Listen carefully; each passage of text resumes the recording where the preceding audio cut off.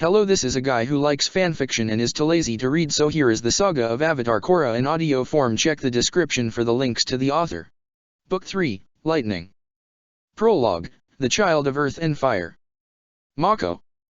Mako paused, just about to start running. His fingers twisted in his scarf as he turned around. He wanted to get this over with fast, succeed or failure would be fine. Just as long as the immensity of what he was planning no longer hung over him. Bolin trotted up to him, constantly checking around them both. What?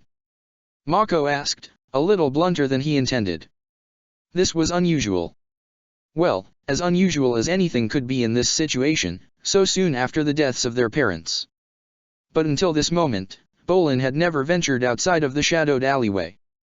Please don't go, Bolin blurted, his hands together, his fingers twisting against each other. Mako clenched the scarf a little tighter. I'm coming back. Just like I told you. I just need to get us something to eat. This was getting tiresome. Every day Bolin begged him to stay. Never once had he given any thought to how they would actually survive if Mako did not head off on his own.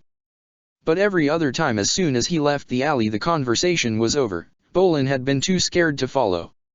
Would it be remotely fair to demonstrate the necessity of his leaving? Make clear just how badly they would both fare after a day with nothing to eat. He did not want to, it hardly seemed fair. But Bolin's fists clenched as he fisted his shirt and stared at the ground. I get scared when you're not here. I just don't want you to leave me. His voice was pleading, almost on the cusp of tears. Bolin's voice should have made him more sympathetic, more susceptible to his request. But not now, not after too little sleep and too little to eat. Instead, Mako tried to resist the impulse to scowl.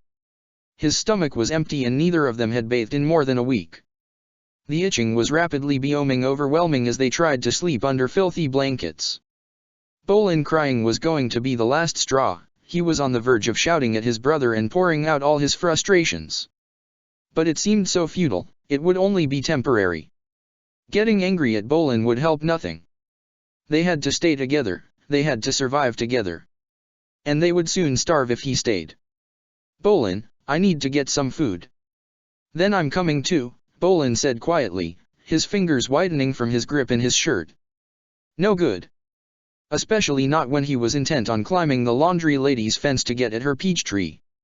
The activity that was going to require speed, stealth, and determination. Not that Bolin would know that was where today's food was originating. Mako was going to claim he found a crate tumbled off the back of a cart. Just another lie to add to the long list of everything he was certain Bolin was not ready to hear.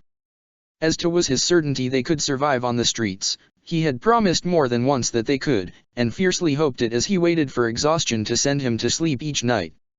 It's too dangerous for you to come. Just hide here and I'll be back soon. I promise. How long will you be? Bolin asked, beginning to sniff. His grip on the shirt was loosening. What? I don't know. Mako fidgeted, anxious to just get moving, his fingers brushing the scarf once again. Dad's scarf. Soon. Before you even know it. He paused before speaking again, almost not wanting to push the conversation in the right direction. Unfair, but it might make things easier. Mom said to be a good boy, right? Bolin nodded mutely. And are you a good boy? Yes. Bolin murmured. Then you can wait for me here. It'll. Mako trailed off, almost distracted by his memories.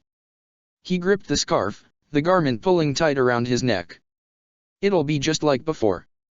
You know, when Mom went to work and we had to wait for her to come back to have dinner. Bolin nodded. Then. Do the same for me.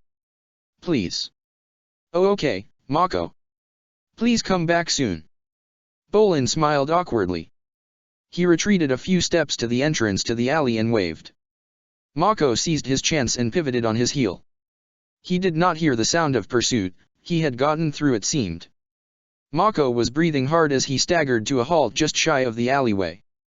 His arms still cradled as close to as many peaches as he could grab. He glanced behind him, still no sign of anyone following him. It had almost seemed too easy creeping across the grass and plucking the fruit from the tree. The vacant windows of the house reminded him uncomfortably of eyes. He had been expecting to hear an angry shout every second he spent pulling the fruit off the branches. Still, it looked like no one had followed him and he was not about to risk going back there for a good long while. Possibly ever. A scuffle made him look around in a panic, too twitchy, too worried about capture. He relaxed in a moment. It was his brother. Bolin had crept from the alley. "You were gone so long," he exclaimed as he hugged Mako, scarcely looking at the food. Mako leaned his body away, trying to ensure the fruit did not get squashed.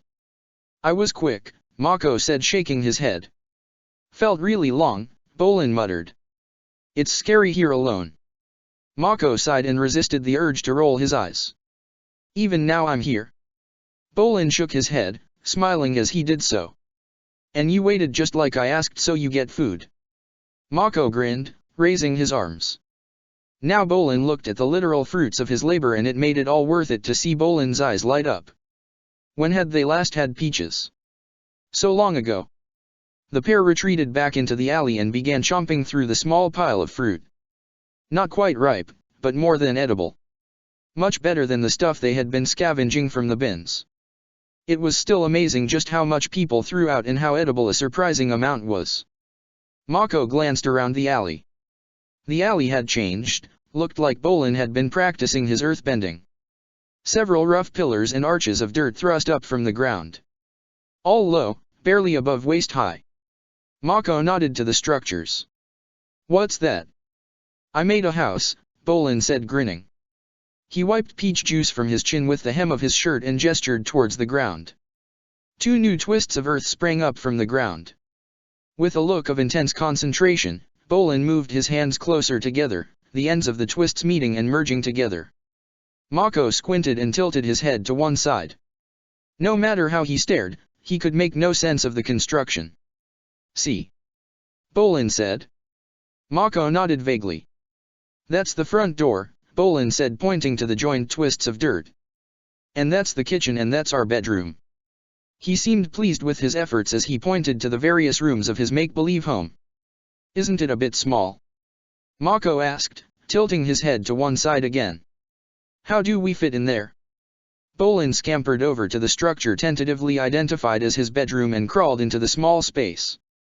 He grinned back at Mako from the tiny dirt cave. "I fit fine." "And what about me?" Mako asked with a sigh. He put down the untouched peach he had been holding.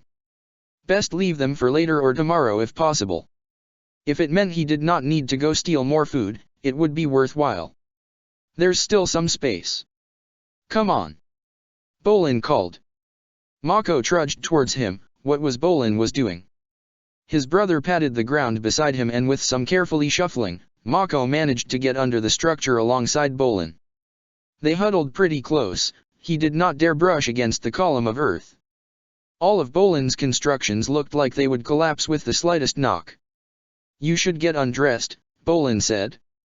"I don't think that's the best dash," Mako began. "Your scarf," Bolin said. Mako blinked at him for a moment and silently untied the scarf. He almost put it on the ground, but thought better of the dirt and let it fall onto his chest. They lay, side by side for a few moments, staring up towards the clear blue sky. "Time to get up."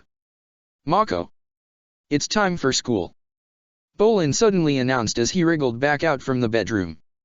So they were playing a game. Mako faked a yawn.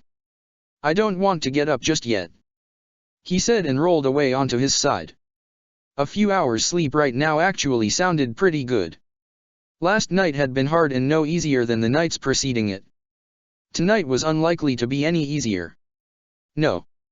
You gotta get up, Mako. You'll be late." Mako rolled over and found Bolin standing over him with his hands on his hips, just like his mother had. All right," Mako said and struggled back out from the bedroom. Suddenly getting up was just as hard it had been before school. "Oh. Breakfast," Bolin said and hurried to the kitchen. "I'll cook while you get yourself ready." Bolin's hands swept through empty air. He might be boiling rice or noodles from all Mako could make out. Mako retied his scarf with exaggerated slowness and headed for the kitchen. Bolin turned to Mako again. "It's done." He held his hand out, Bolin's fingers splayed as if they were cupping something. Mako paused for a moment and took the imaginary bowl.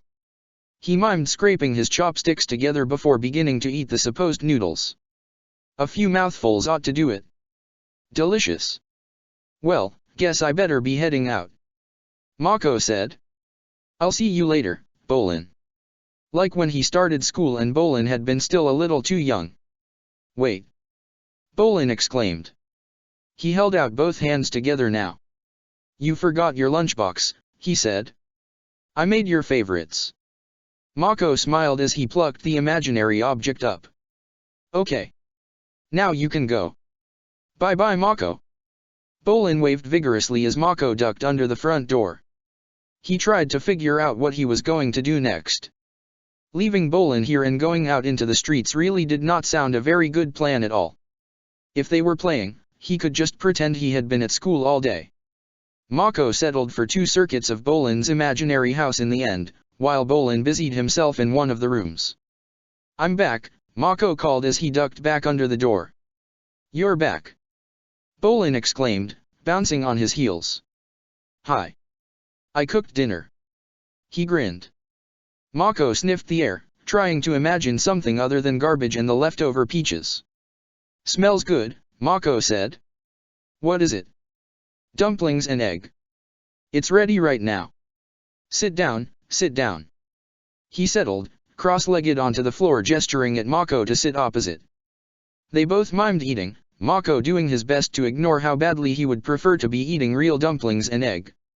And now time for bed. No desire for pretend washing up it seemed. Bolin's face fell. Bolin? Mako asked, nervous. Before we sleep. Bolin sniffed, his face scrunching up as his eyes threatened to overflow with tears. I want Mom, he sobbed abruptly. I want Mom and Dad. He wailed. Mako grimaced. Again. It was not going to do either of them any good.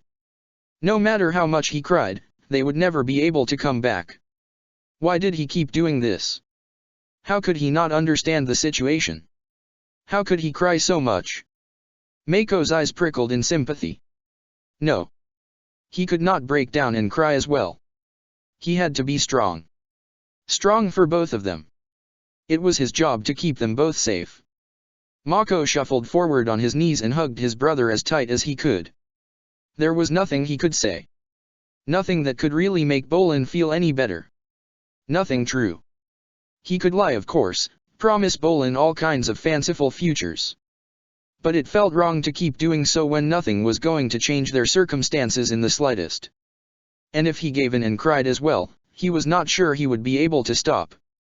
Bolin sobbed against his shoulder, the racks of his body lessening, the sound of his crying softening a little.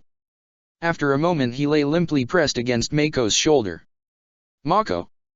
Bolin asked, barely audible in between his sniffs. Yeah, Bolin. Can you tell me a story? Mako smiled. What kind of a story? Bolin pulled away from him, rubbing his eyes with his fists. The one about how Zuko got his dragon. Dad said he'd tell me when I was older. Did he tell you it first? Dad never had. His fingers twisted in his scarf once again. Somehow Mako had never been old enough for that story either. There was nothing to tell. But Bolin looked so hopeful, so eager, it would be a shame to tell him he did not know it either. Let's see. What was he doing? Could he even hope to remember the detail of an event when he knew absolutely nothing about? Obviously not. So did he intend to just make something up to fill in the details? The latter was preferable, but could he even do it? One way to find out. Mako took a deep breath. Well, it started. Mako coughed. The story starts. Get on with it. When Zuko rescued a helpless creature. It was, Mako glanced around frantically, searching for inspiration. Something other than a turtle duck. It was always a turtle duck in what seemed like every single story. Even Bolin would get tired of yet another turtle duck story. His mind drew a blank even as he frantically tried to think. Dirt weasel? Mud bear? Neither of those were real. A turtle duck, he said after what seemed like an eternity. He resisted the urge to wince at the predictable nature of the story already. The creatures were so cute, so clumsy, so much a part of Dad's bedtime stories. Had to keep going. He stopped a hawk from eating it. Bolin was at least enthralled, his eyes widening at the potential danger. Zuko did not know how lucky he was. The hawk really wanted to eat the turtle duck, but no matter what it said, no matter how much it begged and no matter how much it swooped and threatened Zuko, he never gave the turtle duck up. Eventually, after 100 hours, the hawk gave up. Zuko was able to talk to the turtle duck properly, and it was then he found out the turtle duck was friends with a mighty dragon.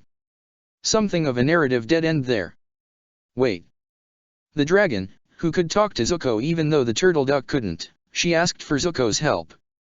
When Zuko talked to the turtle duck it never replied, but the dragon arrived a few seconds later and quacked at the dragon, who then thanked Zuko.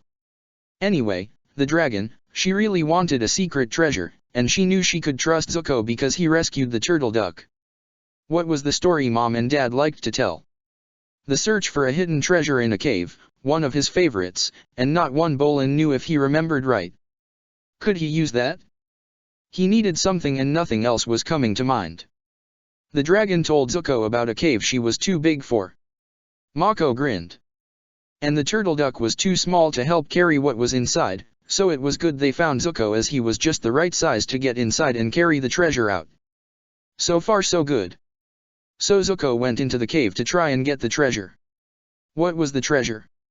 Bolin asked, leaning forward, his eyes wide. It's a big secret.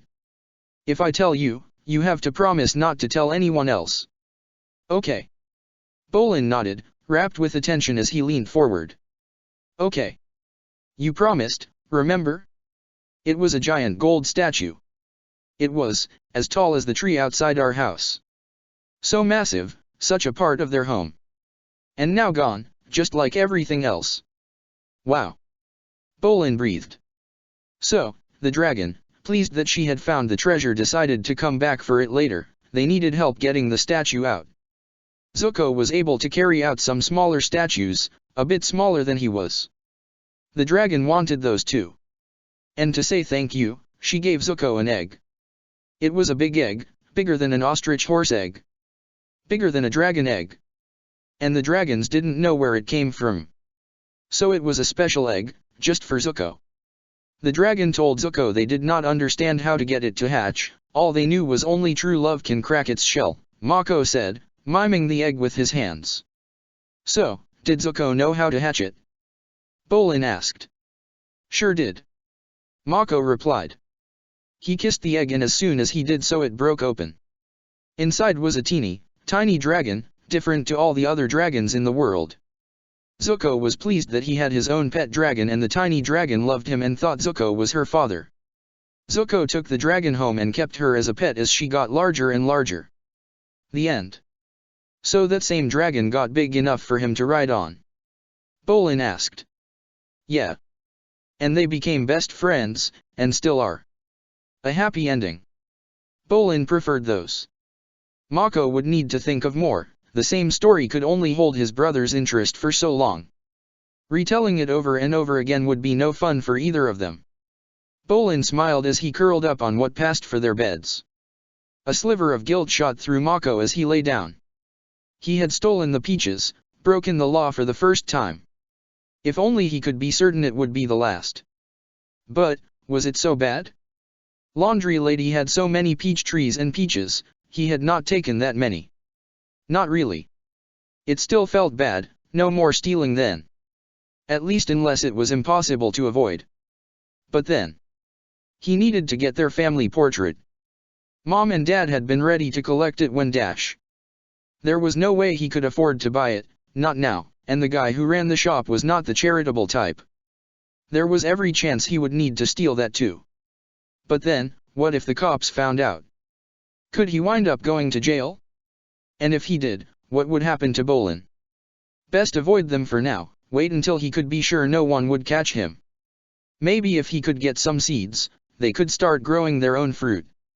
A garden of food just for them sounded pretty good. No more stealing then.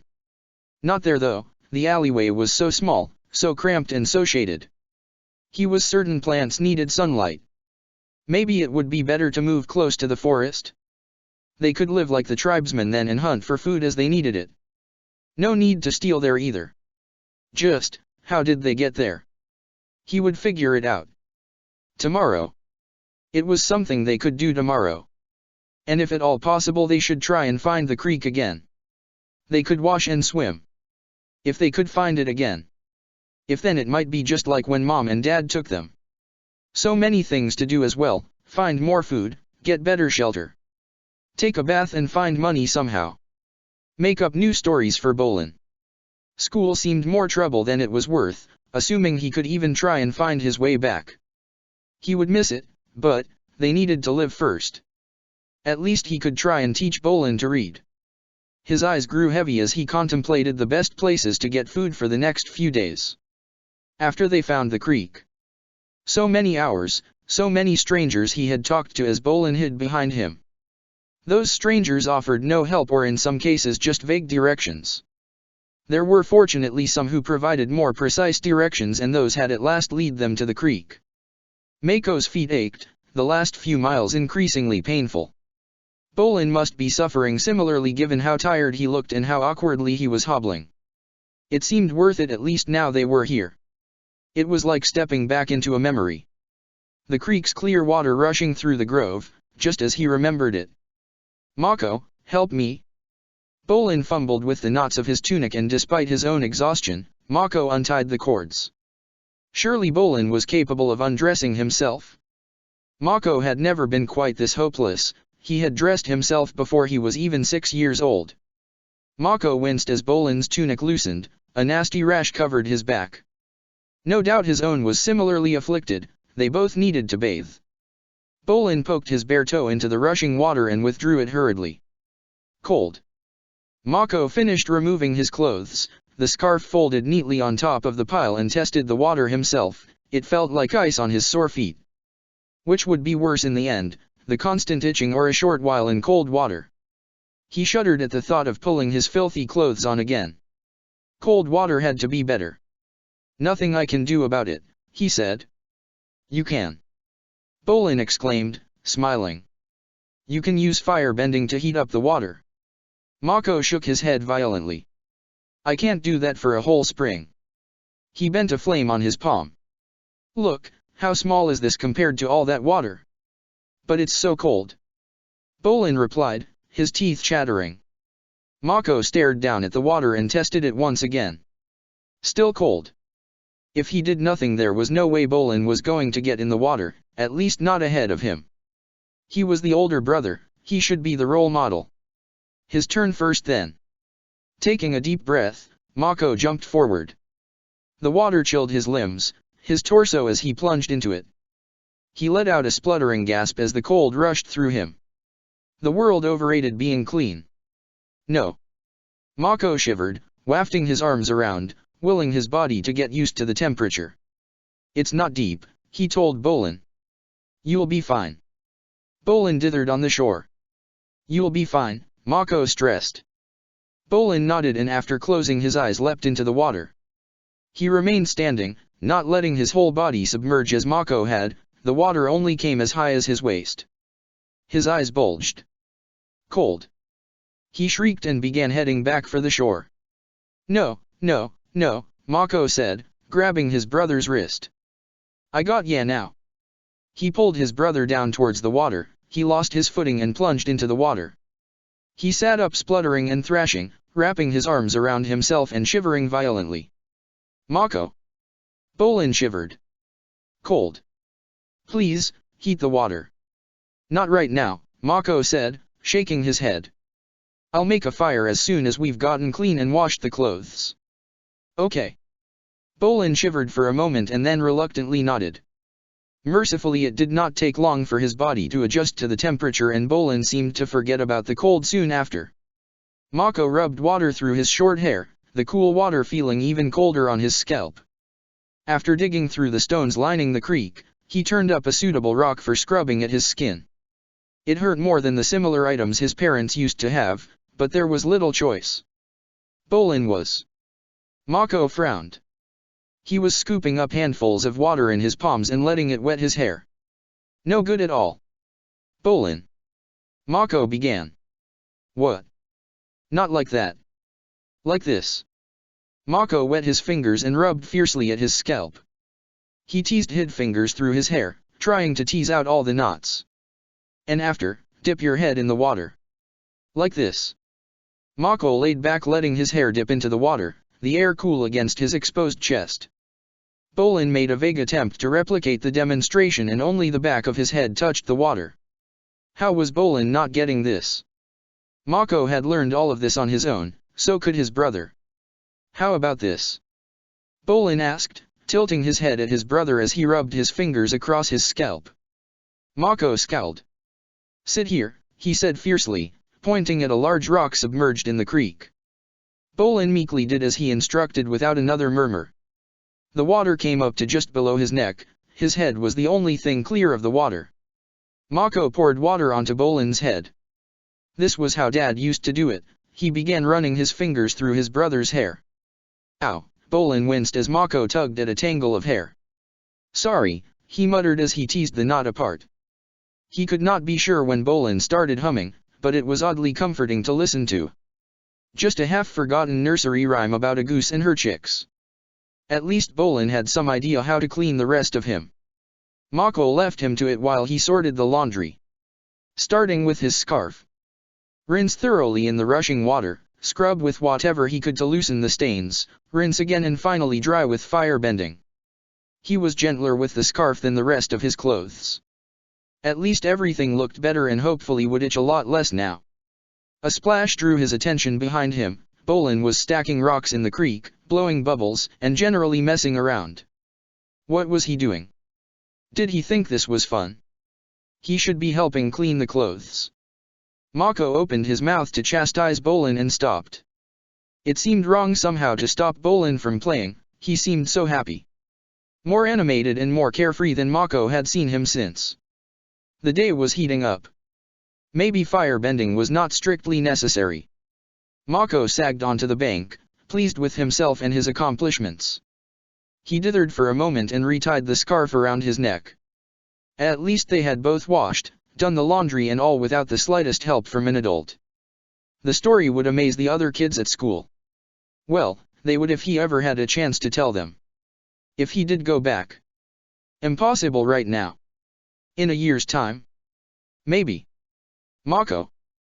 Bolin called. Look what I made. His brother grinned and gestured to a wall of rocks across the water. Bolin had made a dam. The creek beyond reduced a little, though the water threatened to topple Bolin's walls. Looks good, Mako smiled. His stomach rumbled. Food then. He glanced around. No net. Well, his scarf might do, for now. It would need washing afterward, but did the job well enough. Awkward, fumbling, the slimy fish evading his grasp more times than he would like. At last he managed to capture a good number of frogfishes.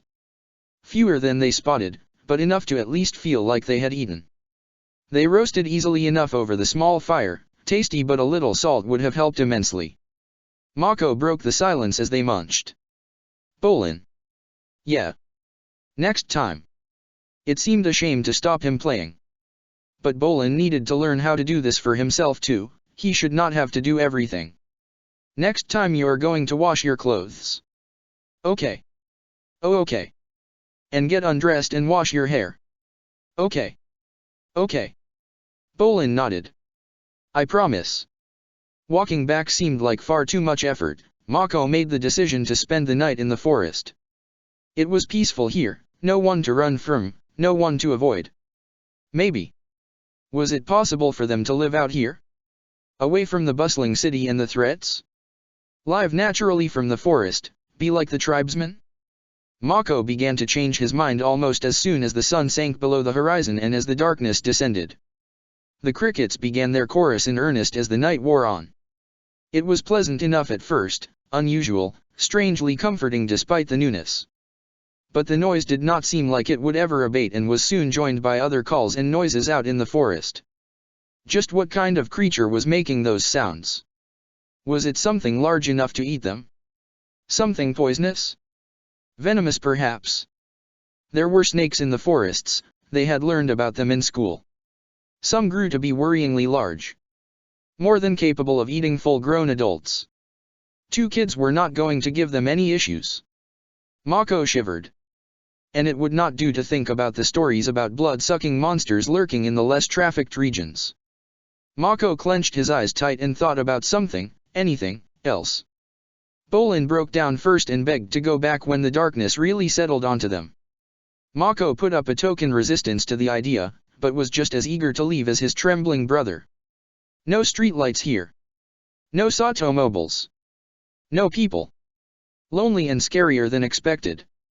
Let's go back, Mako said quietly as he bent a small flame onto his hand. He took Bolin's hand and together they made their way back into the city, towards the lights and sounds of the populace. When winter came they had to move to escape the freezing wind. The frigid breeze was so cold they took any shelter they could, the best was behind one of the big apartment blocks. Both brothers shivered in spite of the fire they desperately maintained. Old furniture, old newspapers.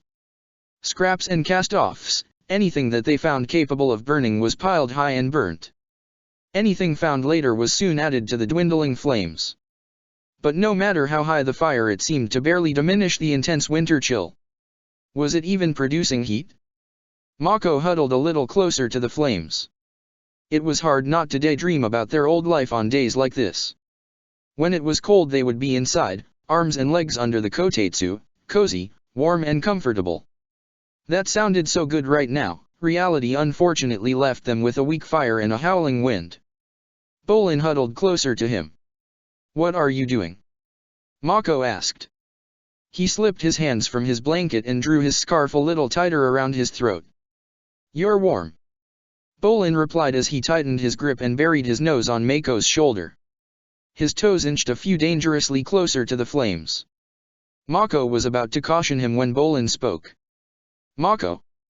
Yeah. He kept an eye on Bolin's foot. Surely he would not let it touch the flames. But then having flames engulf a limb seemed almost tempting in the cold air. Jing. Bolin lifted his head and gazed into the flames. She said she's going to move away and live with her grandma. Mako blinked. Who is Jing? A girl. Mako waited for him to continue. Bolin seemed to be figuring out what to say next. She played hide-and-seek with me yesterday when you went out for food. Oh. You can join in next time if you like. Maybe. Another raid and more theft took precedence. He still no other choice for a solution to their situation. At least Bolin still had no idea what he was doing. Wait, Grandma? What about her grandma? Well, Bolin said. When she said that, I wondered about our grandma. Could we maybe go live with her? Like Jing is going to. Which one? Mako asked. Bolin blinked at him and Mako sighed. We have 2 grandmas, he said. And one is in the Fire Nation and one is basing SE. Oh. Bolin looked excited. So can we go to one of them? No. Bolin looked heartbroken. But, why? It's too far, Mako replied. We'd need to go by ship or by train to have even the first chance. So why don't we do that? Bolin asked, sounding annoyed. We have no money so we'd have to sneak on board dash. We could do that, Bolin interrupted. Just as well he did not know about the theft, Bolin seemed far too eager to resort to those methods. Well, yeah, Mako said. We could. He needed to get away from this idea. But I don't have any idea what their addresses are. Do you? Bolin shook his head. Do you remember our address? Bolin stifled a yawn as he nodded. Lot 14, Block 10. Crane Street, Akihabara, District 6, Republic City, he recited without a pause. I'm impressed, Mako said, fighting the smile at his brother's impressive memory recall. If you could have done that for our grandma. He sighed. Not that we even know if they know about us. Or what happened to Mom and Dad. A family sounded wonderful right now. Someone to go to, someone who would welcome them home. To just have a home to go to in the first place. At least Bolin was here with him, he could not begin to imagine how things would be without him. And that had almost been the case. On that fateful day Mako had not wanted his brother to tag along. He should have been at home, not running around with his brother. Mako had been so close to losing him too. Thankfully Mom had insisted Bolin could go with him. No. Mako bit back the tears. Not dwelling on that hypothetical situation. But what if things were different? What if he had died too and now Bolin was all alone? Would his brother have even the first chance of surviving on the streets by himself? Mako hugged Bolin closer to him. His brother did not resist and squirmed closer still. What would Bolin do if he died? It remained more probable, possible, far shorter of impossible that he would like. Horrifying thought, but the idea of Bolin left alone and unloved for was worse. Bolin. Yeah. Okay, I want you to really listen to me now. We talked about what to do if we ever get separated. Bolin opened his mouth to recite Mako's instructions. Mako kept talking. But if it's worse than that dash, Bolin pulled away from him. Just in case, Mako said hurriedly. Please don't say things like that, Bolin begged, his voice muffled by the blanket.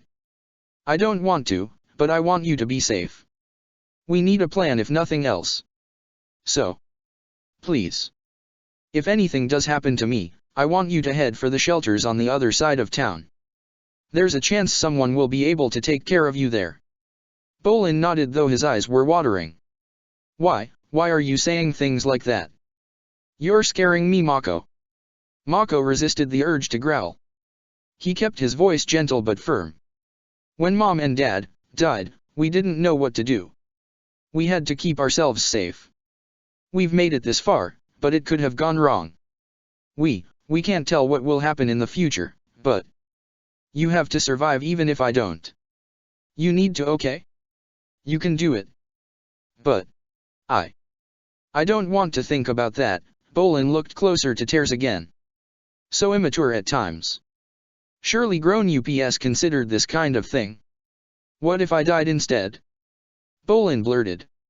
You're not going to die young, Mako replied quickly. But you said. Doesn't matter.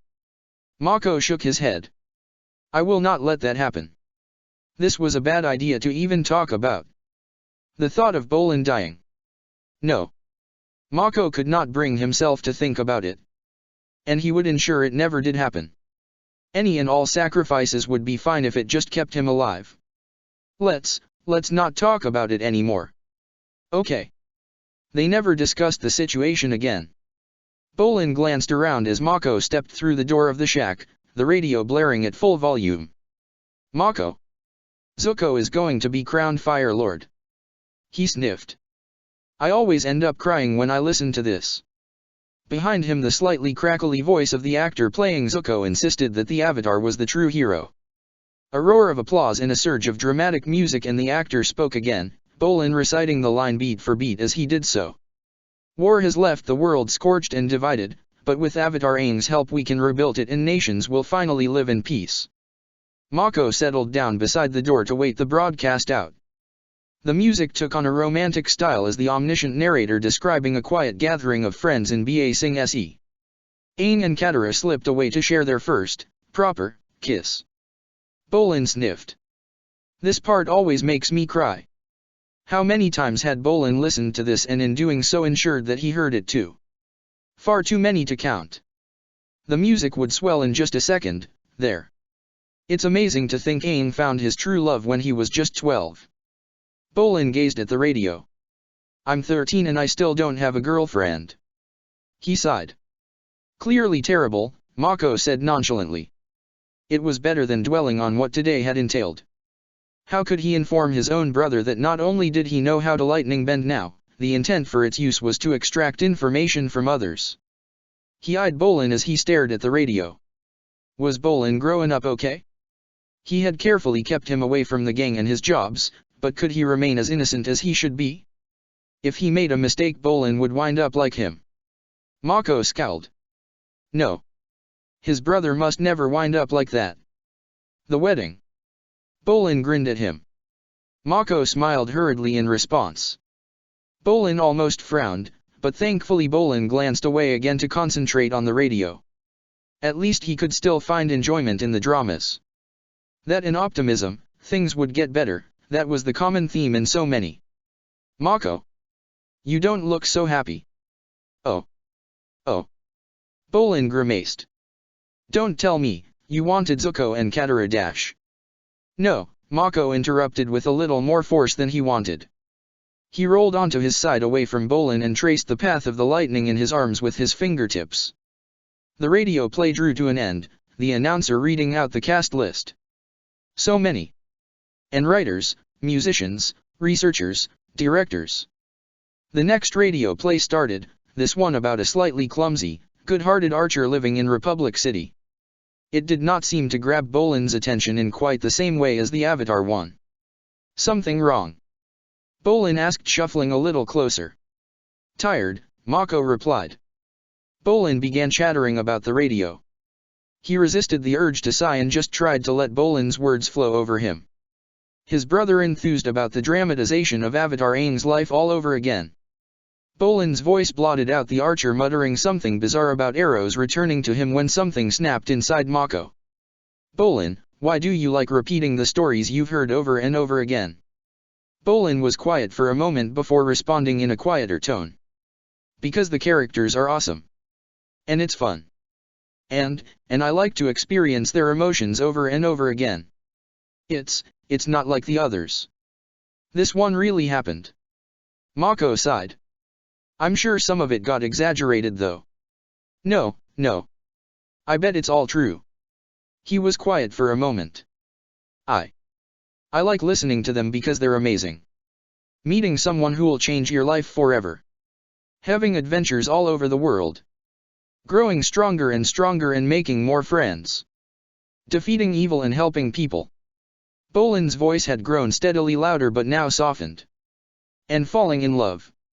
Not everyone gets stories like that, Mako replied quickly, bitter. I'm not going to get anything like that. Those dramas play on people's fantasies to get them hooked, they know deep down they're never getting anything like that in real life. I don't think I'm due a happy ending. He glanced at his brother. You are though. Why are you so negative? Bolin asked, his voice quavering. It's not a happy ending if you're not included. And? Bolin sighed. I know I'm not cut out to be someone so amazing like Toph, and it's not like anyone knows where the next Avatar is. Or if we even get to meet them. And even then, yeah, I'm not going to be in Team Avatar.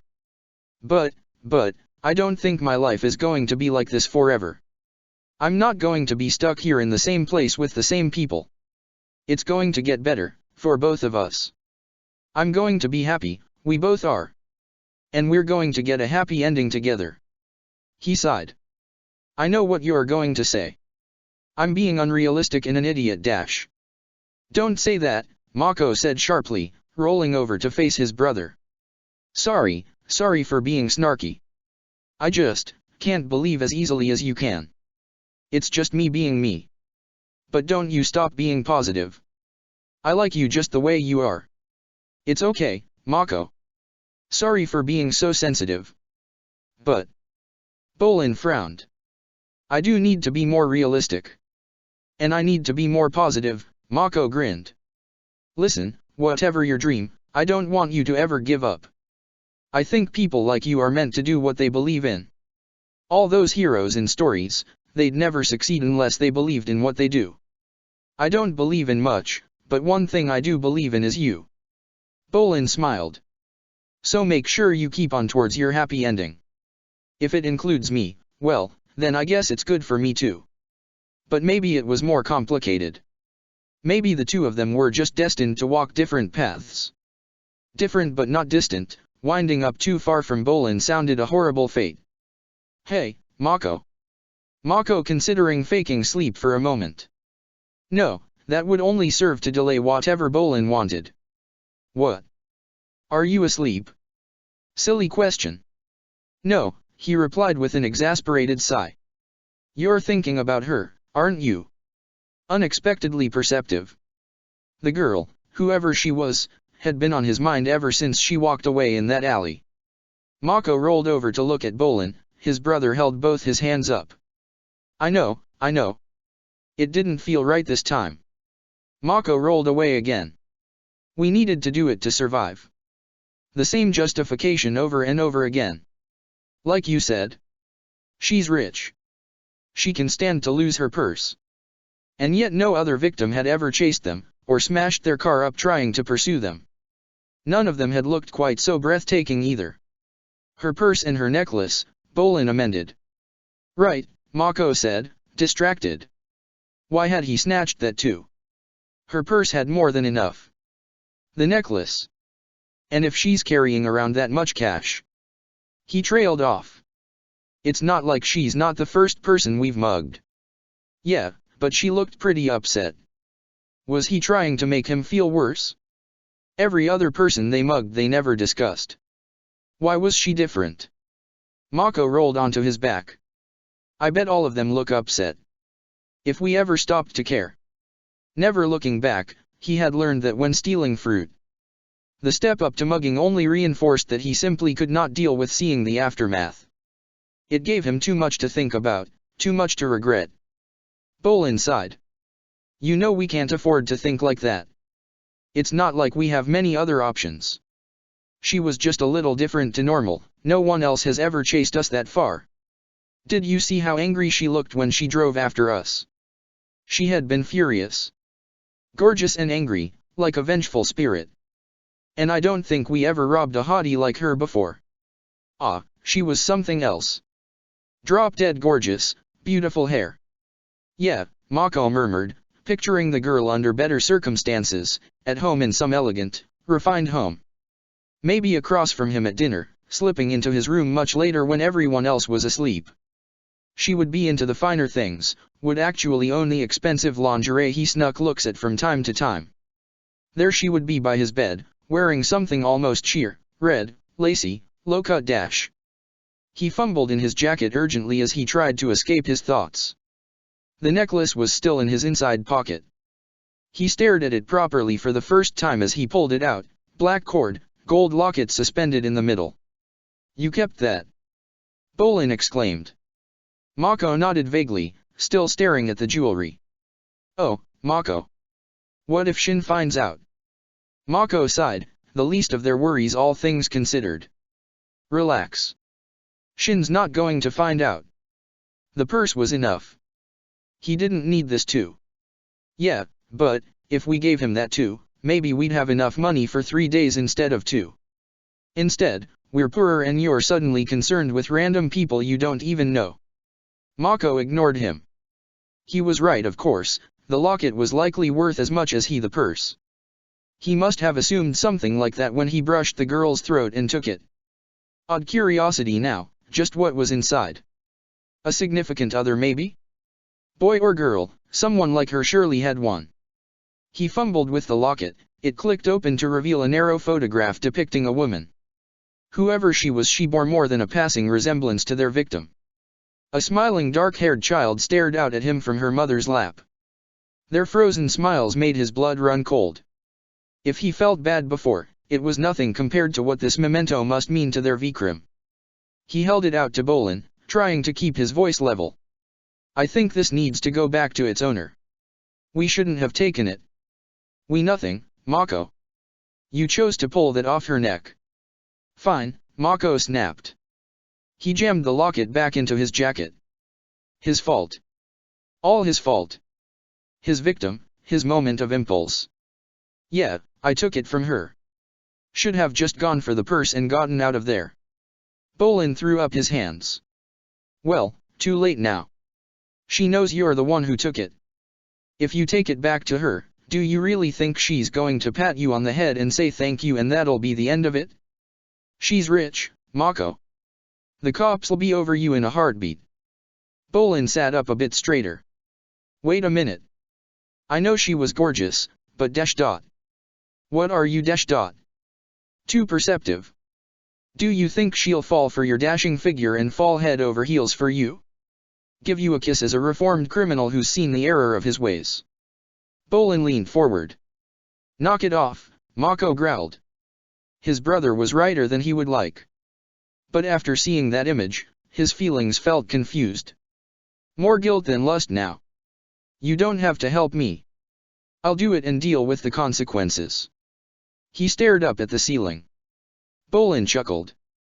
So Mako's a good guy and he's just been pretending all along. Bolin leaned back. Thing is, getting back to her isn't going to be easy. I mean, if you knew where she lived you could try and drop it off anonymously, but you don't have the first idea. Maybe if you'd reached this conclusion earlier we could have looked through her purse. I'll figure out a way, Mako said. Should have looked in her purse while they had it. Too many spur-of-the-moment decisions and now where were they? What's this? Is this the start of a forbidden love story? Bolin's voice rose in volume, adopting a deeper tone somewhat akin to a radio serial. Mako grinned despite himself. Bolin was practically a natural at this. Mako, the poor street orphan, falls in love with a high society dame. Against the wishes of the beautiful girl's esteemed father, mother, grandfather, grandmother, and indeed uncle, they elope together. Bolin became more animated, Pabu leaping for safety from his lap. The fire ferret darted around to the other side of Mako and watched in quiet terror. The girl's family, incensed by their actions, summons an army of benders to go after them and tear the couple apart. Mako was smiling. And then what? Guy dies and the girl builds a city she names after the two of them. Radio dramas tended to go the same way after all, far too popular a conclusion to tragic romance. No, Bolin shook his head. That would be so cliché. I'm thinking of something grander. He fell silent, a glint in his eye.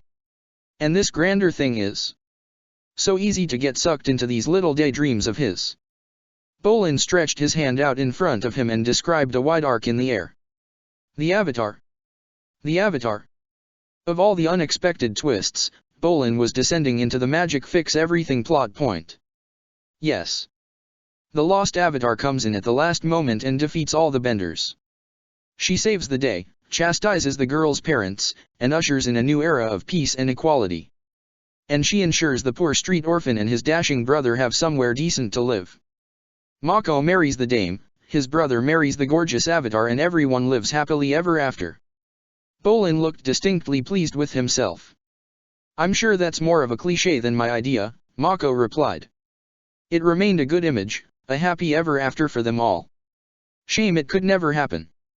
Bolin peeked back around the corner. There's a damsel in distress right over there, he said. Mako glanced too and winced at the sight, a water tribe girl surrounded on three sides by the Akai gang. Unfortunate. Bolin, don't you know who they are? That's the Akai gang. So? She needs our help. And maybe we can talk to them. Criminal to criminal. Bolin frowned. I thought you were turning over a new leaf. A new life was one thing. Tangling with the Akai? Something very different. It's not that simple. We can't just walk away from how we've survived. He peered around the corner again. Too many to really consider taking by himself, and they were all firebenders. Maybe if the girl was a half-decent waterbender, that would at least give them the makeup of a pro-bending team. Not terribly helpful, a pro-bending formation and absolutely no practice or communication. Still, even overcoming that obstacle going up against them was not a pleasant prospect. A good day was not hearing what horrible thing they had done this time in their rapid escalation of destruction and hostility. A good week was not seeing or hearing about the gang at all. And them? They're not criminal like us. You must have heard some of the rumors by now. Wait, you mean Dash? Oh, Bolin gasped. Well, now we really need to do something. They had to be pragmatic. It was unfortunate, but the water tribe girl was on her own. No. It's very sad, but we will get ourselves toasted if we just wander up to them and tell them to leave her alone. Don't be a hero. Surefire way to get yourself dead. You think they'd go that far? Mako considered their reputation. More than a few stories Bolin had never heard, not something he wanted to relate. Maybe. Maybe not. Illustrate with the mildest he could think of. But Shin did tell me they burn the hands of their enemies. Burn them to the bone. Bolin shook his head. And so you're just going to leave her? Let them do whatever dash dot. The scream echoed down the alley and Bolin darted forward the moment it started. Mako was about to call him back but thought better of it, too late now. It was not like he could just let Bolin rush in alone. At least the gang looked confused. But not because of them. To his surprise she caught their attacks and flung them back. Wisps of fire splashed across the attackers. The girl was good. Far too good. A firebender with at least one water tribe parent. She kept herself between her attackers and a large white animal who barked and snarled as the fireballs crashed and sizzled in the alley. Her stamina was incredible, the girl was punching fireball after fireball at the gang. Thank you for interrupting a fight I had completely under control, the girl replied with a sarcastic tone. So much for rescuing her. Fine. Do it your way. Mako tried to resist adding anything. She looked too condescending for him to keep his mouth shut for long. But if you want an easier time here, don't use the alleys, don't wander the streets at night, and don't trust people until you know them, Mako replied glancing around as he tried to check no one had pursued them. Okay. The girl smirked at him, setting his teeth on edge. I'll start by not trusting you. Mako growled and threw up his hands. What was with her? I guess I walked into that one. But if you do want one bit of advice, go find the Sato shelters. They only admit women. They're the safest place for you to stay overnight if you don't have anywhere else. Come on, Bolin. Mako turned away but Bolin did not move. Mako, he said. Mako tried not to sigh, his brother, infatuated in a moment. You know those shelters are the other side of the city. She's new here. How is she ever going to find them? And she's going to attract all kinds of attention dressed like that. Look, Bolin, is it? The girl's glare was finally directed at something other than him. Talk to me if you want to talk to me, don't talk to him. And what do you mean dressed like that? The girl asked. Bolin flushed and gestured to her chest. There was not much to see, the bandages around her chest were thick and hid her anatomy. Mako had seen more candid views of girls daily with the gang. He winced, too blasé about something so intimate. So? I don't get what the problem is. I'll be fine on my own. I'll find these shelters. If they really do exist. Bolin cleared his throat. Hey, hi. Turning over a new leaf was one thing. Rescuing absurdly competent firebenders on the street was something else. Nor did it currently seem worth the effort. We. Bolin coughed. We just wanted to help you. We're not bad guys, I promise. You look tired. And when was the last time you ate anything? Mako sighed. Bolin he began. They could barely scrape together enough to keep them fed as it was. The girl trailed off. So. I think food is the first order of business. Our house isn't far from here, and I don't like to brag, but I'm a pretty awesome cook. My noodles are to die for. Mako smirked. Bolin had come into his own as their cook these last few years. Possibly a bit of hyperbole, but they are pretty good. See?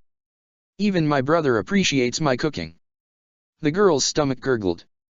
I think that settles the argument, he said, folding his arms. Oh. He held his hand out. I'm Bolin. Yeah, I kinda picked up on that, the girl replied, a ghost of a smile appearing as she shook his hand. Bolin turned to his brother. Mako, introduce yourself. She did not trust him, not yet. But they were stuck with her for now.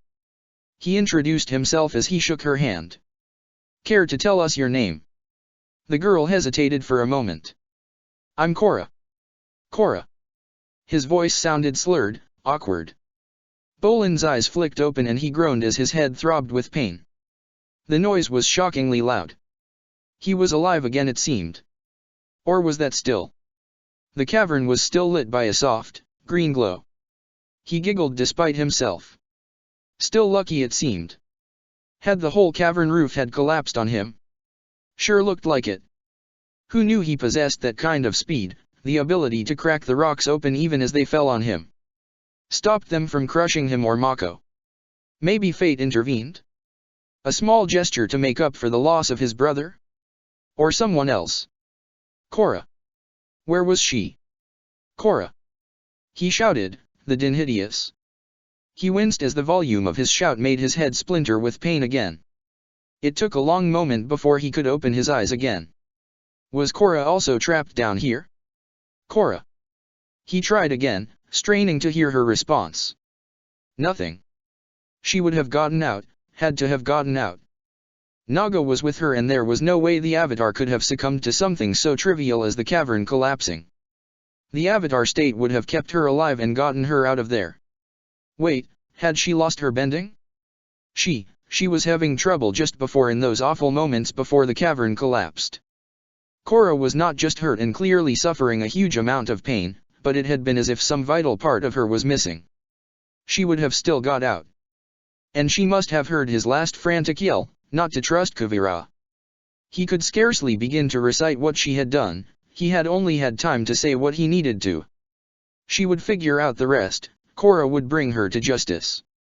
He could leave that loose end to her, die here and know Korra was safe and she would ensure Kuvira was punished. Korra was safe, right? Maybe he should make sure, just check she was coping okay without him and Mako. Just quickly before he let go. With a pained grunt he got to his feet. His side still ached from Kuvira's attack. Walking to the nearest wall was almost beyond him, his feet threatening to give out under him. He leaned against the rock, wheezing painfully for a few moments before making a few half-hearted swipes with his good arm. It did not go so well, the tunnel, such that it was, collapsed within moments. Maybe try somewhere else? He staggered towards another wall, stumbling to a halt after a narrow miss with a crystal column. Should be paying more attention to the ceiling. If nothing else he had learned crystal bending did not seem to be one of his skills. How could he get out? Still breathing. How long could he expect to keep doing that? As large as the chamber was, the air supply was finite. And then? Death. The final end. How much time did he still have? Bolin stumbled, the pain was too great. He crouched and managed a wincing crawl back over to where Mako lay unmoving. His body was so cold, so still. So unlike Mako. He should be with his brother. They would wait for the rest of the cavern to collapse and bury them together. It was not as if he could get out before the inevitable. They would be together in life and together in death. And if they were lucky, the spirits might let them be reborn at the same time. Maybe even as siblings or twins. Bolin smiled. That at least would be something. Maybe he could speed the process up, crack the ceiling above and pour the rock down on top of them.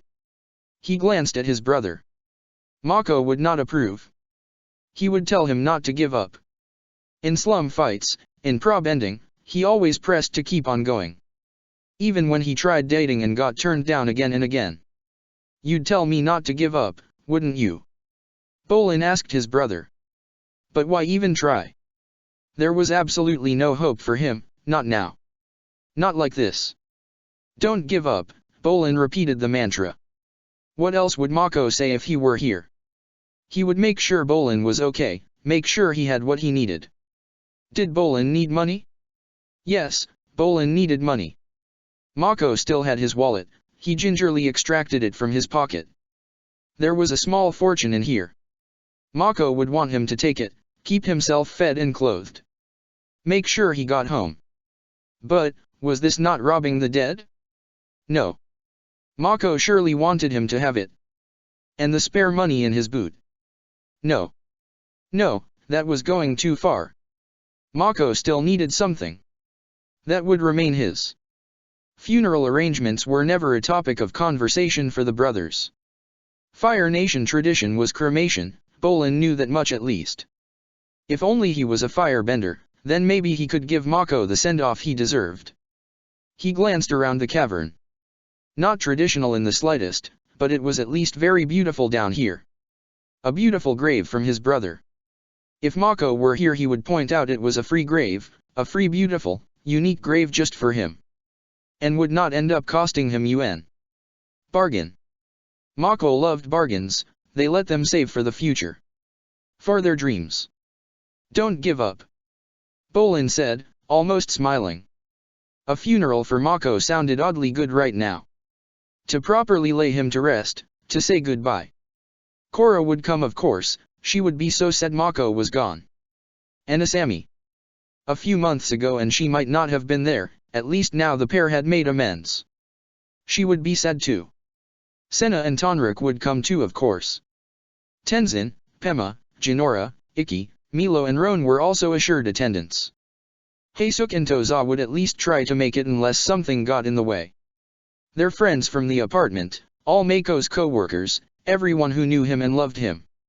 Just how many would come to grieve for him? More than he might have ever imagined. A remembrance for Mako was fitting. Shame it was an impossible dream, best just to leave him here, in his crystal grave. Dad's scarf.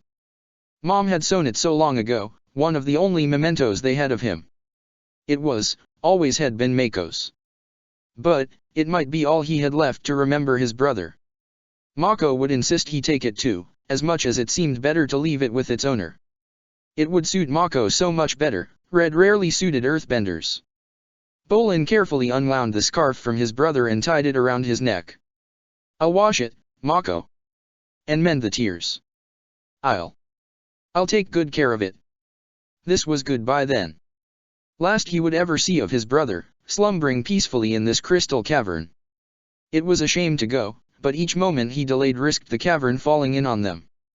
He risked making Korra wait longer and she might stop expecting him to return.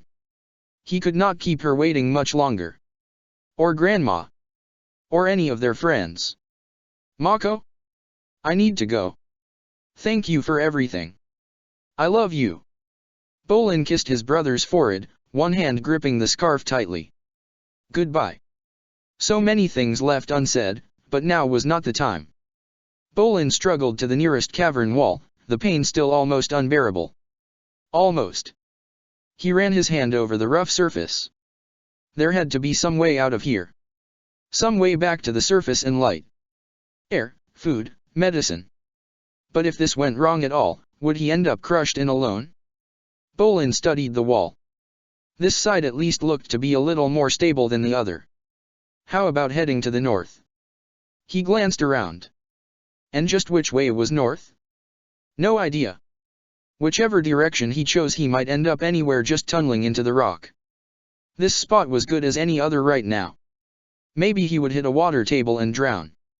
Or hit metal and become stuck. If he hit a sewer, well, it would smell terrible, be extremely unlikely, but that should prove a decent route to the surface. Air and dehydration were his biggest worries. Don't give up. He said fiercely as he sank his hands into the rock. This way. Onwards and upwards.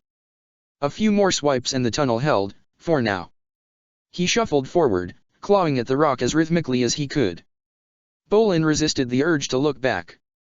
Better to just keep staring ahead and push on.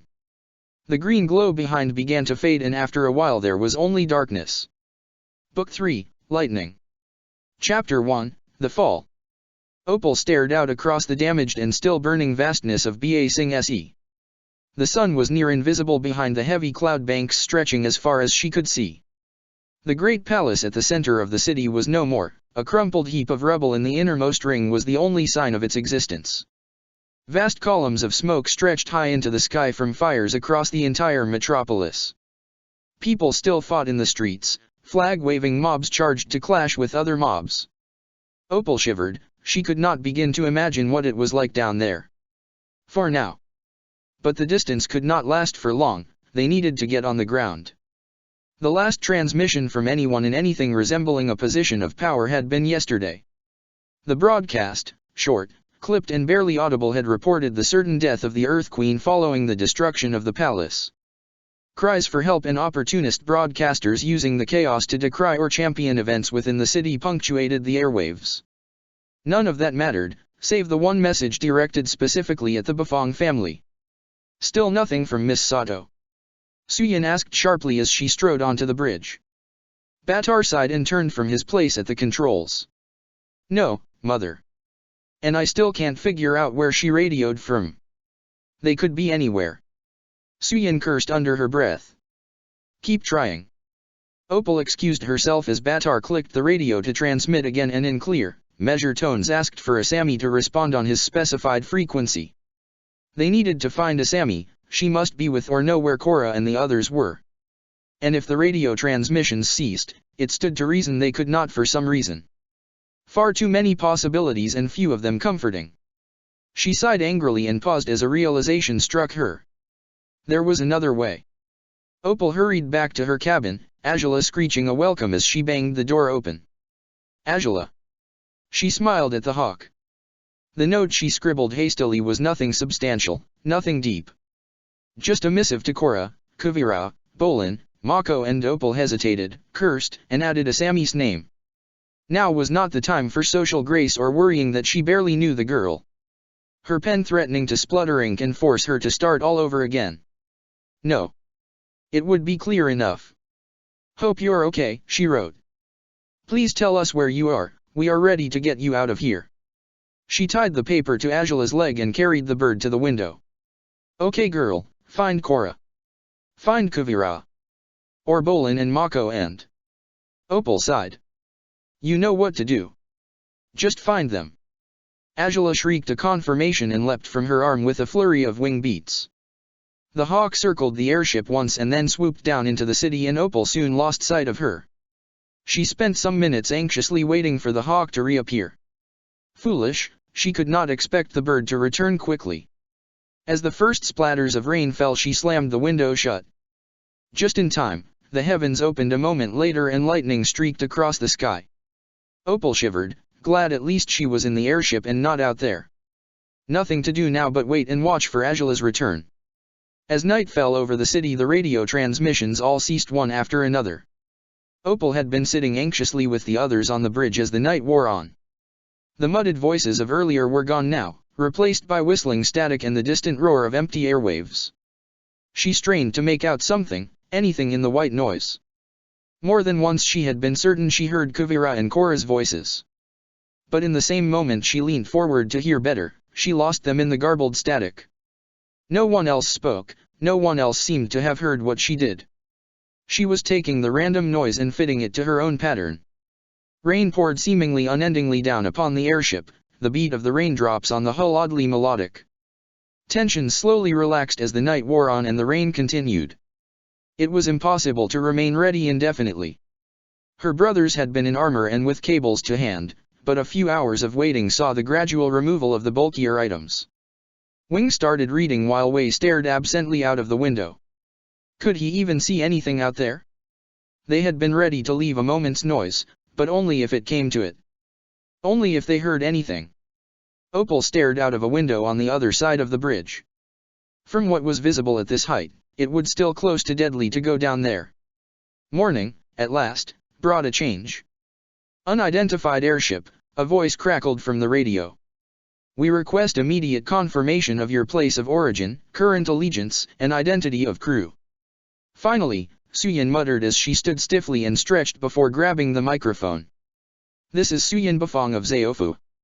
Our presence was requested to facilitate the retrieval of a citizen of my state.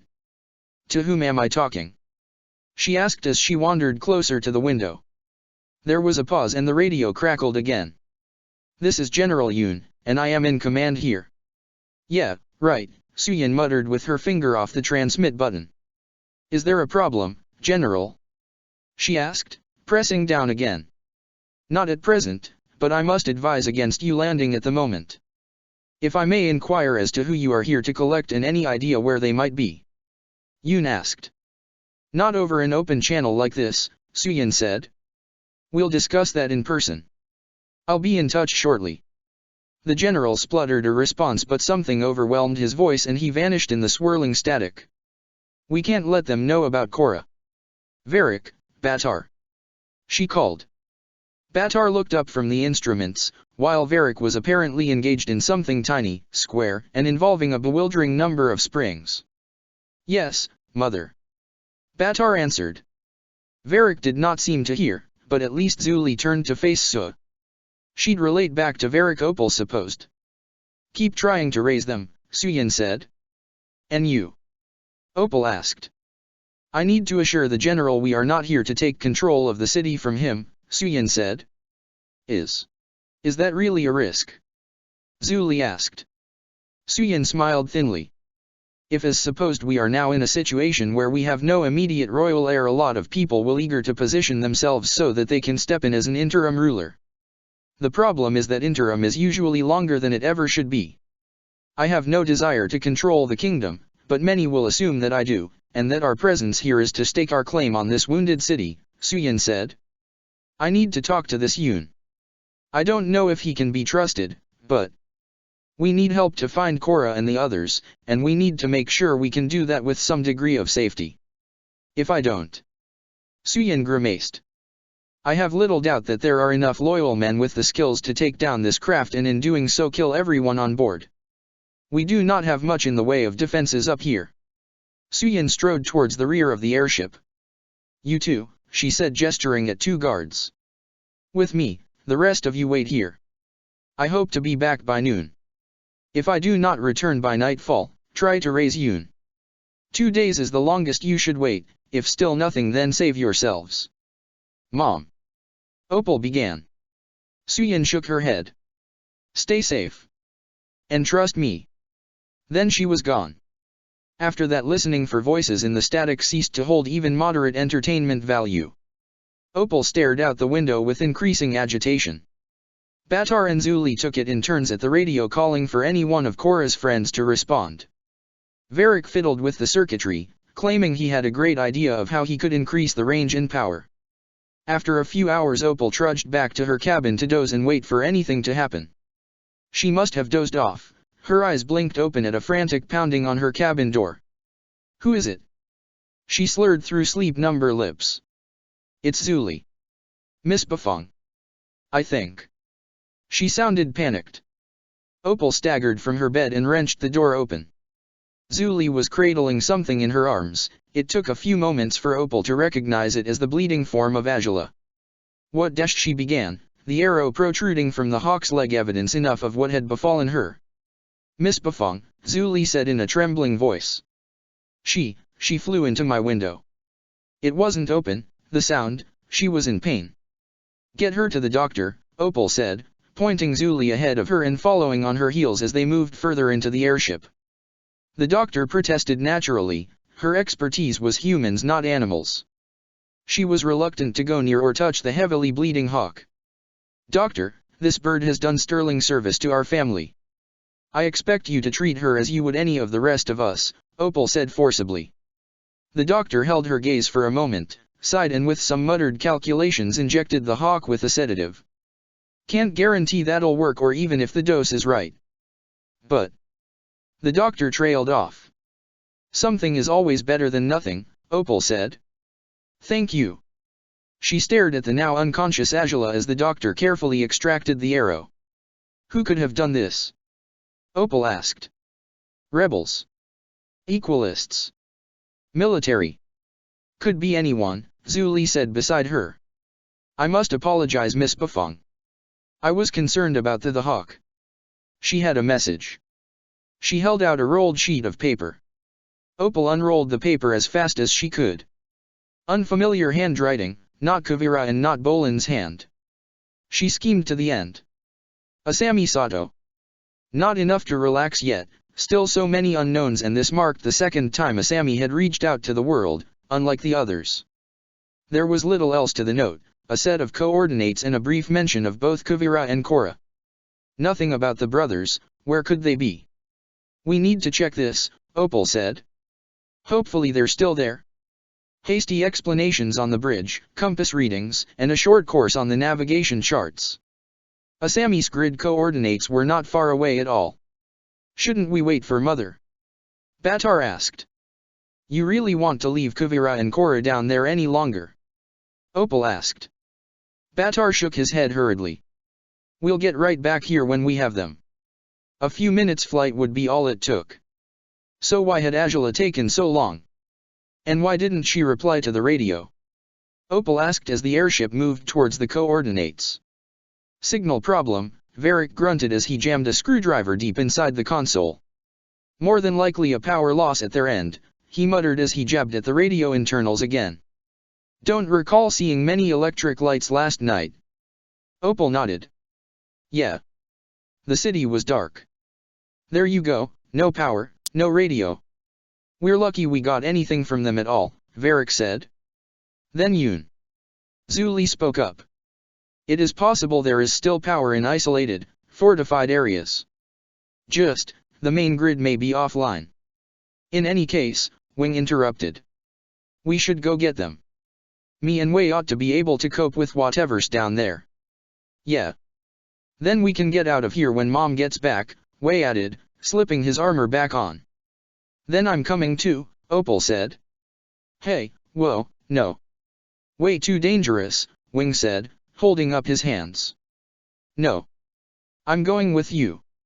I'm tired of just sitting around here and waiting. And I trust you to keep me safe. Plus when we find them, we'll have the Avatar on our side. Wei opened his mouth to protest and shrugged. Fine. Don't think we could stop you anyway. I wish to accompany you too, Zuli said in a quiet voice. If that would be okay, sir. Varric said vaguely. Oh sure. Just be back in time for my 3 o'clock brainstorming. He said. Zuli's eyes narrowed very slightly. I will ensure my attendance, she said. Descending by wires to the ground was nerve-wracking and maybe a little thrilling. Zipping through the air, the ground rushing up towards them. If it was not a descent into the ruins of Ba Sing Se, this could almost be fun. As it was, in this ravaged city, the idea of having fun seemed somehow wrong. There was no one in sight when they landed. The smell of smoke was near obliterated by a new, noxious scent that clung to the air. Too many worrying possibilities for the source, Opal could only hope she was wrong. The city felt near deserted, an eerie quiet filling the air. Every step the quartet took seemed to reverberate from the walls as they picked their way through the debris. A Sammy's note specified a nearby compound. A singular tower jutted up from the center of the grounds, the outer walls and everything within burned, broken, and almost destroyed. The doors at the base of the tower still stood on their hinges, easily pushing open with a touch. Opal shivered, blood seemed to splatter across every surface inside. Just what had happened here? Were they even now too late? Wing and Wei crept up the stairs, moving near silently, Opal and Zuli trying to step as lightly as they, both casting wary looks back down to where the tower doors stood open. At Wing's nod, he and Wei holding cables ready, Opal knocked on the door at the very top, nowhere else to go. A long pause, movements from inside, a scuffling at the door end. Kuvira. Opal gasped, leaping for her friend and wrapping her arms around her. Are you okay? She asked as she stepped back, only now recognizing the state Kuvira was in. She looked haggard, her skin gleaming with sweat. Her muscles were still amazing, but where were her clothes? Kuvira was wearing nothing save her bra and a pair of shorts. Her fingers were filthy and her hair pulled back into a messy ponytail. And when she reached for Opal, she did so with only one arm. Opal glanced at Kuvira's limp arm and started to cry. Hey, it's okay, Kuvira murmured and grimaced. Doesn't hurt quite as much as it did. How? Doesn't matter, Kuvira said, stepping away from her and walking into the room. A pile of bloodied rags lay beside Naga, who lay curled around Korra. She was okay. Opal took a few tentative steps forward. Korra. She murmured. Korra blinked and looked up, her eyes swollen and purple, her face covered with bruises. She stared at her seemingly without comprehension for a long moment. Opal, Korra murmured eventually. Korra, Opal gasped as she knelt beside her.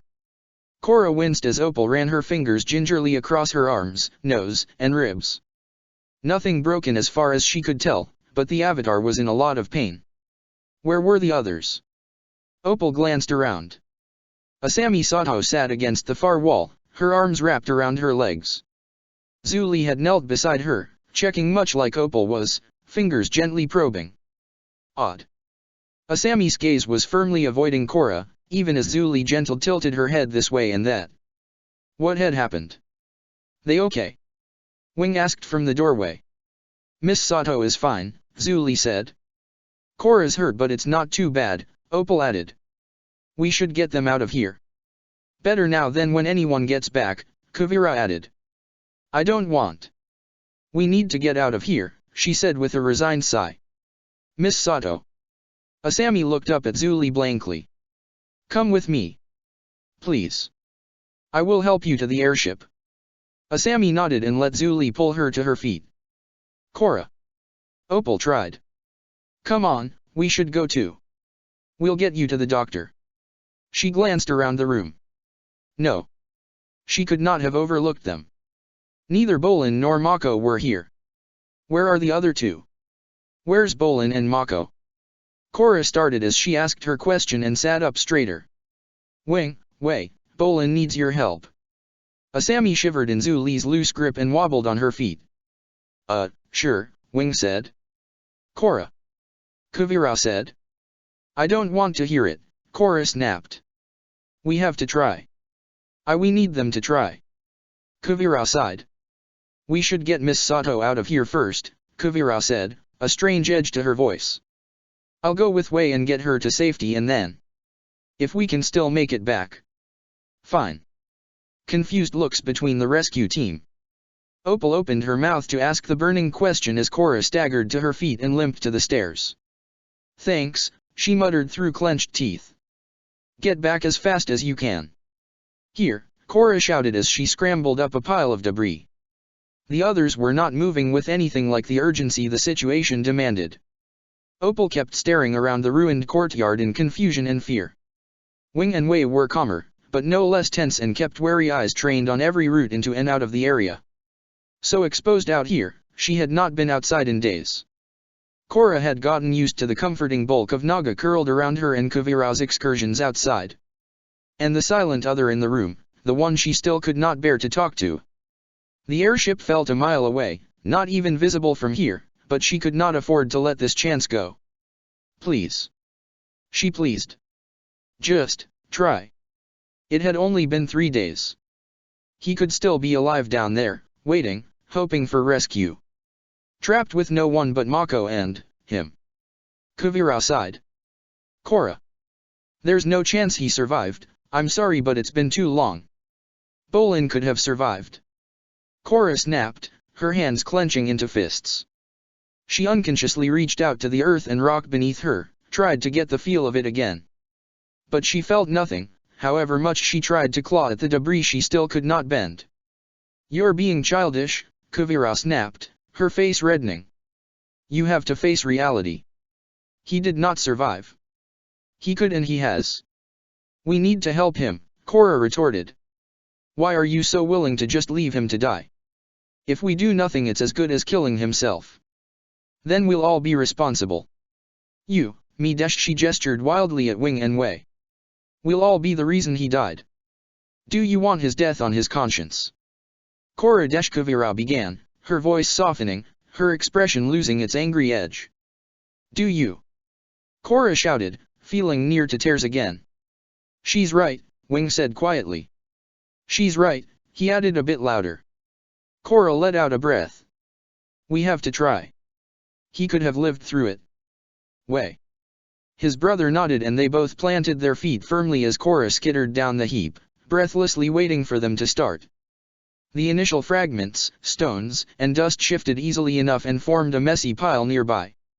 The larger blocks of fallen masonry took an increasingly long time for the earthbenders to shift. The brothers slowly shed sections of their armor, before long they were both stripped to the waist and soaked with sweat. But they kept going no matter how hard and labored their breathing had become. The pile of debris growing larger and larger nearby. Still too slow though. Korra paced frantically on the lip of the hole as the twins slowly dug downwards. Staying still was impossible now there was a chance. She glanced at Kuvira who looked pointedly away from the proceedings. Keeping watch or embarrassed with her outburst. She had not said a word since they started digging. With a muffled shift, a section of rock slid back and fell away. Korra peered past the brothers, a cavity of sorts. No Bolin and too small for him to be hiding within and escaping their sight. The thick smell of mud wafted out of the passageway. Wing looked up to her and Korra could think of nothing more to say aside from repeating her plea for them to keep going. Without a word he turned back and with Wei strode forward. Together the two earthbenders began bending rock-encrusted mud out of the way. Korra and the others would have to keep pace with them, they were too far below ground now. Korra sat on the lip of the hole, about to jump down when the tunnel shook and collapsed onto the two earthbenders. Wing! Way! Opal gasped. Korra's hands clawed the air, desperate to help. Nothing. She scrambled forward, pulling at the collapsed rock and earth. 2 more. Had she just lost 2 more lives? More people who died because of her? Opal and Kuvira were beside her pulling at the rocks, 3 non-benders desperate to save 2 earthbenders. A tremor in the ground. Korra paused, and to her relief the collapsed tunnel shifted and pushed back. Mud coated both twins mud, but they were otherwise unharmed. Wing panted as he sat on the firmer ground of the initial tunnel while Wei glanced back at the collapsed passage. "We'll try again," Wei said as he rolled his head and stretched his arms. "If we change the angle of the tunnel." "Dangerous," Kuvira said in a low voice. "Far too dangerous." Korra glanced at her. She was staring at Wing and Wei.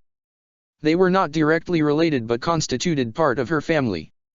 How close had Korra come to ensuring Kuvira lost them? She felt sick. Wing shook his head, but Korra spoke before he could. "Stop. Don't." She swallowed painfully, not wanting to continue but needing to. How close had these two been to death?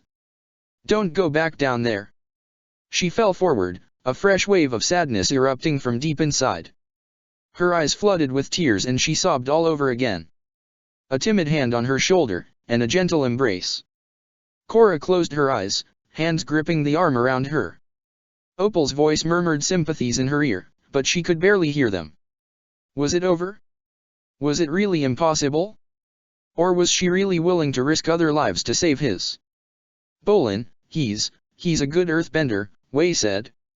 Korra opened her tear-stained eyes. Wei was staring at Wing, who nodded as his brother spoke. "And he's not the type to give up. Maybe he got himself out." "Yeah," Wing said. He could do it." "Faith? Or just to give her some hope?" "Faith, please let it be faith." Korra nodded vaguely at their suggestion. Maybe he went to his family." "He has family here?" Opal asked in surprise. "Yeah." "Lower ring," Korra said, wiping her eyes fiercely. "I know where the apartment is," Kuvira confirmed. It was a place to meet up, if anything went wrong." "Yeah," Korra sniffed. "And this went pretty wrong." Opal let go of Korra and clapped her hands together. "Okay. Korra, we should get back to the airship and get you and Kuvira cleaned up. And when Mom gets back, we'll convince her to take you to Bolin's family. Know where to go by air?" "I can get us there," Kuvira confirmed. Overwhelming guilt, Kuvira was being ruthlessly pragmatic. Essential in this situation. Korra had let sentimentality overrule her common sense. "Good. So, let's go back. For now?" Opal asked. Korra nodded, wiped her eyes again and let Opal pull her to her feet. She did not want to let go of Opal's hand as they walked, and Opal did not seem to mind in the least. Slim comfort in the contact. Wing and Wei darted down streets ahead of them, checking this way and that. Every other street they slapped their feet on the ground, they closed their eyes.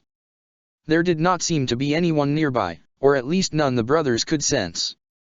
Kuvira seemed as lost as she was. She mimicked the twins' actions the first few times they stamped, always looking frustrated in the immediate next moment. She was as powerless as Korra. It must be as frustrating and awkward for her to have Wing and Wei help ferry them both up to the airship. Just a few days before the two of them would have zipped up the wires under their own power. Now they were helpless without another metal bender. For a moment when she stepped onto the airship deck, Korra felt comfortable. It faded within the hour. Waiting up here, in a craft capable of flying straight to where Bolin might be, was even more frustrating than watching the others exert themselves. 1 hour bled into another. Asami was wherever Zuli had put her, Varric's assistant patiently handing him tools as he fiddled with the radio on the bridge. By some unspoken agreement, there was very little discussion when they came on board. Bader nodded a greeting as Opal talked to him in a low voice. He called for Mako over the radio after that until Su returned 3 hours after they stopped the tunnel. Suyin enveloped both Korra and Kuvira in bone-crushing hugs, Korra could not help herself and cried all over again. Kuvira oddly seemed more distracted than anything else. So waved away questions of her meeting with Yoon and immediately ordered them to Bolin's family's apartment. Kuvira rattling off the coordinates with an unexpected preciseness. Korra moved to the bow of the airship and stared out of the window, as the craft headed towards the outer edge of the city. Her heart sank as they neared their destination. Hope and excitement extinguished. Below them where Kuvira insisted the apartment had once stood was invisible beneath thick clouds of billowing smoke and hints of flames. They could catch nothing more than glimpses of the streets. Korra did not want to go down there. Nor did anyone else make the move to investigate either. Could there even be an apartment left down there? What else had she expected? Just as with the upper rings, the lower rings reflected Ba Sing Se as it was now, full of smoke and fire and ruin. And she could do nothing to help. Kuvira flexed her right hand absently-mindedly and winced. It was at least a little better now, and should heal fine eventually. She leaned against the window frame. How good it was to wear clothing not coated in blood and not wander around in just her underwear. How good to see the city changing, to begin the process of becoming something new. Oze had not been entirely misguided, even if his method was absurd at the scale he conducted it. The Earth Kingdom was going to change, and it was all thanks to her, the right person in the right place. The monarchy was gone, the citizens free of their oppression. And yet, still that empty feeling deep inside where once she had been full, certain of the world around her. Still the numbness of leaning against the airship, walking in the streets and feeling nothing. No rock, no metal, no earth. A necessary sacrifice. And yet, still hope. Vato. Someone knocked on the door. Momentary disorientation that never seemed like would fade. Kuvira was not used to surprise. Who is it? She called. It's me, Sir replied. Come in. Su pushed the door open. Kuvira. She said and held her arms out. Act natural, Kuvira stepped into the embrace. Are you feeling any better? Su asked. I do. Kuvira blinked. An honest answer, best to keep to those when dealing with Su. Strange, isn't it? Perhaps. It could be shock still. Su regarded her for a moment and sighed. Kuvira. About your bending. We'll find a way to restore it along with the avatars. I don't know how but we should talk to Katara. Thank you, Kuvira said and hugged Su again, relishing the warmth she emanated. The next stage in her plan was vital. And if Korra could stop fixating on Bolin for 2 seconds, maybe she could try and get hold of Aang. Or else, maybe Katara really did have some idea on how to undo Amon's actions. For now, Su needed a nudge in the right direction. Maybe she should have taken acting in the past, it seemed so trivial to dupe everyone. She deliberately shivered and with a few hasty blinks, made her eyes water. She let out a strangled sob. Kuvira. Su asked concerned. I failed, she said, forming the words a little awkwardly. I tried to save the queen, but I was too late. Another sob and Su's comforting arm on her back. True, just not quite in the way Su would interpret her words. Kuvira, it's okay, Su said in a soft voice. You can't blame yourself. No one foresaw the revolution or the depths to which the Equalists would go. You fought bravely and did all you could. I'm just thankful that you're safe. But the kingdom, Kuvira said, rubbing her eyes. What about the kingdom? It's going to get worse before it gets any better, Su said, glancing past her to the window. People are still confused and panicky. I doubt anyone has that clear of an idea what happened here. Nothing but a few nobles and generals trying to hold things together. Can we do anything? I mean, can you? Kuvira dropped her gaze to the deck, resisting the urge to smile. You could take control, you could lead the kingdom. Su fidgeted. The situation is unstable. We're not safe here for the moment.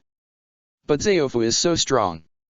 We could help them, Kuvira said, pressing the point. Yes.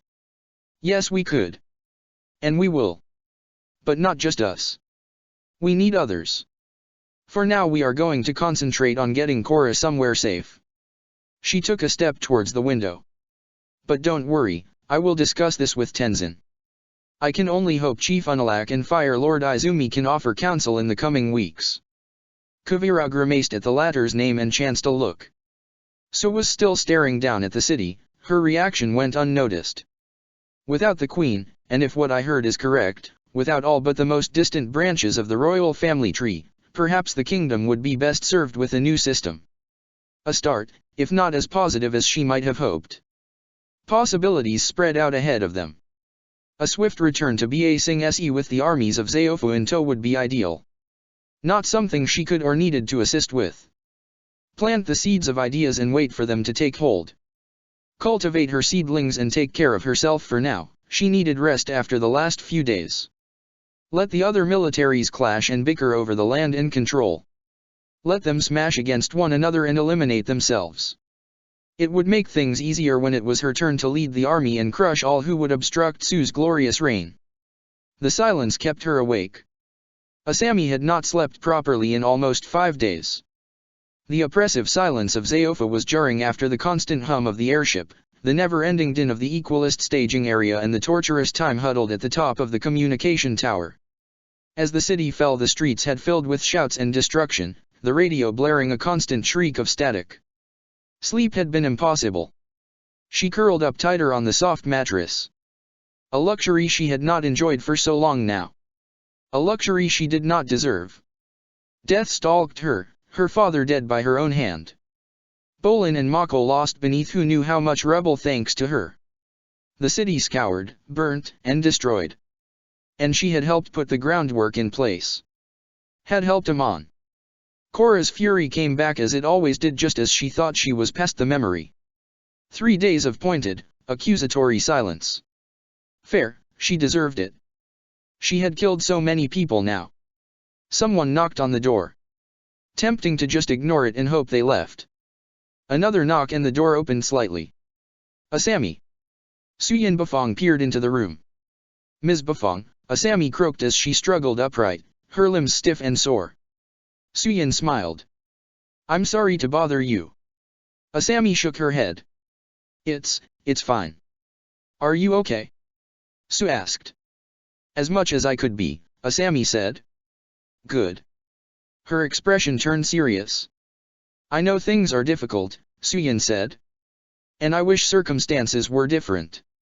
I cannot imagine what you have experienced these past few days, but I cannot sugarcoat your situation. You must leave Zaofu as soon as possible. But Asami said, her eyes widening, her stomach dropping. She needed time to think, time to recenter herself. No such luxury it seemed. Su held up her hand. Let me be clear. I am not above harboring those who are clearly innocent. This is not a personal decision, I would much rather you stayed here. Su took a deep breath. Several of your father's business partners are based in Zaofu, and despite all my efforts they have become aware we brought you back from Ba Sing Se. Fortunately they are not sure quite where you are staying, but that situation will not last long. Asami, I don't know what they hope to accomplish by coming after you. And the best case scenario is that if they caught you they would hand you straight to the Republic City authorities and start legal proceedings. I do not want to speculate on the worst case. Asami tried to speak, tried to form words. Just as things seemed at their lowest, it seemed some other fragment or unseen complexity from her past bubbled to the surface. And each forced her even further into the mire that was now her life. Su continued. Tenzin and I have been talking. You have friends, Asami. She took a step closer and lowered her voice. We can arrange for you to go to Kyoshi Island. A close friend of Aang's is more than willing to shelter you there, the Kyoshi will guard you like one of their own. Or, if it is more appealing, Master Katara is anxious that you remain safe, while you will not be as well protected, the Southern Water Tribe is willing to shelter you. And lastly, the Fire Nation is willing to grant you political asylum inside their borders. I think we both know who is offering that opportunity. The choice is yours, Asami. Thank you, Asami said. I need to think. Su smiled tightly. Please let me know as soon as you have made your decision. And choose quickly. I am certain I can still guarantee an escape for 2 days' time in complete secrecy. After that we are risking detection and capture. She reached out to grip Asami's shoulder. This will be temporary, I promise. We're all working to clear your name and get your life back. But we need time. And, so do you. I know this is a lot to take in, but... Asami barely heard her leave as she sank back onto the bed. Running away and separating herself from her friends by choice rather than the actions of Amon. She would be even more alone this time. None of the destinations sounded appealing. Kyoshi Island meant a risk of running across the Yamayuri. Would they even tolerate her presence after her actions?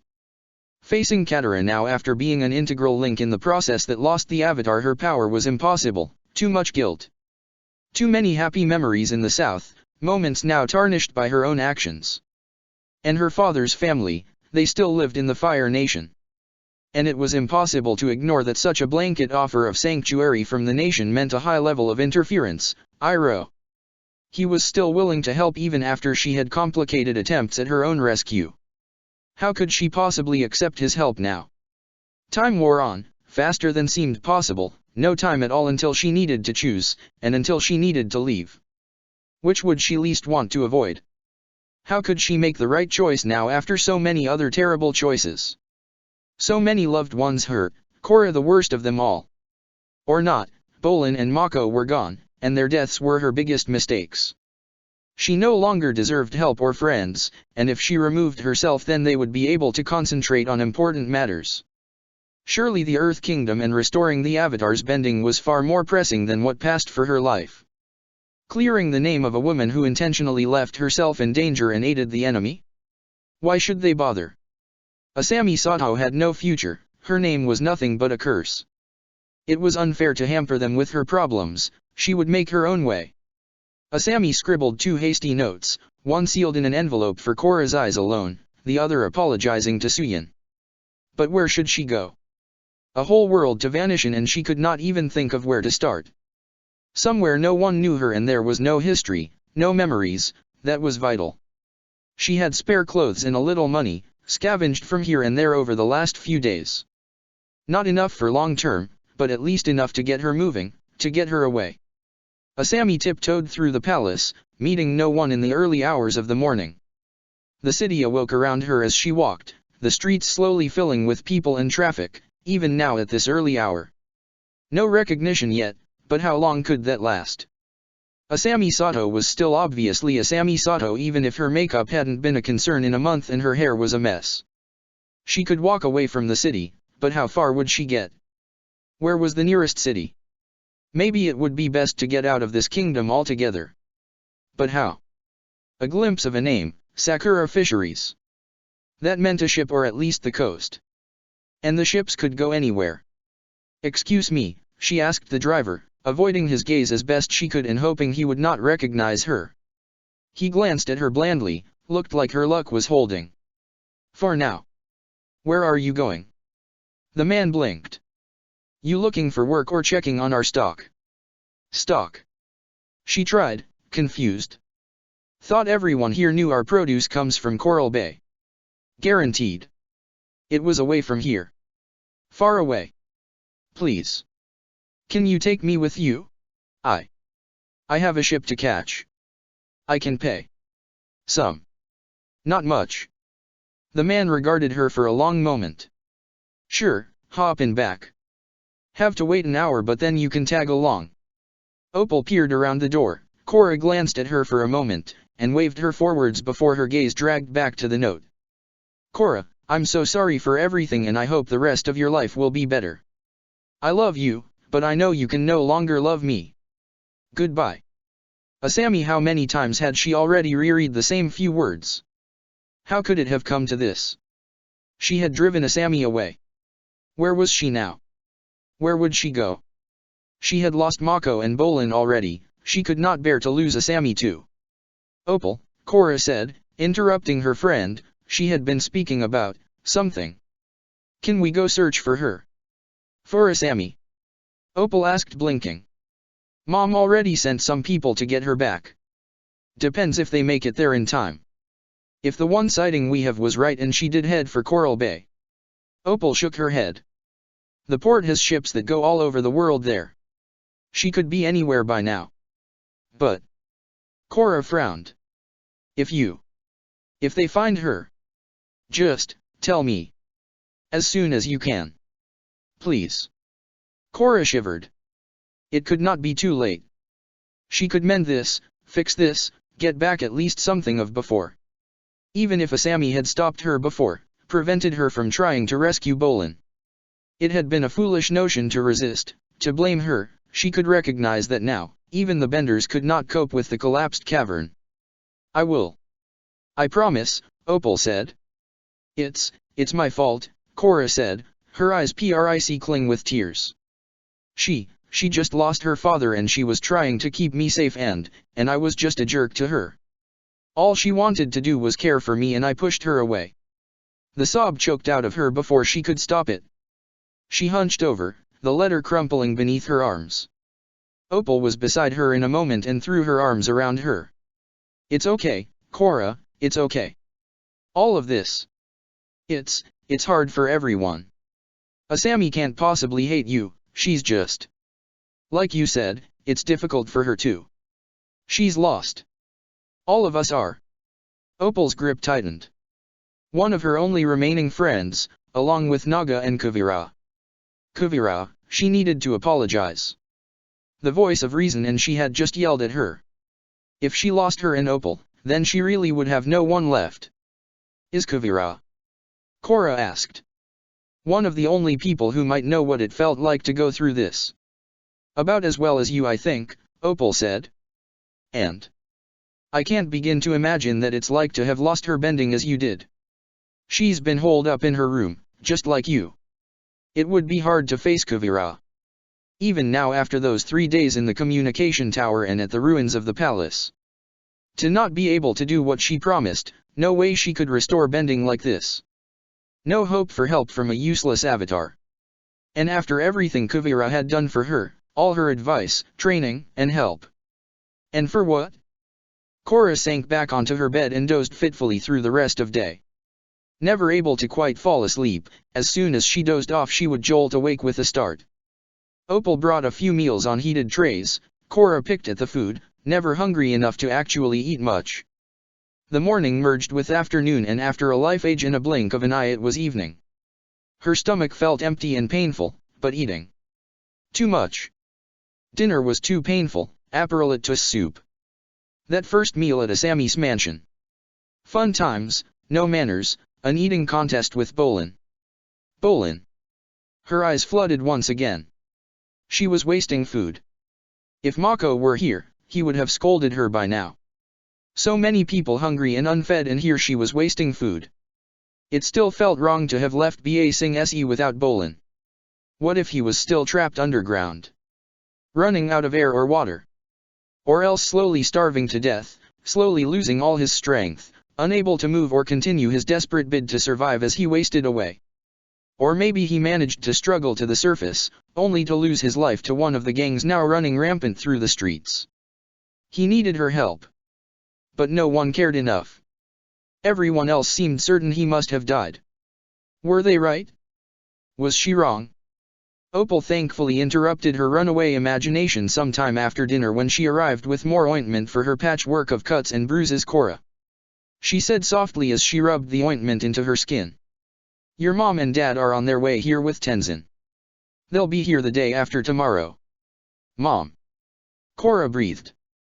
If not for her friends she might never have met them. Thank you Opal. Her parents, she needed them. 2 days, too long to wait.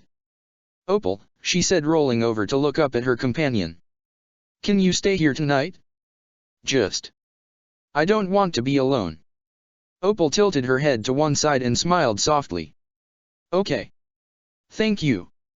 Opal excused herself for a short while and returned clutching a pillow and wearing her nightgown. So much like that first sleepover with Kuvira. Opal interrupted her before she could ask. I asked Kuvira if she wanted to join us. I thought, maybe it would do you both some good. She didn't want to, did she? Korra asked. Opal shook her head. Just wanted to be alone. Hope you're okay with just me. Of course I am. Korra insisted. Thank you.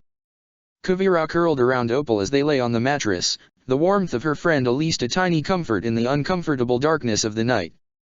But it still did not work. Korra lay awake, her mind whirling as Opal gently snored in her arms. The moment her parents rushed and embraced her, showering her with kisses felt all too familiar. Tenzin remained a little distant, but returned the hug when Korra finally pulled away from her mother to approach him. She broke down and apologized with a new wave of tears for allowing Amon to take her bending. Tenzin murmured she should not worry and that she must never blame herself for his actions. His hand was a comforting weight on her shoulder. Soon enough they were on the back of Oji again. Just like the aftermath of the Red Lotus all over again. No Bolin or Mako to worry about. Asami was who knew where. Even waving to Opal and the twins felt more than she was capable of. Korra leaned over the saddle on Oji's back to call to Opal just as Tenzin opened his mouth to urge Oji into flight. Please. When he comes. Please tell me as soon as he gets here. I don't care what he says, tell me, Korra insisted. Opal held her gaze and nodded. Soon as he gets here, I'll tell you. Not much, but one of her fears was partially absolved. Now she just had to worry about getting here fast enough when the message from Opal reached her. No. If the message from Opal ever reached her. She wanted to be optimistic, but it was hard to ignore the unwanted probability Bolin's death was far more probable than his survival. Were they retracing Asami's steps as they flew to Coral Bay and boarded their ship? Was she here? No. She would be long gone by now. Korra could not help the impulse. Once her parents settled, she wandered around the ship, just checking. Asami was unlikely to be on this water tribe vessel headed to the south. But there was a chance. Always a chance. No trace of her anywhere. Korra trudged back to her parents' cabin. Hard to ignore this had been happier last time, the first time she went home.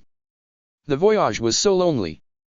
No Asami to cuddle with and chat in the night, who delighted in holding her hand and whose baggage took so long to store. No Bolin to spot fish with, to laugh with. No Mako to be distant yet provide so much warmth. Naga at least was still here, sent by truck well ahead of her parents' arrival, but so much like her, the polar bear dog remained silent and seemingly contemplative. No Pabu to keep him company either. A chill gripped Korra's heart. Just where was the fire ferret? He had been with Bolin when they parted. Pabu must have made it to Ba Sing Se. So. Korra put the horrific possibilities out of her mind. Her parents' tent felt bewildering without the others, the household so quiet, so empty. Her mother and father filled silence with upbeat chatter. Each took pains to veer away from specific subjects as they needed. More than a few topics were taboo: friends, the Earth Kingdom, bending, the Avatar. It left little of note to talk about. Their conversations became increasingly vapid and meaningless. Somehow reminiscent of those first mornings at Air Temple Island, her mother cooking her meals, tending to her wounds, but always gingerly, always unsure of the boundaries. Smiles, embraces, comforting words, but always restrained. But while that had been new, exciting and a slow growth of discovery, now none of it seemed to really touch her. There was no optimism this time. Before her friends had been in the city but distant, though she knew she would see them soon enough. Now they were gone forever. There was no chance of Mako or Bolin visiting. Asami was near impossible if she ever was found or wanted to be. Opal and Kuvira might still be friends but the distance was gigantic. Her parents and home would have to take priority for now. The space behind her eyes filled with flames. Glimpses of a mask and Amon talking cryptically. The gentle green glow of those catacombs. Bolin's face as he wept over his brother's body, his last desperate, pleading words as the cavern collapsed onto them. Mako in the swamp, surrounded by fireflies, lit entirely by their gentle green glow. Korra reached out, barely able to move, her limbs like lead. She felt crushingly heavy, even breathing was a labor unlike any she had faced before. With a gasp she blinked awake, gasping at the air, her sheets soaked with sweat. She squirmed, unable to get comfortable in the damp. Korra crawled off her mat and flipped it over. As she flopped back down, something damp and hot smushed against her cheek. Korra started, but soon relaxed. Naga. The polar bear dog began lapping at her face and she gradually relaxed, snuggling closer to her pet. Almost asleep, and her parents started talking. Did Korra eat anything? Her father, very faint on the other side of the wall. Korra wriggled a little closer, straining her hearing. Barely. Her mother sigged. But she had some of the soup and a bit of bread. At least her injuries are healing well. Silence, a long drawn-out silence. How could this happen? Tonrik demanded suddenly. Naga's heavy breathing obliterated his next few words as her head nuzzled Korra's ear. She gestured the polar bear dog away a little and gently pushed her muzzle so she could hear. Does Tenzin still not know what to tell his children? Senna asked. No. And I am not sure what I would do in his position either, Tonrik replied. And I don't know what to say to Korra either. They both wanted to help so badly. But she was not sure how they could even begin or what she would want them to say to her. They were only. Mako was 19, and Bolin was 17, her mother replied. Korra's heart lurched as Senna spoke each name. Not even half as old as us. Tonrik's voice grew angrier. We should never have let them go. We had no choice. They weren't going to not go because we told them. Alone. If she had been alone, they would have never had to die. Maybe she would have not survived, but at least she would not be here at the cost of them both. I found Mako's journal. It was in amongst the bags. Korra's heart lurched again, of course. She had forgotten all about his periodic scribbling. Senna, I don't think dash. It's important, Senna interrupted.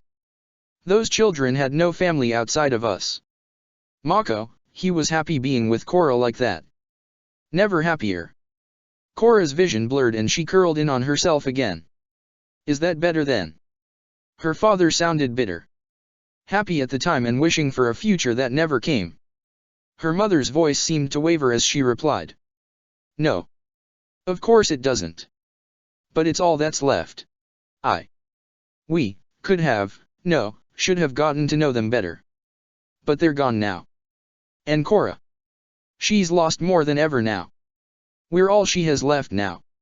We have to be strong for her, Tonrik said. She's strong, we need to be too. I know she's strong, Senna replied, her voice stressed. But she still doesn't deserve this. Not after everything else. Her voice wavered and it sounded like she was crying too. Her father's words were too low to make out, but Korra hoped he was comforting her. She shuffled back onto her mat. Her parents still believed in her. Somehow, even though she was little more than a disappointment to the whole world, at least they had faith in her. Kuvira flexed her hand. It had healed rapidly over the course of the last few weeks, courtesy of a few different healers. Just in time for this meeting with the world leaders. She scowled as she surveyed the room, Unalak, his son, and daughter. Not a problem, and as expected. Tenzin, Tarlok, and a few nervous-looking Earth Kingdom leaders. Tenzin at least she had time for, the others had little place here. And lastly, Fire Lord Izumi and her son. Why were they here? They had no business or right to be present for this discussion. She resisted the urge to clench her teeth. The Fire Nation could not have continued interference or influence upon the Earth Kingdom, she would not tolerate it, especially not at this critical first stage. Her fists clenched tight beneath the table. Vital she not say anything. Hold her tongue. Wait until it was her turn to speak, and then say only what she needed to. Everything else would come later. Suyin called on her early on in the meeting, as one of the few first-hand witnesses of any authority. Her role in relaying the chaos from ground level was not a surprise. The latter part of her tale required some creative omissions and alterations. Specifically the meeting in the spirit world, while it was incredibly doubtful Vato's name would mean anything to anyone present, it remained risky to speak openly of the entity. Easily omitted though, she began her tale with her arrival in Ba Sing Se, Bolin in tow. A few embellishments and alterations, most dovetailing into the excuses fed to Bolin, were enough to hide her agenda to anyone not prying too closely. And honestly, who would care about a slight discrepancy in her activities just before the city fell? And that is when I uncovered the plot to assassinate the queen and destroy the royal palace, she said. Her voice quavered as she spoke, practiced alone and far from witnesses ever since the date of this meeting had been set. Essential practice, and yet it all came so easily, so naturally. I tried to stop them. But a sniff, a dab of her eye. Hasty swallow and keep going, her voice breaking just a little, and they were all hanging on her every word. I was too late. I can only beg for forgiveness. So many held breaths as she relayed the final few moments of Mako and Bolin, Korra's words rather than her own to supplement the narrative. Easier for her use, these had the emotion she might not be able to fake herself. The loss of Korra's bending, her own frustration and sadness was at least real enough for that. Kuvira, again, there is no need to apologize, Suyin said as Kuvira reluctantly retook her seat. Kuvira nodded vaguely, fixing her gaze on the table and avoiding everyone else's eyes. Let them think she was half broken and damaged from her ordeal. Let them think that losing her bending had decimated her life. They did not need to know she was nothing like those other victims of the Equalists. She tuned out the rest of the meeting. It was only when Tarlok started condemning the Equalists she started paying attention again. Such a miserable group, he sneered. Failing here meant they took their fight to Ba Sing Se. What of this leader, this? He gestured vaguely. This Amon? The man must be apprehended with the utmost haste. Avatar Korra is unswerving in her certainty that he died at the hands of Mako, Kuvira replied, meeting his gaze for a moment and looking away. As Kuvira has already informed you, we have no reason to doubt her. At least this was what drew Tarlok's interest, not the slightly dubious narrative to excuse Bolin's death and her movements as the palace collapsed. Tarlok sighed. So you say. But the Avatar is not and was not in the best condition at the time. I shall remain skeptical until a body is found. We should put our stock in concrete proof rather instead of second-hand reports. So fake. So, disappointed? Had Tarlok convinced himself he could catch the Equalist leader? No prize, no show of power for his next election? Kuvira opened her mouth to retort. Avatar Korra is a poor liar, Tarlok, Tenzin said. She has not lied about these events. Nor is there a reason she would. Nor should you doubt Kuvira, her testimony tallies with what Korra told me. So you say. But I hear that there is some confusion over one of those we have listed as dead? The Avatar seemed initially adamant that this Bolin was it? Was alive. Tarlok fiddled with some papers.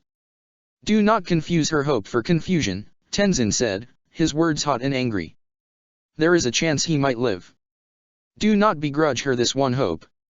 I am doing nothing of the sort. I merely wish to establish an accurate version of events. He leaned forward. Miss Kuvira. He smiled. From your testimony you admit that you came into contact and worked alongside Miss Sato during these events. Yes, Kuvira said, keeping her frustration at the redundancy of his question in check. I am surprised, to be honest. Miss Sato is still heavily implicated in an allegiance with the Equalists. That she should join forces with the Avatar is certainly curious. Unless. Did she know she was on the losing side? My impression and encounters with Miss Sato do not tally with your own councilman, Kuvira said smoothly. This Tarlok seemed unable to grasp that his apparent desire for the destruction of Sato was extremely short-sighted. I can only surmise that coercion was employed to keep Miss Sato under their control. The ill health of her father proved a powerful motivator from what I saw of the situation. But, it is not my place to discuss her motivations. These questions should be put to her. Sato was meaningless to her now.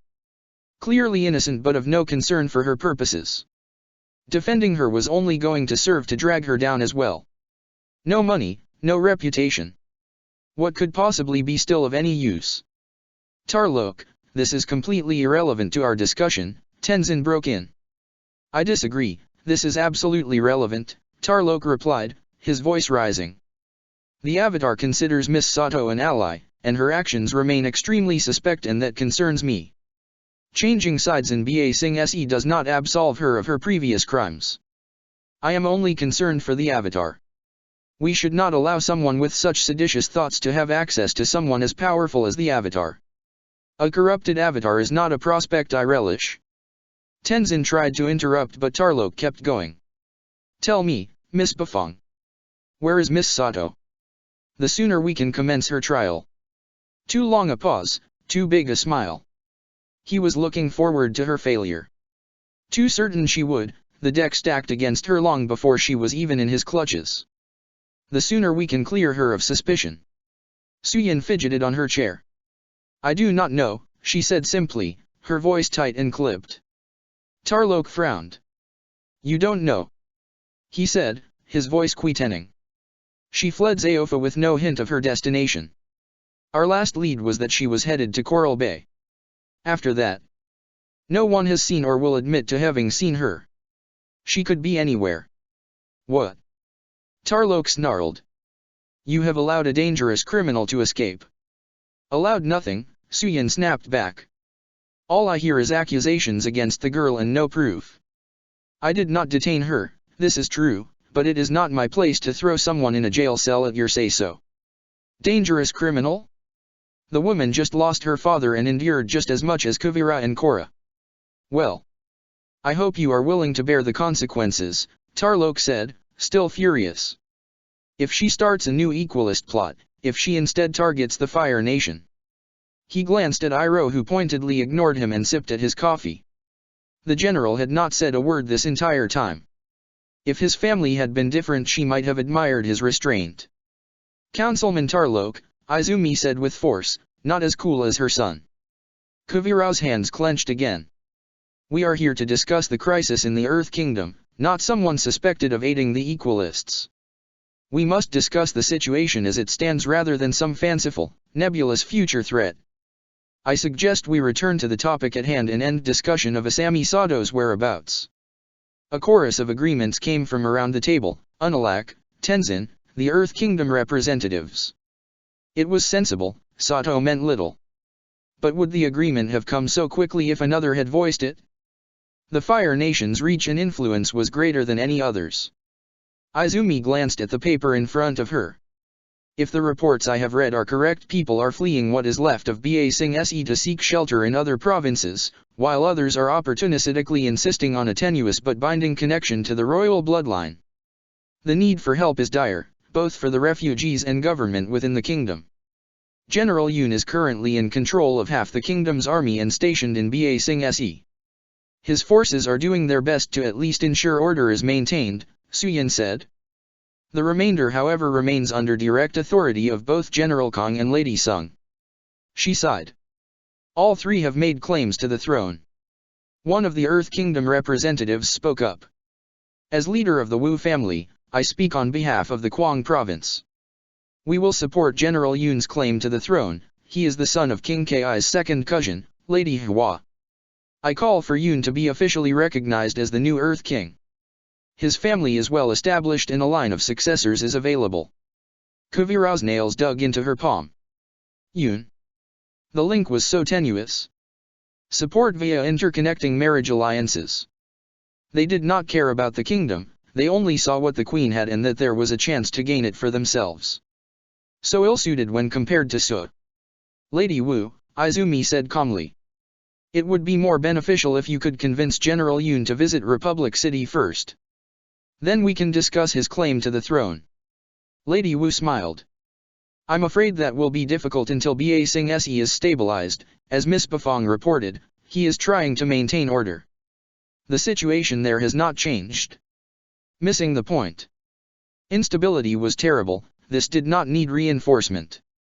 Self-interest and regional control again. Nothing about the wider kingdom. If I might speak. Kuvira interrupted Wu. Please, Unalak said. Wu glanced at her, he looked furious. The Earth Kingdom needs a strong leader. A strong figure, someone who might unite the nation. Someone who will do good for the whole nation, not simply Ba Sing Se. Wu bristled at her words, but the others were nodding along as she spoke. A distant claim to the throne and blood ties do not make one a good leader. This practice of hereditary ruling is absurd. Wu spluttered. Now see here dash. Kuvira kept on speaking. There is an obvious candidate for the role, she gestured to Suyin. Suyin Bafong should be the new leader of the kingdom. Suyin looked around in surprise as the table erupted into condemnations and support for the idea. Kuvira she began hotly. So, I just want what is best for the people. You are exactly the type of leader the kingdom needs. You don't have to look any further than Zaofa for proof. Unalak glanced around the table. I realize this may be something of a surprise, So, but your thoughts? So took a deep breath and stood up. I am deeply honored by my students' faith in my ability to lead. And I can understand why she believes I should take up this position. Kuvira's heart lurched and Su's hands tensed against the tabletop. I must, however, decline. Another chorus of conflicting outbursts. Su held her hand up and waited for silence. I will not and cannot seize power. I am willing and prepared to aid the kingdom in any way I can during its recovery. I pledge all Zaofa's resources efforts to the cause, but I will not rule over the kingdom and over any of the other families. I am unwavering on this point. Her gaze swept across the assembled representatives. Thank you, but I have made my decision, she said as she took her seat. Why? Why did she refuse? It would be so easy to reach out and take the opportunity. No one else is as capable. Kuvira said loudly. Or deserving, she added in a quieter voice. I know you have noble intentions at heart. But, Kuvira, lasting peace is much more important. The kingdom is still in mourning and now is the wrong time to disrupt the traditions and family lines. We must show that the old royal family still exists in some capacity. Do not worry, I refuse to back out of my offer, Zaofa will help. I will negotiate with the other families and together we will all help stabilize Ba Sing Se. Suyin took a deep breath. And so, I think it best Zaofa also support General Yun's claim. Kuvira slumped back in her chair. How could this happen? She barely heard the discussion after that, so much speculation on the arrangements for Yun's coronation. The matter seemed settled without even a real debate. Without pressing Su into the role destined for her. Talks of the risks of foreign oppressors dictating the future of the kingdom. Repeating the same mistakes, over and over again. The resulting discussions did not interest her at all, food supplies, rehabilitation of the city. Unalak promising a team of healers to help handle injuries and disease. The united forces dedicated to delivering aid, with the limitation that they not support any family with a claim to the throne. All such short-sighted and short-term solutions. Meaningless. Su betrayed her. All she wanted now was for the meeting to be over. Nothing to concern herself about until finally, something interesting, the Avatar. Master Katara is still devoting herself to finding a method of undoing Amon's actions, Tenzin said, smiling. She extends her offer of aid to you, Kuvira. Thank you, Kuvira said, trying to force her voice to remain level and not even hint at her inner turmoil. But I would rather she focus on healing the Korra first. There was another method for her, he had been certain even if he could not do it himself. Katara would hopefully either not figure out the method or take so long it was far too late when she got there. A gracious and humbling attitude. Unalak smiled at her. In the meantime I have been communing with the spirits. Harmonic convergence will commence in a few months. There is a chance the event will also help Korra, Unalak said. And Vato, Kuvira added silently to herself. So much optimism and support for the Avatar, Tarlok seemingly the only exception. But it was never about her really, it was because of her predecessor. Miss Kuvira? Might I have a word? Iroh. Remain polite, even now. Even with him. Yes, General. Kuvira replied, trying to keep her tone as pleasant as possible. I'm sorry to rake over something you have already related, but... You were with Bolin? In Ba Sing Se. Kuvira nodded. I wish to know anything more. Anything you might have not thought worth mentioning. He died. There was little more to say. Even if she wanted to admit tossing him into a pit only for the man to crawl back to Korra immediately. Iroh smiled. Sadly I am all too aware of that. I just want to understand what happened. In his last moments. He was a friend. Consistency was vital with this portion of her tale. It must not vary between witnesses. The deviated tale she told people omitted the visit to Wan Shi Tong's library, even if it still touched on the night she lost her bending and her time in the tunnels beneath the palace. Bolin came with me to protect the queen. Unfortunately the Dai Li considered us threats and we wound up separated. I cannot help after that. I only know what Korra told me, that he made it into the catacombs somehow. And that he was there when Mako died. Iroha's expression dropped. They were buried together. Tragic, but he died doing what he believed was right. I see, Iroha said. That. I apologize. Apologize? Kuvira asked. He sounded sincere. To a point, there was an edge buried deep in his voice. Whether he was genuinely concerned or not was hard to divine, but if she did not know better, she would think he was suspicious of her story. Very dangerous. I can only imagine you would not wish to dwell on those experiences over and over again. From someone else that might have sounded mocking. Iroha at least seemed sincere. This one she would need to watch more carefully than she supposed.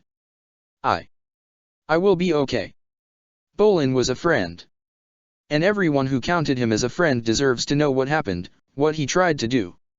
I count myself as both fortunate and unfortunate I could not be there with him at the end as Korra was. He deserved to be with someone, but I would not wish to see what Korra did. She smiled weakly, satisfied that Iroha, while suspicious, would have little to find fault with in every lie that left her mouth. I was not aware he was your friend. He never spoke of you. It was still fairly new. I would have liked to know him better. Iroha glanced at the floor. There. Too calculated, too much intent to tug at her heartstrings. He might have no idea she was responsible for his end, but he suspected there was something more than she was saying, but could not in good grace interrogate her. Such a brave man. And so devoted to Team Avatar. A hero, both he and Mako. They didn't not deserve what happened, Kuvira said in earnest, pressing her advantage. At least we remember them, Iroha said with a heavy sigh. Thank you, Miss Kuvira. I know my family history is colorful to say the least. It's why I feel I have no right to speak at these meetings. Between us though, Iroha's voice dropped an octave. I agree, Suyin is the ideal candidate to rule the kingdom. She should have accepted the suggestion. I am glad you spoke up. The absolute last thing she wanted to discuss with him, even if he of all people recognized how much sense her argument made. Iroha bowed and politely excused himself. If she still had her bending he would be dead by now. Him and his mother. No guards here, or at least no one obvious. No one to stop her. Paint the halls with their blood, just like she had with Ho Ting. Bring that family line to an end as well, watch as another nation imploded, leaving it ready for reconstruction. Why stop with just the Earth Queen? Remove the Fire Lord and her heirs, and then move on to the heads of the Water Tribe. And eliminate Tenzin. Less troubling than Ajalin's actions, the Airbenders would still persist without him. But the Fire Nation, they would be next, and they would suffer for everything they had ever done. Iroha was still walking away, almost out of sight now. And you're first, she hissed to herself. To break the prince. Too inquisitive for his own good. She could make it slow, take her time destroying him. With her metal bending back in him in the south, or the north, there would be little to stop her making him die over as long a time as she possibly could. Kuvira. Sue's voice broke through her daydream. Kuvira hurried to her, ready to apologize and seek forgiveness for speaking up as she did. This was going to be tedious and speaking to Sue seemed like a pain. No matter, it was essential she returned to Zaofu. Another morning, her mother shook her awake as usual and asked if she was okay. Of course she was. At least as long as she ignored the fact that two of her friends being dead, another missing and her bending, her nature as the Avatar stripped away from her. This was her life now. Numbed and empty. Simple, peaceful, maddening. She ate breakfast with her parents, watched her father kiss her mother goodbye as he went out to fish. And like every other morning he invited her to go with him. And just like every other morning, Korra declined. The idea of being so close to so much water without even a hint of control made her uncomfortable. Silly, Asami had loved the water and she could not bend. Why was she so wary? Her mother bustled around as she did her chores and started hanging kelp to dry. Korra felt helpless and useless. She needed something to do. Naga's saddlebags still remained untouched in the corner. Everything they had been carrying when they arrived in Ba Sing Se. Not quite everything, Mako and Bolin's bags were gone. The journal? Surely that had not gone too. But if everything else was gone, Korra spotted it near her mother's sewing box and shuffled over to it. This is Mako's journal. If you're reading this, you have no respect of someone's private property. Or maybe I lost it. Or maybe I'm dead. Bolin, if this is you, stop right now. I'll know and I'll be angry. Unless I really am dead. Korra read on a few sentences, but it was too difficult to keep going. She closed the book halfway through the first paragraph. Too much of him laid bare on that page, too personal and too open. There was so much he had never spoken out loud. She replaced the book and frantically looked for something else to distract her. She could not bear to be alone with her thoughts with nothing to distract her. A movement outside, a team of dogs rushed into view pulling a sled behind them. Korra blinked. Was that Katara? It was. She gasped, grateful for the visit, no matter what the circumstance, and dashed outside. Katara was busily sorting food for the dogs as Korra trudged through the snow. Korra! Katara called as she looked around, smiling. She had not smiled like that the last time she visited. Could she have good news? Katara held her arms out to her and Korra hugged her tightly. They had not met many times, all things considered, but Korra felt so close to the older waterbender. Some unconscious echo from Aang? Perhaps. It did not matter right now, the comfort was too good to question, but in the same moment the pained hollow feeling inside intensified. Katara believed in her before, and not long after that Korra left Republic City feeling utterly confident and strong. And now here she was, defeated, and powerless. How are you feeling? Katara asked, her hand stroking across Korra's cheek. As good as I can. Korra smiled sadly, waiting, hoping for what she might tell her. Katara drew back a little, clasping Korra's shoulders. I wanted to be more certain first, but you need this. Korra, I have found a way to heal you. Book 3, Lightning. Chapter 2, Spirits Within. Korra lay back, staring up at the ceiling as Katara shuffled around the tub. So, she said, her voice quavering slightly. I'm here. In the tub. Katara glanced over at her. I have a pretty good idea what Amon was doing. It looks like he was damaging chi points. She sighed. I would just like to be sure and have a success.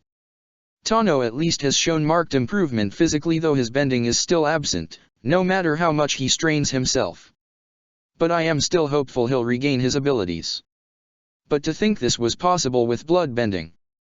Katara shook her head. At first I thought it was just an extreme form of chi blocking, but... She held her hand up, her fingers twitching into a shape horribly familiar. The same one Amon had used to touch her head and take everything away. She shivered, the water trembling around her. Katara dropped her hand. Sorry. I am ashamed I did not realize what he was doing sooner. It's not your fault, Korra blurted. I should have thought of that too. The sorrow washed over her again. If I had. Mako, he never would have had to fight him. And Bolin dash. Nobody could have expected a bloodbender who does not need the full moon, Katara interrupted sharply. Her expression softened a moment later. Especially one who espoused a strictly anti-bender mindset. A liar. Korra closed her eyes and tried to stop the shudder that ran through her body. A liar who lead his own followers towards nothing but death. There was this boy. I found him when I chased him on. He died and I couldn't stop it. He called me mom and I let him. I'm a liar too. Korra. A hand stroked across her cheek and Korra opened her eyes. Katara was smiling at her gently. Not all lies are bad. It sounds like you did the right thing there. But you cannot take responsibility for all of those deaths. Neither can you blame them all on Amon. Katara stood and stretched. Every one of the so-called equalists made their own choice to follow Amon. They were circumstances, justifications. Perhaps Amon's ideals blinded them to the truth. No matter. They chose to participate in that chaos. They chose to kill. But Korra squirmed in frustration. Not all of them were bad. Some deserved a second chance. True, Katara said, nodding. But you are still not responsible for their choices. You defeated Amon, publicly I might add, and shattered his ideology as successfully as you shattered his mask. You stopped the revolution. You stopped his flow of hatred. You have saved countless lives. But not the ones that mattered. Korra twisted away. I couldn't save my friends. I couldn't do anything for Mako when Amon attacked him. I should have been able to do something, even without my bending. Her vision grew watery and she blinked, tears spilling down her cheeks. Her voice cracked. Bolin. He was buried. Right in front of me. And I didn't do anything. You did everything you could dash. No. Korra thrashed her head from side to side. I could have done something more. I could have faced Amon and not let Mako do it instead. I could have dragged Bolin away. I could have sent him home before there was even a risk. She sniffed and took a deep, shuddering breath. They both had so many dreams. Mako wanted so much for Bolin, his life was turning around. Bolin, he loved everyone. He believed in us all, in Team Avatar more than anyone else. Katara did not move. I don't know what to feel anymore, Korra said. Part of me. I should. I need. He's not coming back. I need to get used to that. There was always a chance. I just needed him to be alive. Korra rolled over to face Katara. Is there? Katara sighed, her face dropping. I could not tell you anything with any kind of authority. I can neither give you hope nor tell you to move on. I am sorry. No. I should be sorry. You. It must be tiring to hear me talk about them over and over again ever since. No. Korra glanced up, Katara was smiling again. Releasing your feelings is helping you heal, Korra. I am more than happy to talk with you about them. Please, never feel you are unable to discuss these aspects of your life with me. The words died in her throat. She could not say now what she still believed deep down. Worst avatar in the world. The healing played out just as it had every other day. Every day, the same time in the pool, the same glow from Katara's hands. The same lack of bending by the end. There was no precedence, no time scale to follow. What of her though? How long could the world afford to be without the Avatar? Would it not be better to advance the cycle? Let the Earth Kingdom heir begin their training? The days blended into one. How long now since the fall of Ba Sing Se? Since she lost Mako and Bolin? Since she lost Asami? Since she had last seen Kuvira or Opal? The moon's phase must have shifted more than 100 times by now. She should be able to figure out the duration in days, but the mathematics felt beyond her in this moment. Her uncle arrived with the solstice and without warning, this was no official visit. Unalaq arrived by a private boat and stressed he was there as an uncle and not the leader of the water tribe. He accompanied Korra on her next visit to Katara, drawing the older woman to one side asking to try something. Katara looked skeptical but invited him to try. The water glowed where Unalaq's hand came into contact with it, the glow suffusing through the whole pool and enveloping her. Do you feel any different? Unalaq asked as he crouched beside the pool. Are you able to bend? Korra concentrated. She did not feel any different. As was frustratingly expected, she could not bend either. What did you do? Korra asked. It is a spirit purification technique. I hoped it would have some effect on your chi points and your chakra flow, but... Unalaq shook his head. This level of physical healing is beyond me. Master Katara, I must leave this to you, I have complete faith in your abilities. Thank you for trying, Katara smiled at him. I would like to know how to do that, later, Korra said. And I will be more than willing to teach you. When? He trailed off. When I can bend. Korra finished. Yes. That an after harmonic convergence has finished? It has already begun, although it is currently only in its earliest stages. The cosmic energies have begun pouring down from the sky, but they will not truly intensify until the solstice next year. For now the spirits at the North and South Poles are becoming more restless. It would not be surprising if they continued to appear more often. Unalak looked pensive. What? Is something going to happen? Korra asked. Unalak smiled weakly. We cannot be certain. We know very little about this event. What we do know, however, is that many spirits are anticipating the return of much older, powerful spirits we know almost nothing about. He shook his head and rested his hand on her shoulder. Do not worry, Korra, Malina and I are working to handle some of the rogue spirits, he said carefully. Just focus on healing. Be the Avatar when you're ready. He bid them both goodbye and promised another visit in the future. Unalak said nothing about her going north as they had planned. Korra tried to ignore the conclusion. Her uncle conversing with the spirits. That should have been her job. If she had trained in the north and not gone after Asami, perhaps she would be able to. The possibility she would not be ready by the next solstice was terrifying. Had Unalak lost faith in her, or at least the possibility of her regaining her abilities anytime soon? No bending, no spiritual abilities of any kind, and utterly unable to help. She needed to, though. Both the human and spirit worlds were undergoing something huge and she could not do a thing. She barely noticed Katara beginning the healing once more. The first Avatar without bending. She murmured. Korra stiffened a moment later as Katara looked at her. She had not meant to speak out loud. We will recover it, I promise you, Katara said. Please. Do not give up hope. Retain your faith. You are making good progress. How is the Earth Kingdom? Korra blurted. She glanced at Katara's eyes fearfully. The truth. Please. I can take it. Katara nodded as she moved her hands towards Korra's head. Several families are still fighting for control of the throne. The United Forces continues to deliver food and medicine to afflicted areas within the region. Evacuation of refugees to former air nomad territories has begun. Katara smiled. Kia is in charge of that. What was it Iroh said once? The United Forces did not have the right to interfere in political conflict. A new chill in her chest. While Iroh could not, she was the one who should be. Restoring balance to the world, her sole purpose, the reason for her reincarnation. And because her bending was gone, people were suffering. How many died each minute, each second, while she lay here and waited for Katara to miraculously undo Amon's handiwork. Did you hear about the meeting of the world leaders? Katara asked. Korra shook her head. Nor did I.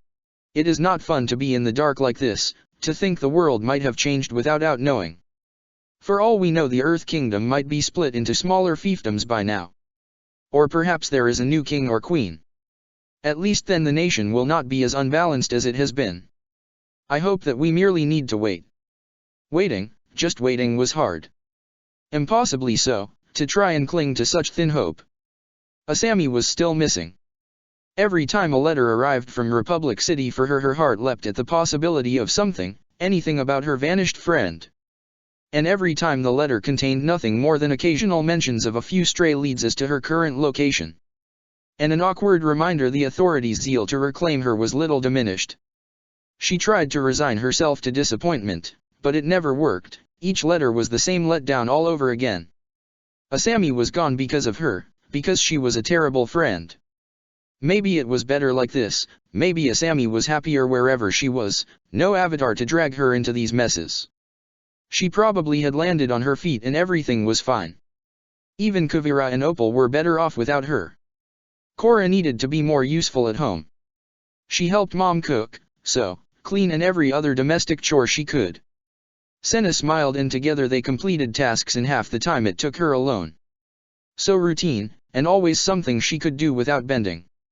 Her mother tried not to bend near her, she insisted on doing all the washing by hand despite how much faster bending would make it. She was taking longer because of her, Korra tried harder. Tonrik struggled with flints in the pitch-black darkness of the night. Once she could have done that with a snap of her fingers. Later the same night Korra struggled with the flints, striking them against each other creating short bursts of sparks. But never enough to create fire. Her father still offered to take her with him as he went about his day, fishing and diving. Korra always refused. Difficult to be around other people like this. Her answer pained him, as much as he tried to hide it.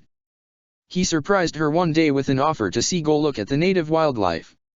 No waterbending, he promised. She could not disappoint him again, even if her first impulse was to curl up on her sleeping mat and just sleep. They walked for an hour and settled onto an icy outcrop miles from the settlement, seemingly miles from anyone.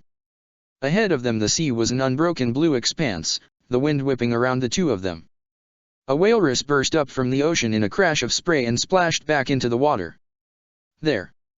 Tonrik said excitedly, leaning forward a little. Did you see that, Korra? I'm not sure. Korra said, peering towards the white waters left in the animal's wake.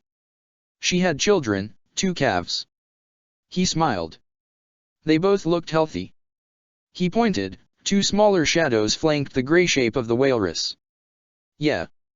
Yeah, they do, she said. Come on, her father said after a long pause. Lots more to see. He took her hand and did not let go as they walked through the snow. They kept a fair distance from the seals nesting further along the cliffs. It would be unwise to spook them or the penguins who squawked and waddled around their own nests. A few shifting shapes slowly revealed themselves as Arctic turtles leaving their clutch of eggs in heaped clumps of snow. Korra listened with half an ear as her father talked on and on about the different species and their behaviors. Here, he said suddenly, holding something out to her. Korra clasped her hands together as he deposited a penguin chick into her hands. It chirped and glanced around, its gaze whipping this way and that. And she felt nothing. Small, she said, swallowing awkwardly, almost afraid to move for fear of hurting the creature by accident. Once this would have made her smile. It would have certainly amazed Bolin if he was here. But now nothing seemed to make her the slightest bit happy. Her father never seemed to stop talking, now asking if she was hungry or thirsty. Korra glanced around as she lowered the chick to the ground. The sun was past midday, but it was still some time until nightfall. But did she want to keep going forward and feel nothing, or just hide away again? I am a bit peckish. She volunteered. Okay, sweetie, he said as he hugged her. Let's go home. He kept smiling. And after everything he had done, she was unable to do the smallest thing that would make him happy as well. No doubt Mom would hear about all this and be rightly disappointed. She would tell Katara, who would tell Tenzin, and then everyone would know. Everyone cared so much for her, but she just disappointed them all and let them down. What if? What if she ran away on Naga? No more burdening of her parents with her uselessness. But, could she survive like that? She had failed to even start a fire with flints. Fishing was beyond her without bending. And it was impossible to ignore the new sadness her leaving would cause her parents. Nor was it possible to ignore the jarring familiarity. She had run from the Red Lotus and wound up here. She could not go. But it was clear she was useless here. Useless to her parents and useless to the world. Even more useless alone. Her birthday. A year now, and she had lost everything within that time. But how long could it have been since she lost everything? The celebration was simple, plain. Quieter than last time. It was not how she imagined her birthday the year before. Not that she had much of an idea what she would have done. Another trip to the festival would have been fun. If the others were here at least. They figured large and prominently in the hypothetical birthday that was not here, that was not now. Her mother cooked her something tasty for dinner. It smelled good. It tasted better. It did not begin to make her feel happy. Conversation was tense, certain things taboo. No one wanted to invoke last year, but there were no other birthdays to draw upon. The resulting meal was quiet and only interrupted by awkward, stilted words. The letters and gifts from Republic City helped a little. Jinora wrote about her training. Ikki and Milo both included clumsy drawings which provoked a momentary smile. Pema's note excitedly told her of Roan's first word. Each asked if she was okay, hoped she would be or could be okay. But to reply to them all, the task seemed almost impossibly vast. Surely one note to the family would be thanks enough? A second package turned out to contain some of her things. It distracted her long enough that a furtive conversation between her mother and the air acolytes delivering the packages passed right by her. By the time she took notice, the acolytes seemed cowed and apologetic. They left before she could even try and listen to them. So much for that. Korra turned to the selection of books Tenzin had included. Some she had read. Others had not yet been even started. Here was one loaned from Asami she had looked forward to a lifetime ago. There was one of the many she have bought with Mako's book token. Korra shoved them back into the box as she blinked back fresh tears. Night held little relief. A distant boom woke her up. It was soon followed by others. No. They should be too far to hear the festival here. But the cracks and explosions continued. She half expected to see distant flashes of light illuminating the side of the tent for a moment before fading away. Dreams. They had to be dreams. Day of happiness with her friends a year ago in the south. That first kiss with Asami in this same tent and those that followed, the thrill of touch and the heated excitement at being that close and intimate. How they slept curled and cuddled together blissfully with Mako and Bolin sleeping so close by. Sleep was evading her. Korra sat up, frustrated. Maybe she could read until she felt tired? She dug lazily through the boxes. Nothing interesting, nothing she felt like reading. Wait. There were more boxes, she had seen them arrive. Korra could barely see and opened her hand, and winced. It was always the same. A split second when she tried to summon flame by reflex, an action that failed just as it had every time since basing SE. More frustration. She grabbed the lantern and lit it with a match, her fingers fumbling with the unfamiliar actions. Better. The remainder of the boxes seemed to be in the other tent. Why had they not mentioned these to her? Was there something here they did not want her to see? The first box, letters. Fire Ferret fans, well-wishers, all cheering for a speedy recovery for the Avatar. More people she had let down. Below the forest of pages was her pro-bending uniform. It would be good to wear it again. But then what would she do? She could not hope to play. A broken promise to play pro-bending with Mako. Tiny mementos filled the next box. Ticket subs, programs. A paper bag. A little curio she expressed an interest in, and Asami, smiling, had bought for her on a whim. Thousands of memories, real, imagined, sense and actual in this box. She moved on, not able to face Asami just yet. The next box contained nothing beyond 4 dolls. Korra stopped and stared at the dolls. The dolls stared back, vacant eyes watching her as they grinned. A present 1 year ago. She had even forgotten these. At some point the lamplight faded and the dark felt oppressive in its absence, the chill air seeping into her bones. Korra shivered. The warmth was gone. It would never come back. She could barely see the dolls, but knew they still stared back. Infinitely patient. Infinitely happy but empty. The dead kept her company. Korra cradled the 4 dolls in her arms. Her birthday present from Bolin. Another broken promise there, no seeing the sunrise on that cliff overlooking Republic City now. She glanced down again, catching sight of the dolls' mostly happy faces staring up at her. Korra winced and looked away. If only she could smile back. The sight of them had once again made her eyes prickle with tears and she blinked furiously. Keep on going. The path was nothing close to straight and difficult to see in the starlight, but soon enough, yet far too quickly, she arrived at the top of the cliff. The wind rushed around her and she shivered, her arms tightening around the dolls. The pain blossomed in her chest once again and she sank to her knees. She hugged the dolls tighter still. How could she even consider this? No. She had to do it. Moving on was essential to healing, to coming to terms with what had happened. To no longer feeling like this. Korra could no longer cope with the reminders. They had to go. Without looking she grabbed at one of the dolls and threw it overarm. A spark of horror as the doll left her hand, as the horror of what she had done became clear. Korra fought back a frantic impulse to rescue the doll before it dropped. It hardly seemed necessary, her legs would not move. Which doll was it? She followed the doll's trajectory, the tiny object turning as it fell, just barely visible in the dim light. Mako. It was Mako.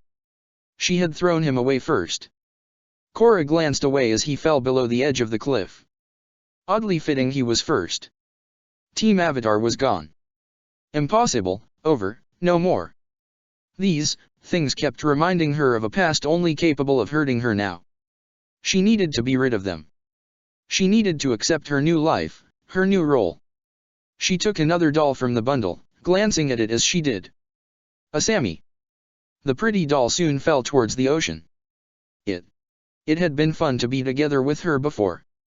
So many shared experiences. So much more they could have discovered together. No more. They would never do anything like that ever again. There was no going back to that. Bolin was the third to drop to the water, the final impact hidden by the bulk of the cliff.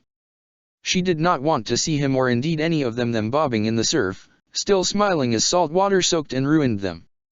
He had made these objects, the dolls she adored when she received them, but now only caused her pain. Korra choked back a sob. What kind of friend was she to throw these away after her had to have spent so long making them? Gone to so much effort just for her and she tossed them all aside. No. It did not matter. It was not as if he was here to hate her for what she had done. It was not like he even could be. Korra snatched up the last doll. Herself. She was smiling. Bad depiction, Bolin.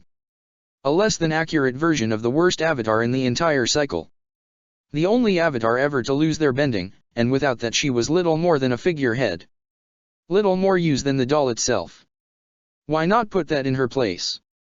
End herself now and let the doll be the avatar for as long as it took for them to find the Earth Kingdom child. No use hanging on for however many years and decades she had left to her. Korra glanced at the cliff edge and shuffled closer. Not looking at the base of the cliff. Not looking at the dolls. Was it high enough here? If she leapt now, could she possibly survive? It would help. Leave the doll here for all the good it could do in her stead. Her death must be more helpful to the world than her remaining here. Some would be said she was gone.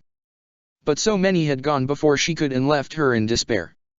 It was unfair to expect her to carry on without them.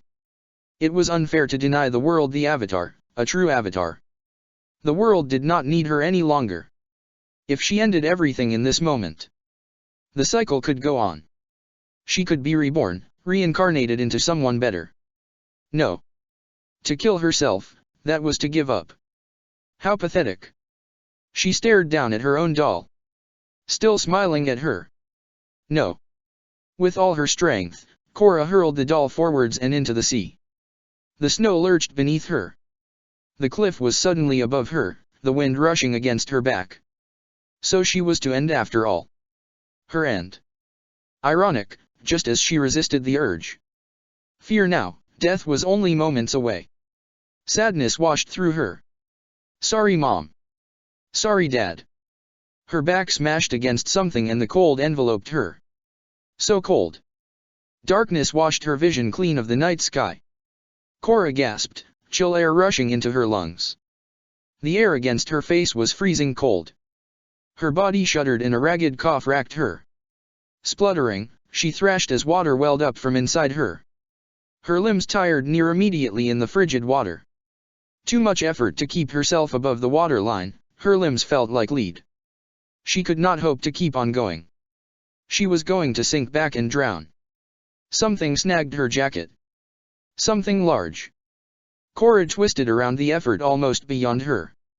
Naga tightened her grip on her parka and started pulling her towards the shore. Naga, she murmured as her teeth chattered. The air seemed colder, the snow almost warm when she struggled onto the shore. Her limbs shook as a wave of dizziness swept through her. Naga heaved herself out of the water and shook herself off. In moments she curled around Korra. The cold of her damp fur rapidly gave way to her companion's heat. Korra ran her fingers along Naga's flank and huddled closer, seeking as much warmth as she could. Thank you. She managed as her teeth clicked together. Naga licked her face and she smiled. The next thing she was aware of was her father shouting and the ice cracking nearby. Her mother's voice joined his, both were calling her name. They were to her even before she could lift her head, her skull weighing more than the world, from the warmth damp of Naga. Arms thrown around her, bodies cold from the chill air. Hugs, kisses, and weeping. Time became vague. She remembered movement, a desperate exchange of her soaked parka for her father's even as she shivered in the night air and he shivered worse, refusing to take it back as much as she insisted. Movement across the ice. Apologies and assurances. It would not have been fair to die. She needed to live, for her parents at least. Warmth. Intense warmth. A fire nearby, her mother fussing around her and tugging at her clothes. Fresh burst of cold as the soaked material made contact with another patch of skin. Then the momentary relief as it moved away. Not enough, the fire felt too distant. She was dizzy, but the feeling soon cleared as the warmth invaded her. Her clothes were gone, her mother tugging her into a sitting position as she slipped a dry shirt around her shoulders and fumbled with the buttons. "I can do it," she slurred.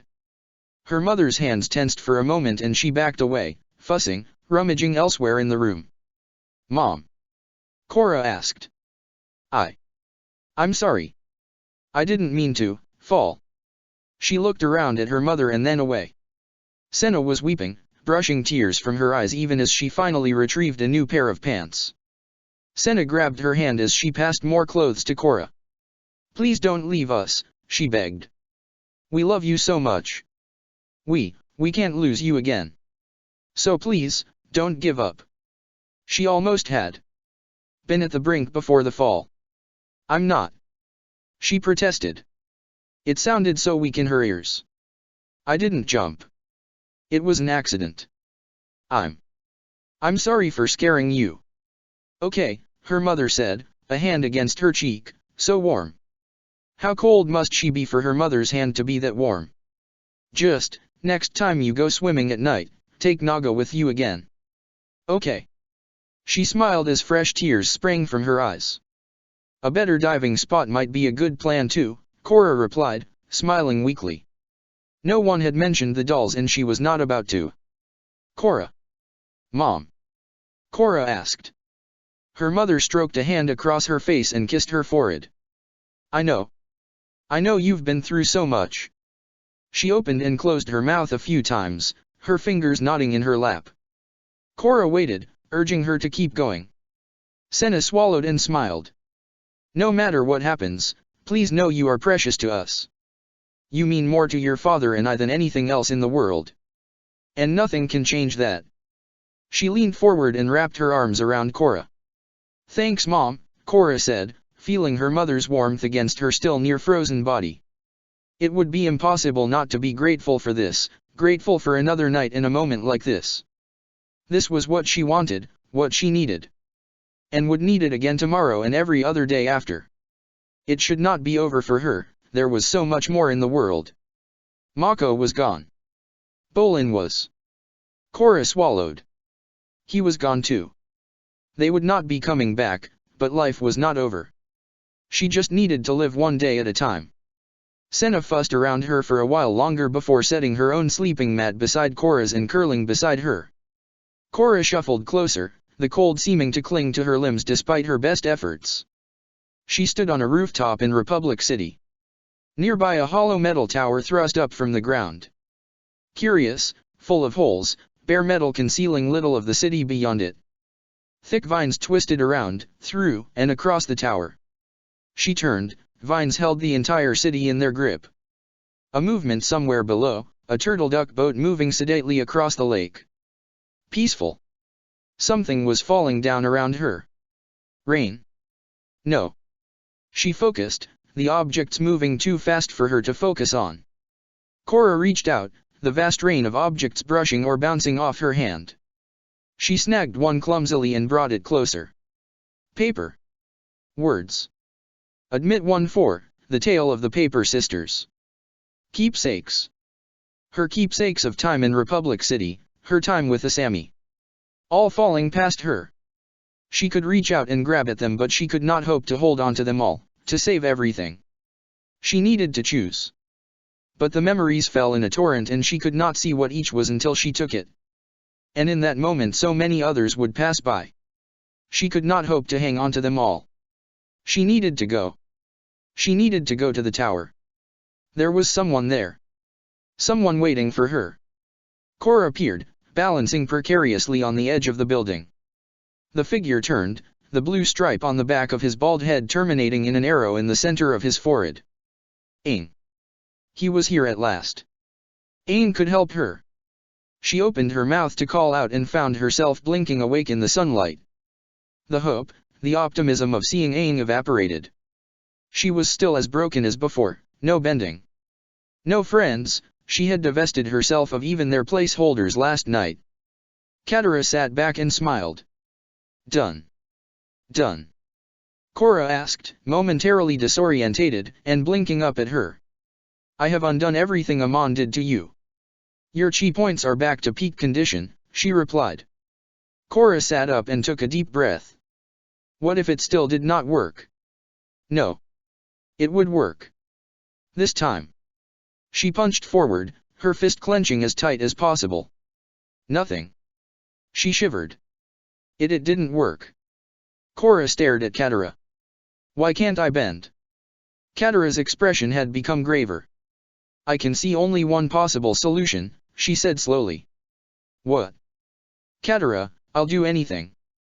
Korra bit her lip. I just want my bending back. It's not a story you hear very often, that it happened at all embarrassed him enough, but during the war, there was a time when Zuko lost his ability to fire bend. Katara smiled. Pretty inconvenient, he had only just convinced us he was no longer our enemy and he was trying to start teaching Aang. It transpired in the end that Zuko had lost his passion. She held Korra's gaze. I believe a similar issue may be afflicting you. I've lost my passion. Korra asked. Katara shook her head. Not necessarily quite like that.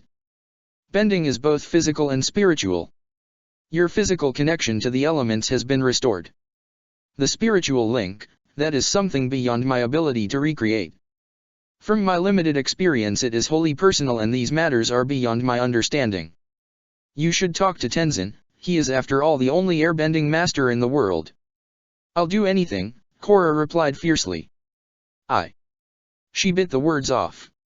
No. She should tell her. I saw Aang. In my dream. Katara smiled.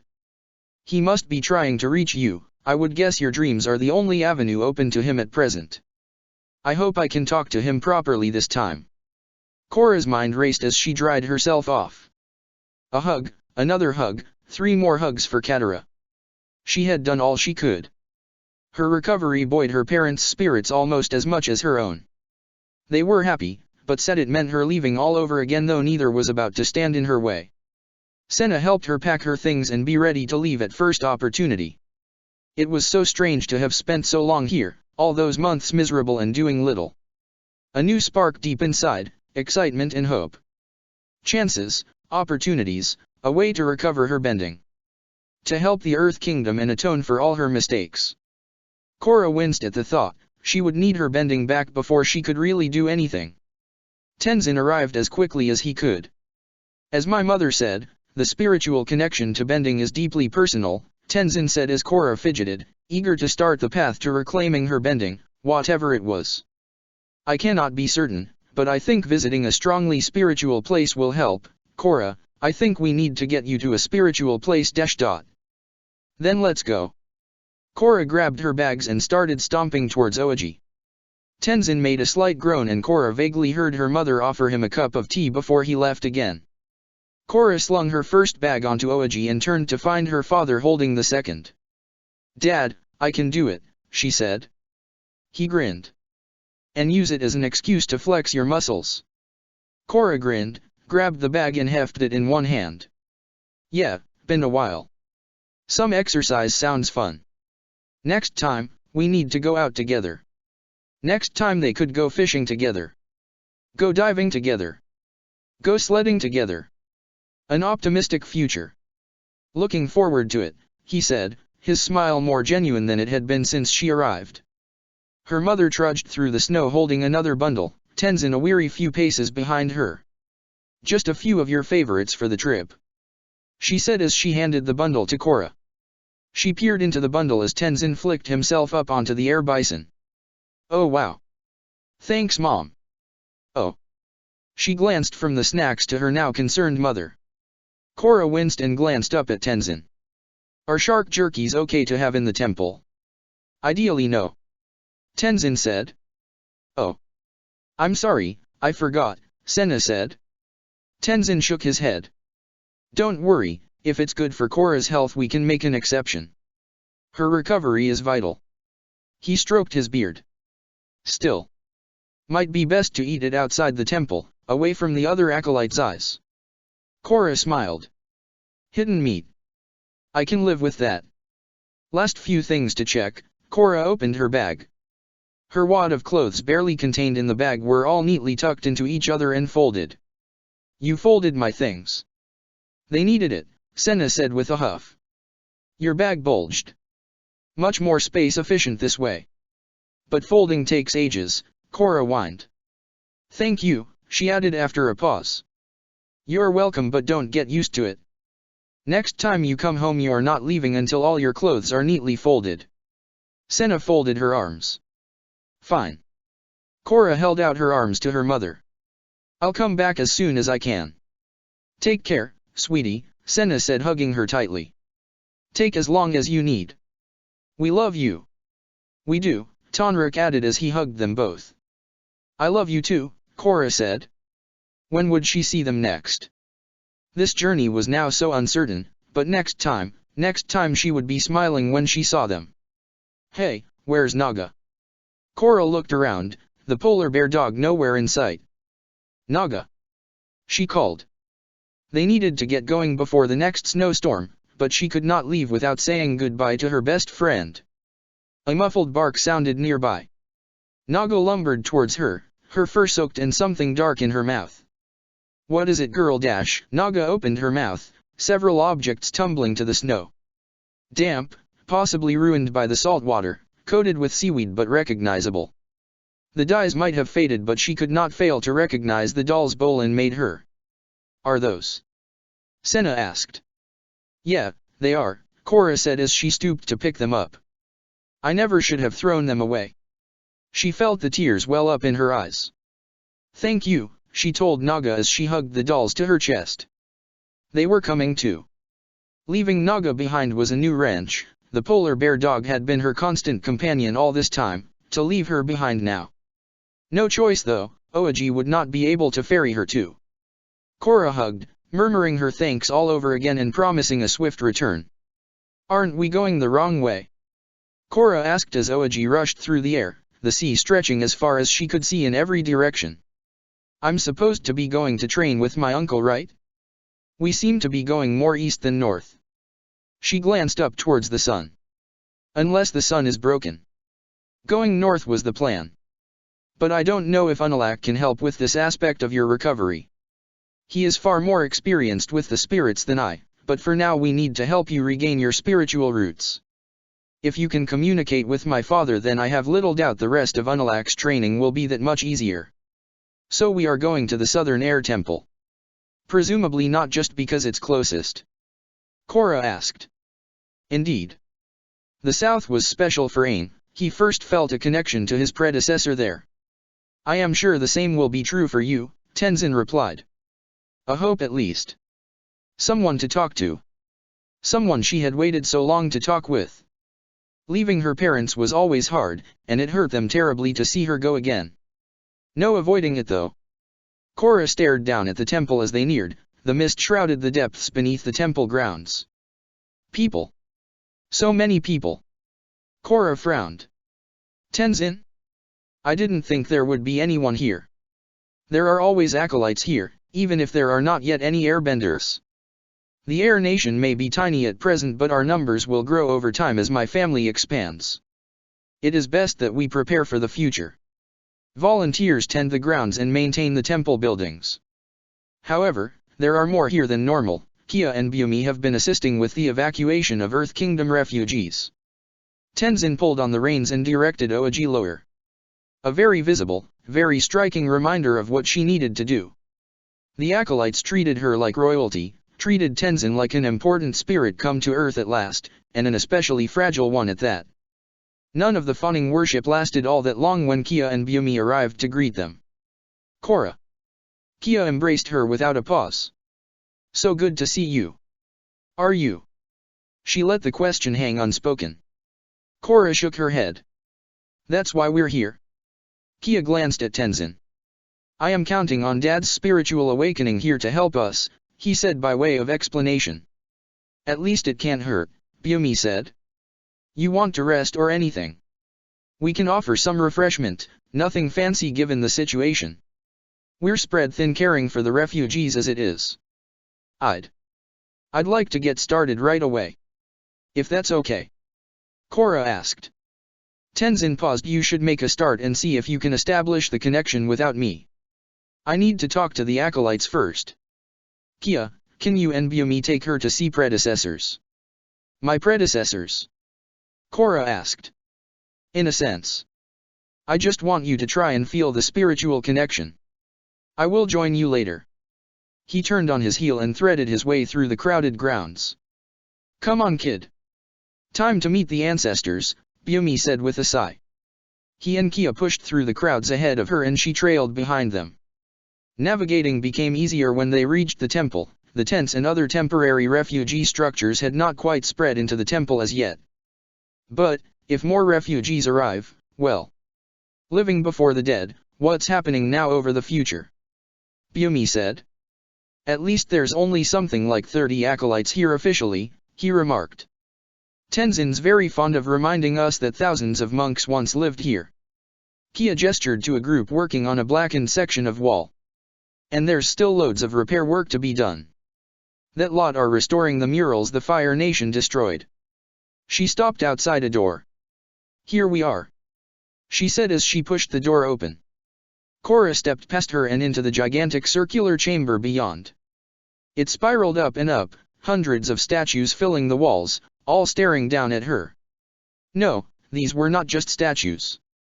These were past avatars, every one of her past selves arrayed here. The spiral of statues ended at the center of the room, Kyoshi, Roku, Aang and, an empty spot in the very center.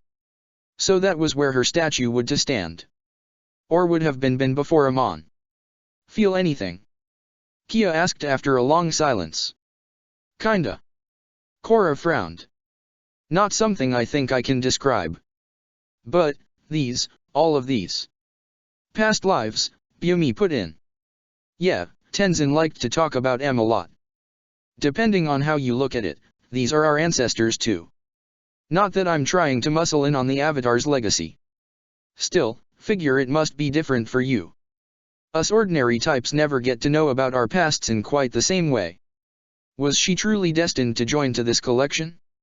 Would she hold the center spot, or should it remain perpetually empty to indicate the next avatar in the chain?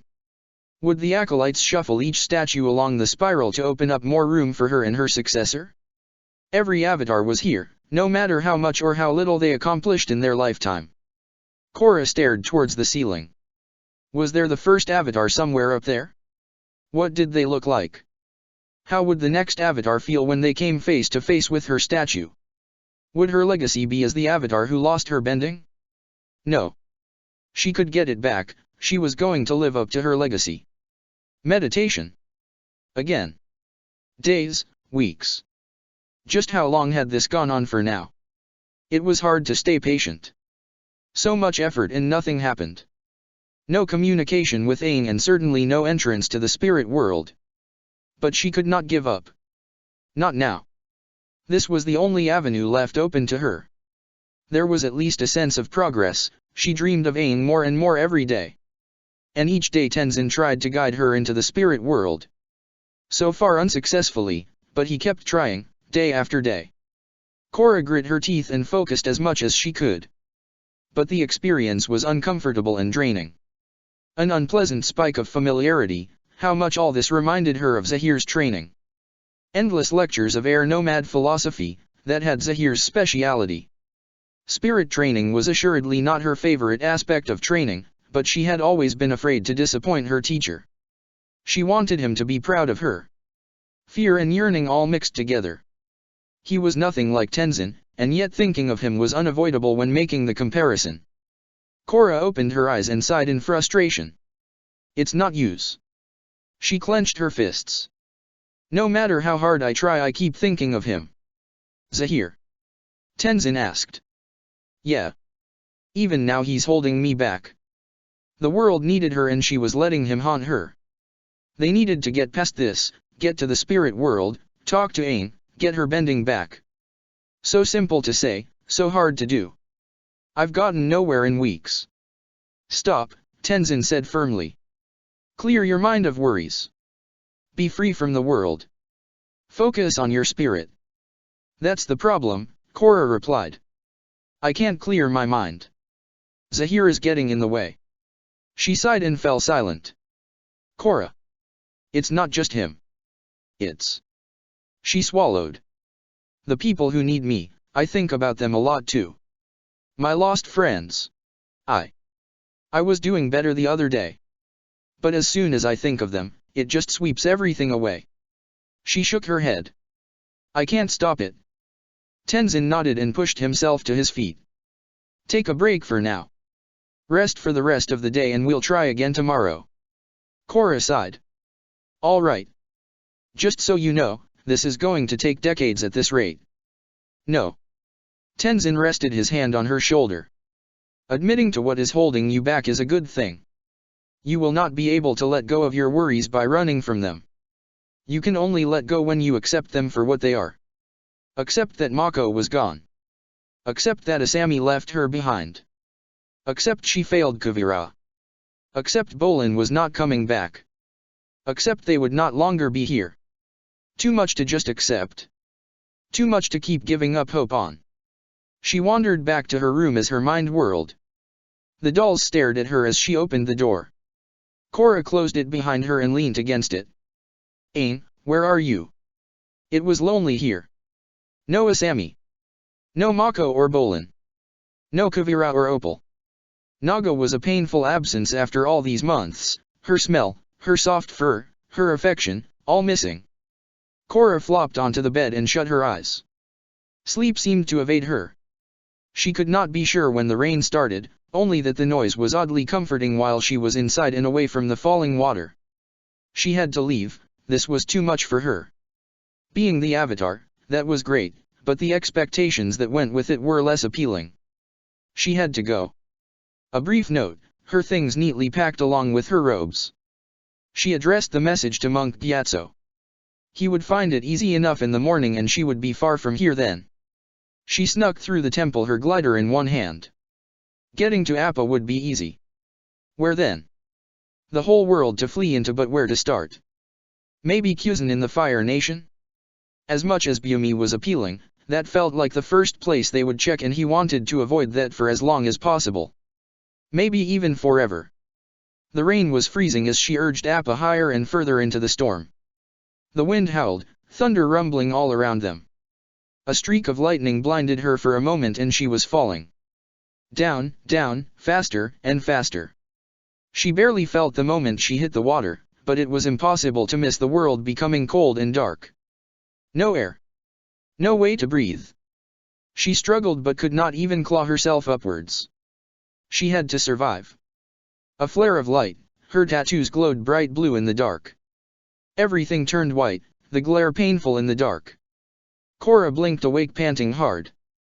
The room was silent except for her labored breathing, no rain, no storm, no lightning. Aang's memories, they had to be his. This was something new, more vivid than any dream she had had before. This is a good sign, you're connecting to him, Tenzin said the next morning. But why is it only in my dreams? Korra asked. He stroked his beard.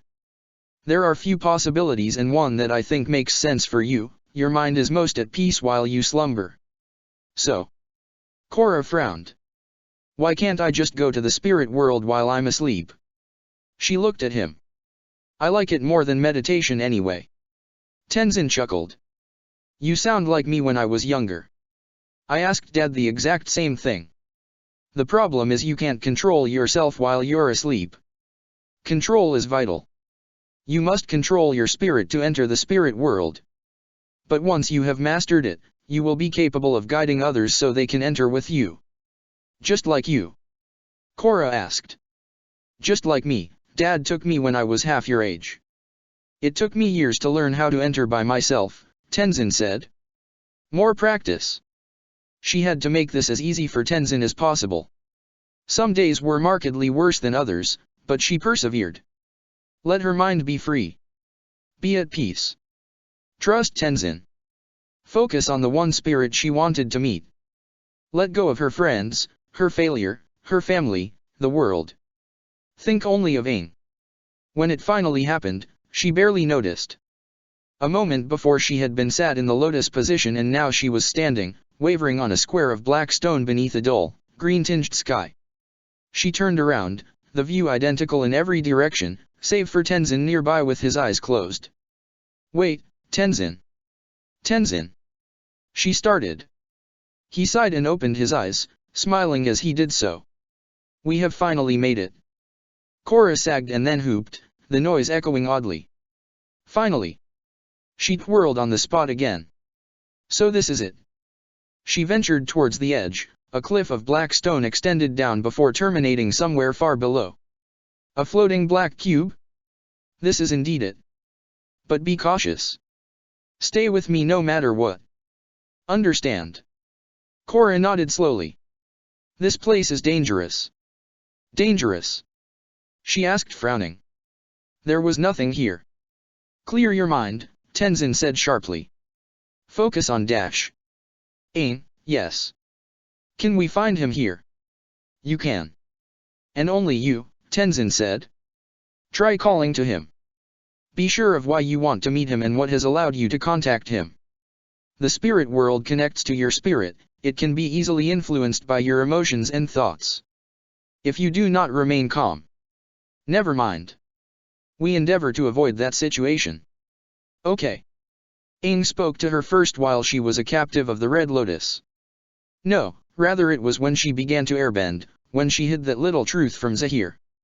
Freedom, that had been her desire then.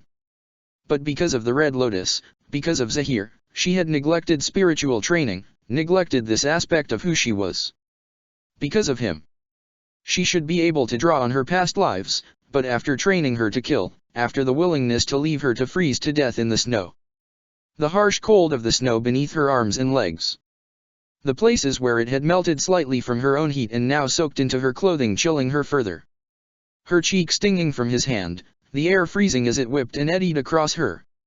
The sky darkened, the air heavy, snow falling all around her. Korra, an unwanted voice spoke. Korra whirled, the sensation of lying in the snow fading leaving only a faint ache in its wake. A dead man stood in front of her. Zahir, she murmured, her heart racing. She glanced around. Where was Tenzin? I have been waiting so long, Zahir said, his lips sliding into a smile. I must congratulate you on finally making it here. No thanks to you, Korra snapped back. No. Calm. She let him go, let all the Red Lotus go. Leave me alone. We're through.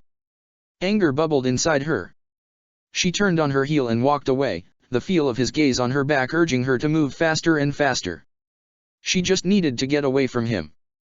Korra broke into a run and Zahir was in front of her. Korra stumbled to a halt and turned away from him again. As am I, Zahir said casually behind her. But, why the rush?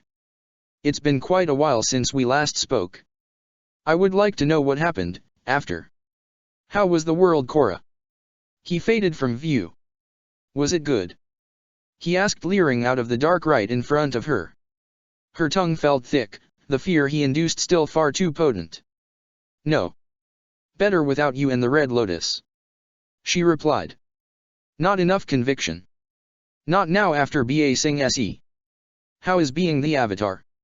Zahir asked suddenly beside her. I'm a failure. No. She could not admit that. Not to him. But the world was in chaos because she failed. She could not let him know that. He must not win. It's not easy. Korra shook her head. But I'm not alone. I finally have my parents. And they care for me and love me. And I have a teacher who isn't just training me to kill. Not someone like you and the others. Korra swallowed hastily. You're evil. You tried to make me into a weapon. Zahir did not react, his face was devoid of emotion or even a trace of remorse. I never wanted to see you again, Korra said in a quiet voice. But now I'm glad I could tell you. Zahir had a familiar look on his face, like the past. She was the angry child who disappointed him. And where are these friends of yours now? Zahir was sneering. Not here. You are alone. Just as I am. They. He did not deserve her answer. Asami, Bolin, Mako, Kuvira, Naga, Opal. He could not know, he only meant her alone in the spirit world. But it felt the question included the human world too. She could lie. No, he watched her too closely, knew her far too well. She was like an open book before him, such a hateful sensation. Unable to hide anything from him. Zahir smiled. Smug. I've lost a lot. Korra said at length. But I'm not giving up. I will bring balance to the world. I am the Avatar, not the killer you wanted me to be. Interesting. We're alone, you and I, similar but different. You've become so weak. See what relying on your friends and your family has done to you. See what turning your back on me did to the world. After all we taught you, you're nothing more than a helpless girl playing Avatar. You refuse to see the truth of this world. You have been blinded by your desire to be loved, foolish child. They had been through this before. The world may have its dark side, its cruelty and fear, but the Red Lotus did nothing but make it worse. The Queen dead and Ba Sing Se had fallen, just like they wanted. No. Even if I am wrong, I'm still righter than you. She glared at him, frustrated as he smiled and closed the distance between them. Zahir's hand locked around her arm. What? Korra gasped. She tried to bend fire, no good still. She clawed at his hand but his grip was like iron. So disappointing. You are hopeless. So hopeless. He sighed. I almost do not wish to inflict this suffering upon you, but you remain a necessary sacrifice for the good of this world. You are weak here, your continued inability to grow spiritually is your downfall. Look, he growled. The black cube was gone and now they stood at the edge of a fog-filled valley. This is the fog of lost souls. If you enter. He grinned. You will never find your way back out. You will relive your nightmares over and over again for the rest of time. His voice became harsh. The end of the Avatar cycle. Goodbye, Korra. Zahir pulled her forward, shoved her past him. She scrabbled to grab him, managing to snag the front his tunic. If I'm going there, so are you. She hissed as they toppled over the edge. The gratifying sight of Zahir's shocked expression was enough of a consolation as they plummeted through the fog. Weak Avatar. Couldn't even save your friends. The voice was disconcertingly familiar but she could not place it. Forget about being the Avatar, the world doesn't need you. Was that Mom's voice? Weak little girl. Not a good choice for the Avatar. Dad? Disappointing reincarnation, Aang should not have died so young. Katara sounded vicious. Korra opened her eyes. The ground was dark red rock below her, a thick mist was all she could see in every direction. I've tried to be your friend. Asami's voice. She stood nearby, not meeting Korra's gaze and staring at the ground. You sent me away. Selfish child, and after everything I did for you. If I hadn't met you again my life would have been so much better. Without you the Red Lotus would never have come to my home. I would still have my father. Now I have nothing. Thanks, Korra, Asami's voice concluded sarcastically as a curl of fog hid her from view. Asami. She wheezed. She was already gone. Bolin stepped out of the fog to her left. Blood and mud splattered his torn clothing. Korra avoided looking at the painful gash in his side and the other wounds visible in unwanted glimpses. My biggest mistake? Helping you in that alley. Should have listened to Mako and left you alone. Instead I got us both involved. You were the worst thing in my life, he said. He stood in place, glaring at her and faded into the fog. Bolin, she spluttered, taking a faltering step towards where he had been. He's dead because of you. A voice behind her. She turned, dreading the sight. Mako, his skin pale and his eyes lifeless. I should have stopped him. But now he's dead. All because of you. He deserved better. And for you to be jealous of him. Mako clicked his tongue. It would have been better if you just pushed him away. Better than him dying. You said you'd protect us. Mako, she tried. Do you know what really hurts? Korra turned to find Bolin standing closer, the wounds deep, and she looked away from the grotesque sight. My death was so painful. I saw Mako die, and before I knew if I was left all alone. You left me. Left me to run out of air with every breath I took. Do you know how it feels to suffocate like that? All alone with only my brother's dead body for company? I begged you to help. I wanted you to save me. You didn't. You left me to die. Korra slumped, her eyes overflowing with tears. A murmur of wind, Korra chanced looking up. The fog was gone, replaced somehow with an alleyway. So very reminiscent of the ones in Republic City. The air felt thick and sluggish. There was a gang surrounding her, the same people confronting her all over again. And like last time, Naga was at her back. She fought. The motion was tiresome, but something compelled her to keep going however much she wanted to stop. All she wanted was to sit back down and cry. Two new figures approaching, Mako and Bolin. The gang was gone. Naga was gone. Just the three of them now. Hey, hi. Bolin said. We. He coughed. We just wanted to help you. We're not bad guys. I promise. He tilted his head to one side. You look tired. And when did you last eat anything? Her past repeating, her stomach hollow. Her last meal had been whenever the Red Lotus last fed her. Bolin held his hand out. I'm Bolin. He nudged Mako. Hey, Mako, introduce yourself. She could just walk away now. Leave the pair alone, never befriend them, never drag them into her problems, never form a team avatar. Maybe that would be better than losing them later when it hurt more. Leave me alone, she whispered. Walk away. The first step was the hardest, but those that followed came easier. Better this way. More visions whispering, yelling, circling presences she could never focus on. The air filled with their voices. Korra was awful and weak. She wanted to go back to the alley still. Wanted to see Mako and Bolin's faces again. Tell them everything and apologize. Tell them she loved them. But, no. They would still be better off without her. What if she never met them? If she had stayed in the ice and cold? The alley faded from sight as snow coated the space around her. She was freezing.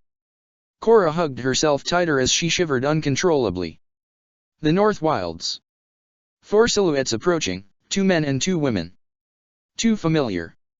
Korra scrambled to her feet and tried to stagger away with awkward, uneven steps through the snow. I'm not coming back. She yelled desperately. Get away from me. Each step seemed to cover less distance, the approaching figures closer every time she glanced back. She was somehow closer to the ground, her limbs weirdly short. Another figure nearby in the snow, a Sammy but younger. Like she had been back when they first met. She huddled in the snow, her arms wrapped around her body, frozen tears plastering her cheeks. If she never met her, she might not die here, at least her later life would not include her. Korra ran away from child. Could not look back. Something else approached, Naga. The polar bear pup stared at her. Korra swallowed another scream and ran from her too. Ran from everyone. We really aren't bad. Bolin's voice abruptly sounded again. I really do want to help. Korra ran faster, Bolin matching her pace a step behind her. Another set of footsteps crunching in the snow, were both coming after her. Korra. She stopped abruptly. Bolin repeated her name in a softer voice. She turned back. Please, please don't run away from us. Bolin was staring at her, his expression pleading. Why are you pushing us away? Bolin. She started, her voice cracking. You'll always be my favorite avatar. And I'm certain you'll be the best ever. People keep saying being the hero isn't everything it's cracked up to be, but it's worth it. Bolin fell silent. I'm so sorry, Korra said. I failed. When this is over. If you still need me, well. If you want me around at all, even though I'm not half as strong as you, but I'll help the Avatar if she needs it, Mako added. I want you to be around, Korra said, shivering. I want you to be here. She yelled. We won't all be in the same place and together, but when you need us, we'll be there. You've got your team Avatar, Bolin said. A rush of wind and snow swept the brothers from her sight. So optimistic. And the words could no longer be true as they once were. Once they had given her hope, before they died. No. They had hope right until the end. They believed in her. She could not simply throw their memory away and give up. Mako and Bolin were right in front of her, but in the same moment she was alone. It was not them, they were nothing more than illusions, echoes of her own mind. The brothers could not be angry ghosts who blamed her. They were her friends. Korra sank onto the ground, curling around herself. The visions returned in greater numbers, the air filled with their voices. She was terrible, weak. It should end. No. Remember the good things.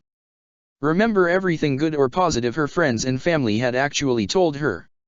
She had to regain the people who loved her. They were all waiting for her. Something shifted, the snow was hard rock beneath her, the air warmer. A green glow all around her, the crystal catacombs. The ground shook and the world collapsed, shattering apart as a brighter green glow seeped up through cracks in the rocks. Korra. A new voice called. Clearer than the others. I'm here. She said, forcing herself to her feet. Tenzin had come after her. Where are you? I'll find you, the voice replied. A wind billowed around her and the fog cleared. A bison floated in the air overhead. Tenzin! Korra yelled. He reached down from the bison and Korra reached up to clasp his hand. The moment they touched it was like a spark of lightning snapped through her, the clinging chill of the snow fading from her. And then she was struggling up onto the bison's back. She glanced down to the fog below, the hole she escaped from swiftly refilled. Thank you, she sighed in relief and slumped forward to hug Tenzin. Korra. The voice was unfamiliar. That wasn't Tenzin. Korra looked up and shuffled away. A bald man, his head marked with a blue arrow and a beard, was sitting opposite her. Avatar. Aang, she whispered. Aang smiled. It's good to finally meet you. The landscape was different below them, rolling fields, groves of trees and fields of flowers. A beautiful sight and one she would have stared at in wonder, if not for the presence of Aang. You look a lot like him. Tenzin? Surely it's more he looks a lot like me, Aang asked, a smile tugging at his lips. Maybe. Your beard is better certainly, Korra admitted. I can't really comment on my son's fashion sense, Aang shrugged. Thank you. Thank you for saving me. I would have been stuck there forever otherwise. Korra trailed off. I only came because you called me, Aang said. But I didn't. Korra asked, confused. You did, Aang insisted. I really didn't, Korra shot back. Did, Aang stuck his tongue out. You heard me calling you? Korra asked. Well, no. I mean, I don't really remember, Aang admitted, looking sheepish. But I knew I had to be there. And I knew you would be there. Guess it's all part of the spiritual connection. Korra smiled. I did want to talk to you. You kept talking to me but I could never reply. And now you're here and I'm safe because you found me. Who's to say it was me? Maybe you just found a part of yourself previously hidden. He leaned back against the bison saddle. So. Now we're talking, what do you want to talk about? Where to even start? Pinpointing where everything had gone wrong seemed close to impossible. Too many individual decisions, each contributing to the tragedy of Ba Singh Se. She told him, in fits and starts, tangents to explain people, places, and events of her life as the Avatar. He did not immediately reply when she finished. "You were pretty amazing though," she told Aang. "Your entire nation wiped out, but you still rose up to defeat Oze. And you were just 13. So much better than waiting until she was 17 and just what happened as a result. And 113 years late for what I was supposed to be doing." He grinned. "But about Ba Sing Se. I understand how you feel. There were so many times I wondered if I might have saved my fellow air nomads if I had not run away." Korra sighed. "You still saved the world. You ended the war. But if I hadn't run away I might have been able to stop it happening altogether. I used to think about that a lot. I can't ever know if I made the right choice. Yes, I would never have met Katara, but hard to forgive yourself from running away after realizing that. But I had to learn to let go. If I had not been able to, I would not be able to move forward. I would not be capable of becoming what the world needed," Aang said. "Would you run away if you were in my place? How would you have handled the threat of Fire Lord Sozin?" Korra frowned. "I would train. Train until I was the best. Then storm his palace and put an end to him. Permanently. Simple. We did try that," Aang said. "But I wasn't comfortable with the idea of permanently ending him as you said." "Typical airbender," he said smiling. "I tend to avoid things." Korra smirked and smacked her fist into her hand. "I face him head on." She froze, her heart lurching and sighed. "Which is why I'm a failure. I so badly wanted to be the Avatar and fight bad guys. But in the end I'm just bluff and action. Even if I succeed for a while, it all crashes down in the end." "Don't say that." Aang leaned forward earnestly. "It would be pretty boring if we always came out the same way. We need to be a product of the world, not forcing a legacy of former lives upon it. I think that's the reason we come out so different," Aang mused. "You should talk to Kyoshi sometime. You two would get along so well." "Kyoshi was an inspiration," Korra said smiling. "Unlike me. The world doesn't need someone like me anymore. I figured I could do everything because of what I am, but without my bending." Her smile became grimmer. A naive girl who thought she could make a difference if she hit things hard enough. "Even if I do get my bending back, there are so many others who understand the world better than me. You know," Aang said, leaning back. "I'm not the best waterbender I know. Katara was far better than I could ever hope to be. Still is actually. You know the stories about Zuko and me learning and relearning firebending together? He can still do things I could never get the hang of. And forget about earthbending." Aang grinned. Toph remains unrivaled in her skill. She created a whole new technique. Gazan is a poor show by comparison, however rare his skill was. But it's not just bending. Saga is funner than I am. Suki was far better at fighting. He tilted his head to one side. "I'm not good at writing, or public speaking. Other people are better than me at all kinds of things. Remember that, being the Avatar is not about being better than everyone else. It's about balance." He glanced up above them. Korra followed his gaze. He was staring at the clouds. "Zuko told me something once. I think he got it from his uncle. Air that is free, water that is flowing, earth that is sturdy, fire that is dash." He broke off as he caught sight of her. She hastily tried to rearrange her expression. "Not quick enough. You'll get your bending back," Aang said quietly. They lapsed into silence. But his words made some sort of sense. Kuvira was a greater earthbender and metalbender than her. As much as she tried to keep up with her, as much as she trained, it all came so much more naturally to Kuvira. Mako was capable of lightning bending. Asami could make things Korra was never quite sure she even understood the basics of. Bolin was an amazing eater. Her second family, all better than her at specific things. She smiled sadly. "But I don't have a single element to bend anymore. And my team Avatar is gone. All because of me." Aang was silent for a moment. "The air nomads, why were they wiped out? Who was responsible?" he asked. "Fire Lord Sozin. He wanted to rule the world, so he killed them all," Trying to get at you, Korra replied. So, I ask again, who was responsible for the loss of your friends? She was. No. Aang was watching her. He did not consider himself responsible for their destruction.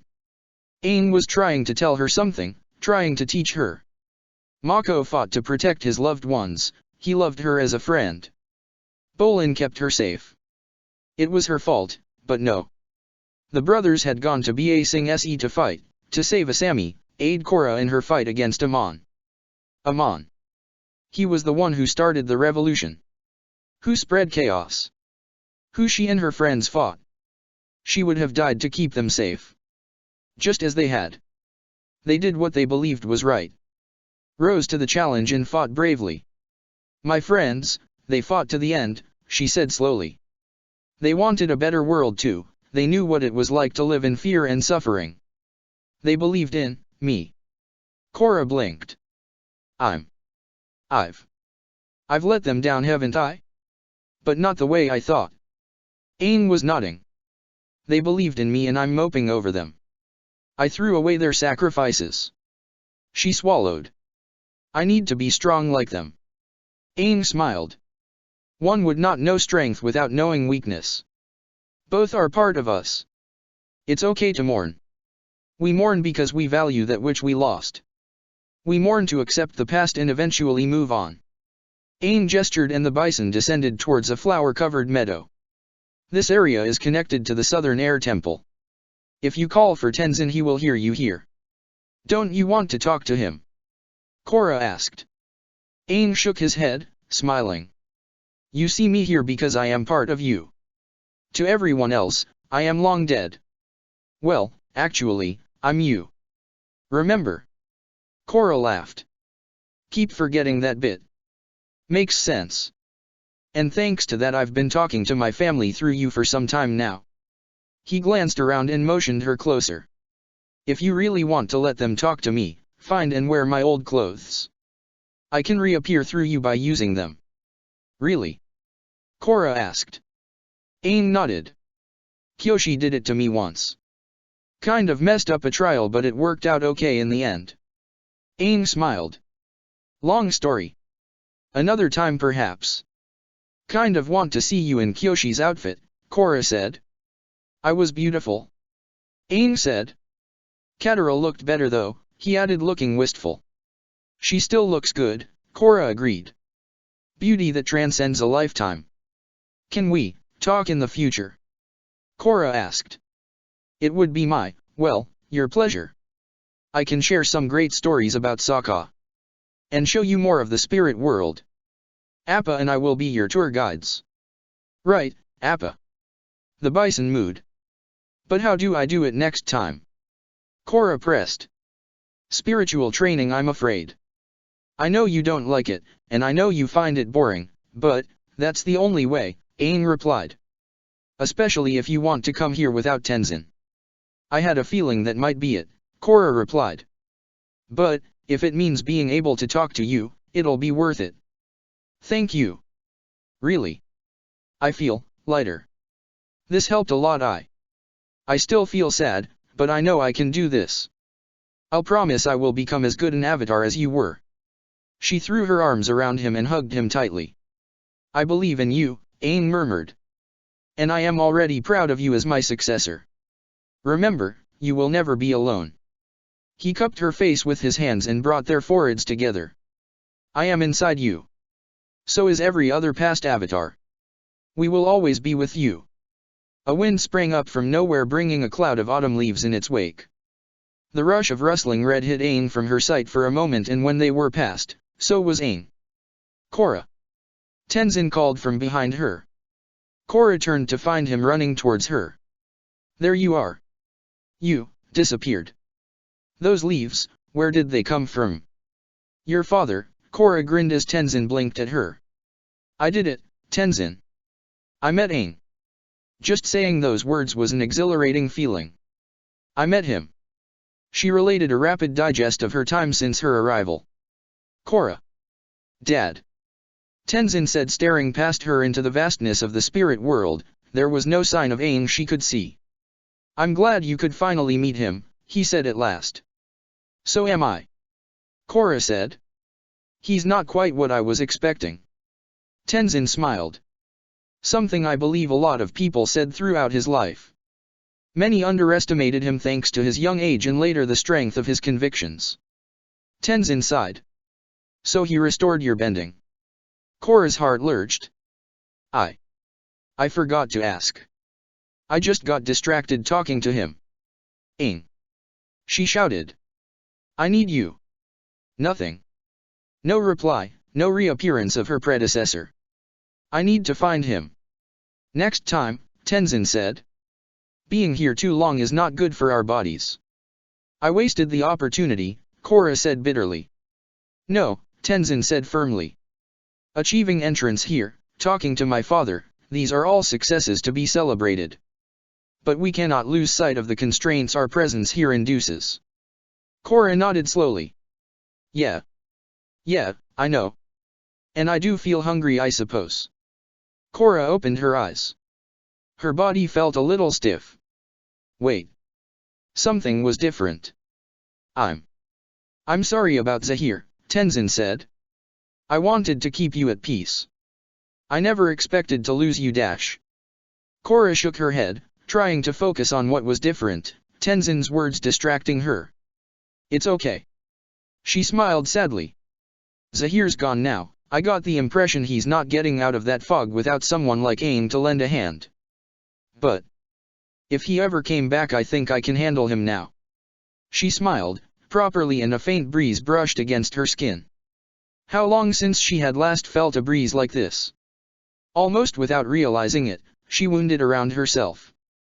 Korra gasped and reached out, scooping the wisps of wind into a small ball of air in her hands. The sphere rolled and juddered, the currents and eddies quite visible against her skin. After so long, and seemingly so easily, I can airbend, she whispered. Korra glanced up to Tenzin. Remarkable. Tenzin said. And the other elements? Korra splayed her fingers against the rock beneath her. Nothing. She strained her senses for nearby water, nothing. And finally she tried to ignite a flame on her hand. It failed to appear. Just air, it seems. Maybe Aang. Korra, Tenzin interrupted. I think you regained your airbending thanks to the spiritual connection here, this is Aang's birthplace. Korra nodded slowly. So, you think I can only regain air here? And it's because of Aang. Tenzin nodded. We can try another element tomorrow, in case it is a delayed reaction. But if not, then we go north. But first we have to tell Mom and Dad. And Katara. Korra reached out and tugged a current of wind, rolling it down into a ball, her first air scooter in so long. I have to let them know I'm one step closer to being the Avatar. Book 3, Lightning. Chapter 3, Embers Part 1. Asami. She stirred in her sleep, the voice urgent, panicked but somehow distant. The voice came again, and now she was jostled by something that shook her.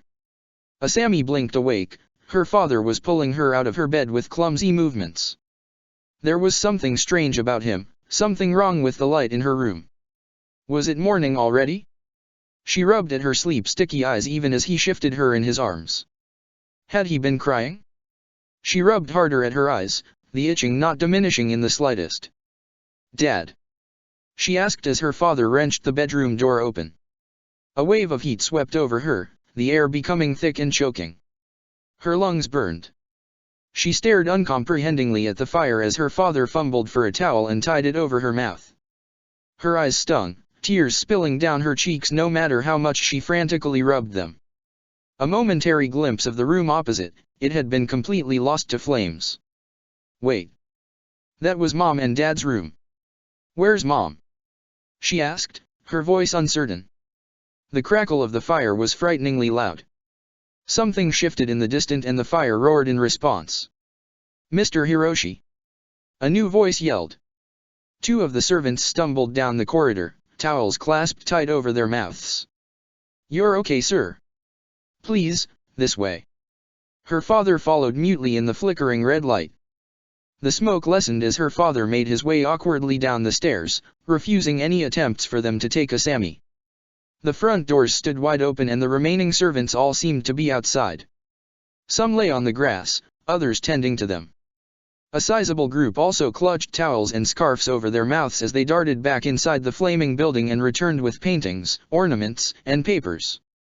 Her father's legs gave out when they reached the grass and he set her down a little too heavily. The heat from the fire was almost lost in the chill night air, but she could still feel it on the backs of her hands. "Are you okay?" Dad asked as he stared at her. She nodded, staring back as he glanced across her. The fire had been hot, too hot for her liking, but the cold was helping. Her father's face looked so red, his eyes swollen and dripping tears. Without another word he pulled her into his arms, his chest wheezing, and he started crying as he clutched her tighter. Asami stared over his shoulder at the house as fire danced and flickered in the windows, as the plume of smoke rose endlessly into the sky. Why was he so upset? But more importantly, where was Mom? "Where's Mom?" she asked, staring at the milling figures, some reduced to mere silhouettes, not even a hint of her mother's presence in sight. "Asami."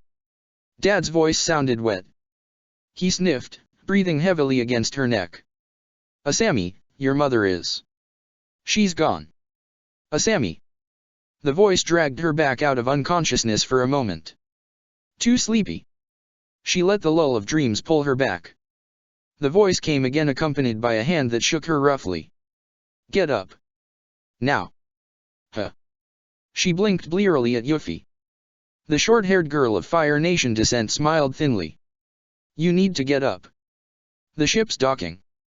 Behind her, Yuna, a water tribe girl with dichromatic eyes, had almost finished slinging her array of bags onto her shoulders, straining against the weight. The two people she had talked to in Coral Bay, who had agreed to let them follow her onto the vessel in the dead of night. Other stowaways in the gloomy hold were pulling on overcoats and gathering their baggage into their hands, a few of the younger ones already darting out of hatches and onto the deck. "Can't we just wait until we stop?" Asami asked with a groan, her head still fuzzy, a headache pulsing at the back of her skull. "No," Yuffie replied emphatically. "If immigration catch us, we're going to get deported. And that takes way too long. Plus you could wind up anywhere. If you're lucky, you wind up somewhere near Republic City. Unlucky?" Yuffie shivered. "Might wind up at the edge of Northern Water Tribe territory. No reason to go up there. Saw it happen to this one girl." She shook her head and glanced behind her. "Come on, if you're coming, we need to go now before we get left behind." Asami struggled to her feet and shambled after Yuffie, her whole body still stiff from the metal floor. "Where are we?" she hissed as Yuffie listened at the doorway. She did not respond, and after a moment Asami pressed her ear closer to the hatch. Footsteps on metal, and moving away from the sounds of it. "Best outcome possible, we did get the right ship." "Asami, we made it to the Fire Nation," Yuffie said with a grin. "We've really hit the jackpot. Assuming we do the next bit right." "Fire Nation!" Asami exclaimed. Yuffie shushed her with frantically waved hands. She glanced out the hatch quickly and ducked back in. "What's with you?" she asked. "I don't want to go to the Fire Nation," Asami said in a quieter voice. "I need to get to the Shi Province dash." "Shi Province?" Yuffie asked, bemused. "What do you want to go there for?" "Seriously, Asami, did you hit your head? This is so much better, we made it to the richest country in the world. What is there in this Shi Province?" The entire point, not that she could tell Yuffie. The further away from anyone or anything familiar would be better. Coming to the Fire Nation was the complete opposite goal. This is seriously the best place we could possibly wind up. All that's left is to get an end. Yuffie tensed and pulled the door open. She looked both ways. All clear. Time to go. Yuffie darted forward and Asami ran with her. Straight to the rail. Other stowaways flipped themselves over further down the deck and they plunged the short distance into the water below. "Don't think, jump," Yuffie said as she flung herself over the rail. Asami's hands clamped tight to the side of the boat. Decision time. If she stayed here, she would lose Yuffie and Yuna, the people who amounted to the closest things she had to friends right now. But if she went with them? No. Not thinking about the recent past and what now lay behind her. She needed the two of them. But to keep going meant throwing herself into the water. Asami peered over, little to see in the dark. How deep was it here? Some of the stowaways had surfaced, just about visible in the moonlight. They were now paddling towards the shore, well away from the brightly lit dock ahead of the ship. Where was? There. Yuffie was swimming alongside the boat, not quite fast enough, she was being slowly left behind. Despite Asami's reluctance, Yuffie was smiling and gesturing urgently for her to follow. She should go. Asami needed to go. But to wind up in the Fire Nation, that had never been part of the plan. Maybe. The sound of heavy boots on the deck again, someone was coming her way. Asami panicked. Stay and face capture or jump and chance freedom with Yuffie and Yuna. Asami took a deep breath and vaulted over the rail. Black, icy cold water enveloped her. The cold helped and stripped away the last vestiges of sleep. She kicked her legs hard and resurfaced, sucking in a desperately needed breath as she did so. The ship was moving faster than she had seen from the water, it was already well away from her. She trod water for a moment, the ship's wake threatening to break over her head for a frantic few minutes. Best not to think about predatory creatures in deep water. Definitely not thinking about that. Yuffie was just about visible ahead of her swimming towards the beach. It was almost tempted to dispense with some of her clothes, as much as she would rather not arrive in the Fire Nation in just her underwear, her Borodzofu outfit was really hampering her movements. No. She was not that far from the shore. Plus no one else was stripping off, they all struggled through the water, dragging their belongings with them. She almost changed her mind as she tried to stand up when her feet brushed the sand. Trying to get upright was awkward, her clothes hung off her like lead weights, the damp cloth against her back unpleasant in the chill air. Fight the impulse to just curl up and will herself warm. She had to keep moving. Clusters of movement in the darkness all around her, she was not alone. The other stowaways were dragging themselves onto the shore, staggering across the sand much like she was. Where was Yuffie? Patrol. A voice yelled in panic. That sounded like Yuna. Asami whirled around, trying to pinpoint the source of the panic. Brightly lit boats were zipping across the bay, heading right for them. Run. Definitely Yuna. She darted past Asami, Yuffie on her heels. No better option, Asami forced herself to follow, ignoring the awkward slap of her shirt against her back and the sagging cloth of her pants constantly threatening to trip her. People were moving all around her in the darkness, the awful sound of the boat's motors growing louder with each passing second. Demands for them all to halt and surrender barked out as light swept across the beach. A momentary glimpse as she rounded a corner and the beach gave way to paved streets. For a moment she, Yuffie and Yuna were alongside two other refugees. Asami had never caught their names but mentally referred to them as Shadow and Dread courtesy of the tattoos across their heads. Two new figures burst out of the darkness and slammed into the men tackling them to the ground. Asami's heart leapt and she resisted the urge to look back as they fell behind them. The desire to look back was almost overwhelming, to check there was no one behind her waiting to reach out and trip her too. Might she end up with some name carved into her forehead for all to see? Tired now, her lungs were burning and her chest heaved. Shouldn't we help them? Yuna asked from just ahead, staring back past Asami. Yuffie shook her head hurriedly. We'll all be caught if you do. Can't afford to feel bad about it yet, we need to save ourselves first. Yuna nodded reluctantly and kept running. Asami struggled, throwing everything she had into keeping up with the pair. Her lack of stamina was still proving troublesome, and her wet clothes were making this twice as difficult as normal. Should have just stripped off and run like that. Too late now, now she just needed to keep up until they were far enough away to slow down and rest. She could not afford to endanger the duo by being a burden. It was doubtful Yuffie would treat her any different to Shadow or Dread if she did fall prey to the patrol. Please not much further. Would it be so bad to fail here? To get out of the Fire Nation as soon as she could? Anywhere would be good as a destination at this stage. Except for Republic City, unlikely since they constantly deported refugees as it was, or one of the water tribes. Tarlok would not have much difficult getting hold of her if she wound up in his own tribe. Off the beach now. Running on actual street was much easier, soaked clothes still slapping against her skin. How long could she expect to keep going? A left, a right, another left, and Yuffie pressed herself against the nearest wall. Yuna and Asami copied her a moment later. They stood, waiting, listening for sounds of pursuit as Asami struggled to regain her breath as quietly as possible. After a seeming eternity, Yuffie relaxed and let out a loud breath. "Think we're good," she smiled. Asami sank to her hands and knees, she spluttered and wheezed as she gasped at much-needed air. "Yuni? Grab that barrel? I'll get something to burn." "What about?" Asami wheezed, the next word obliterated as her lungs seemed to fill with sand.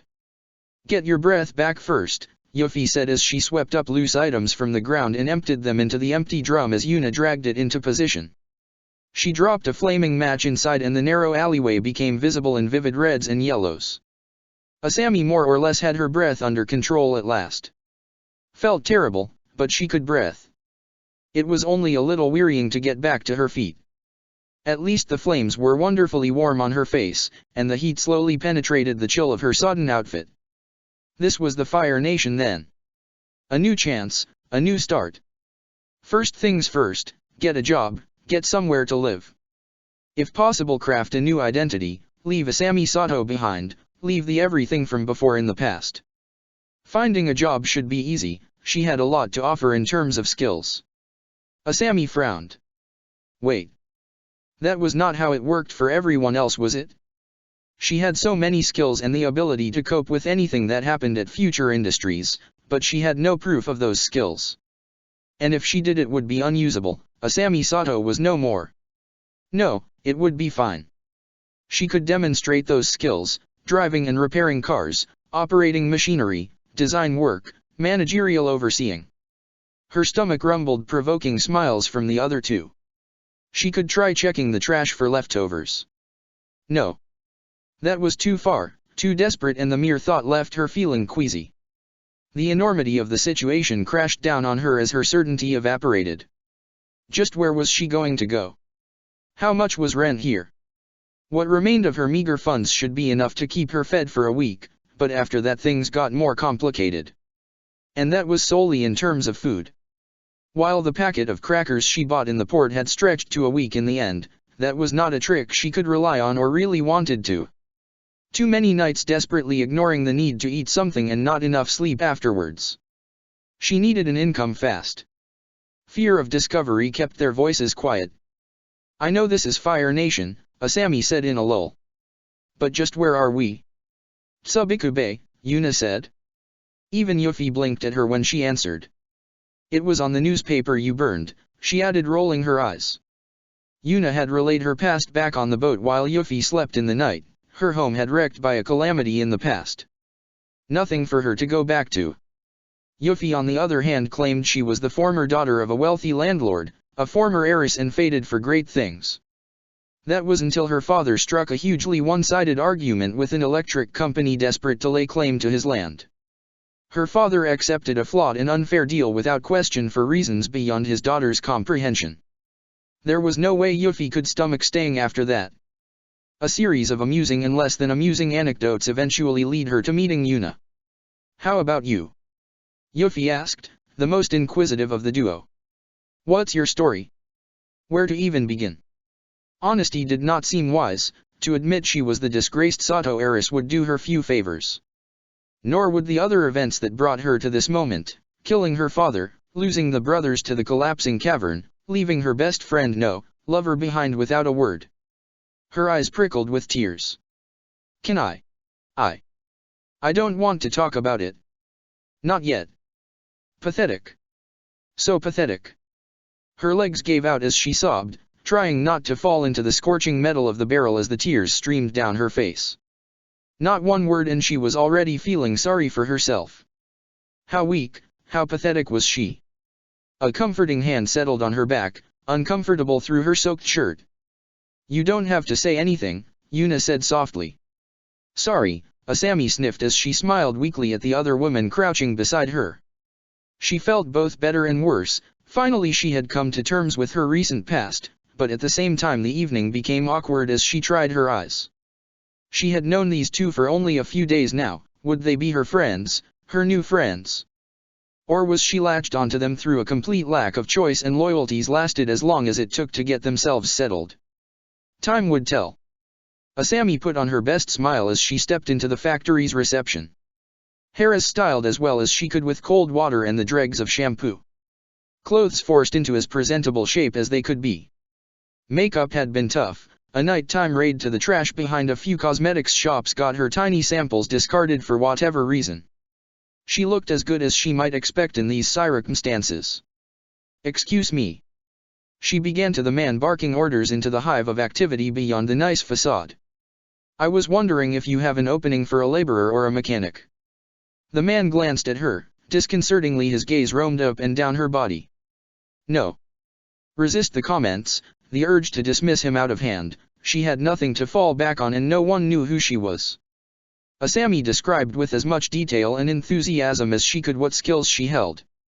Professional terms, the odd bit of obscure jargon. The man looked somehow less than impressed however. "I can demonstrate anything if you want dash. Whether you got the skills or not my problem lady. You might be the best engineer in the world, but I need something to know you belong here. So, level with me, you got your papers with you." "Papers?" Asami frowned, her confidence evaporating with every passing second. The man lifted an eyebrow and scowled. "Yeah. Proof of residency, citizenship. Fire Nation identification." Asami's stomach clenched painfully. Would any excuse be good enough? Leaving them behind would at best buy her time but not enough to work around the problem. Loss in a fire was better but then the question became why she had not obtained new identification. Eaten by mole rats, lost over the side of a ship. Nothing would work, it all came back to her lacking them. She had overheard and caught sob stories and insistence before. As relaxed as Republic City was by comparison, employees needed some proof of identity. Failing to provide it was always noted and always a worry. "Look." The man leaned forward slightly. "The mere fact I had to explain that tells me everything I need to know. You ain't from around here, and likely did not come here officially. Now that's not necessarily a bad thing, I can see why you came here. Problem you got is you ain't here by the most honest means." He held up his hands. "I ain't about to rat you out, I feel for you. But there is no way I can hire you for anything without costing me everything. See, this place is for jobs for Fire Nation citizens. Here we take care of our own." The irony, her father a Fire Nation citizen of some standing. She belonged here, these were her people.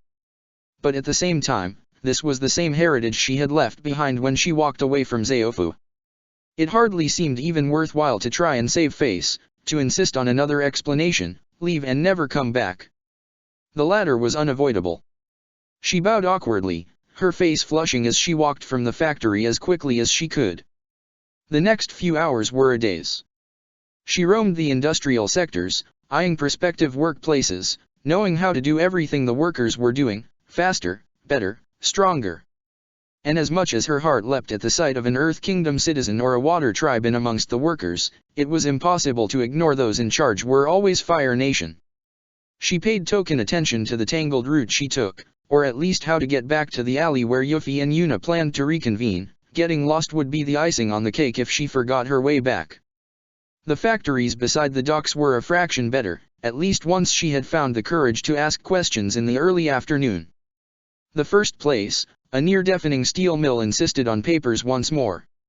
The man was clearly not being honest. More than a few of his workers looked around in discomfort as he demanded her identification. She could press, but not worth the risk. Another actually offered her a job. The factory teemed with scrawny men and women, but the money was insulting. Asami hurried away. The next threatened to report her, and the one after had a pack of leering men who advised she capitalize on her looks and find some women's work. Just wait around the docks until it got dark enough and steer clear of the cops. Too many winks and knowing looks. Asami shivered at the thought, the risks and how many resorted to such measures. She left, the man chuckling and asking for discounts as she hurried away. A whole day and nothing. Asami trailed home and found Yuffie and Yuna preparing to get a free handout nearby. There were at least charitable people willing to hand out free porridge for the city's homeless. You refused a job, Yuffie exclaimed as they slowly moved forward. Asami glanced around nervously, no one else seemed to care. It was less than half of the minimum wage, Asami said, the offer, still her best, irking her. Asami, Yuna sighed. I know how you feel, I really do, but half minimum wage is better than nothing at all. Or. She glanced down at her body. Selling yourself. I don't want to be exploited, Asami said scowling. I deserve better. I'm not a slave. Maybe not, Yuffie said glaring. But you are stupid. I'm just trying for the best choice. Asami said. No, stupid, Yuffie said. You don't believe me. Well, we'll see how you feel after you've had a few days on this stuff. Yuffie muttered something and shook her head. Asami blanched, her pride had caused a fight with her new friend. Yuna glanced at her and nodded vaguely. Should have taken the job. I expected the Fire Nation to be better than this, Asami mumbled. It was supposed to be so easy to live here. She frowned at the confusion on both Yuffie and Yuna's faces. What? It's. Yuna began, biting her lip. It's better than where we came from, Yuffie said. Even this porridge, didn't get anything like it back there. She shivered. But we're here now. And one day I'm going to get to Caldera City. It's supposed to be so beautiful and all the rich people live there. Hey, we should all go when we can. At least the conversation had veered from her prideful mistake earlier. But did they understand how rich Caldera City could be? Imported Fire Nation clothes sold at a premium compared to those made in Republic City. And how many had she owned once? Not really thinking or understanding just how much money they cost. She could have fed herself for 3 months on the cost of just one of her old dresses. The next day Yuffie found bar work. Asami smiled and cheered along with Yuna but could not help the envious feeling that ate away inside her. She had never once considered looking there, capitalizing on her looks but not in the same way those leering men yesterday suggested. Her skills, she wanted to keep using them, do something practical again. Find a place with machines and ideas, a place she could shine just like in future industries. The situation was at least halfway bearable since Yuna had not managed to secure a job either. Nor had she made a concerted move to gain one but had instead become distracted with a broken lute rescued from the trash behind a music shop. It was missing a few strings, and tuning it was a less than precise art, but by late afternoon she had earned some yuan by singing in the park.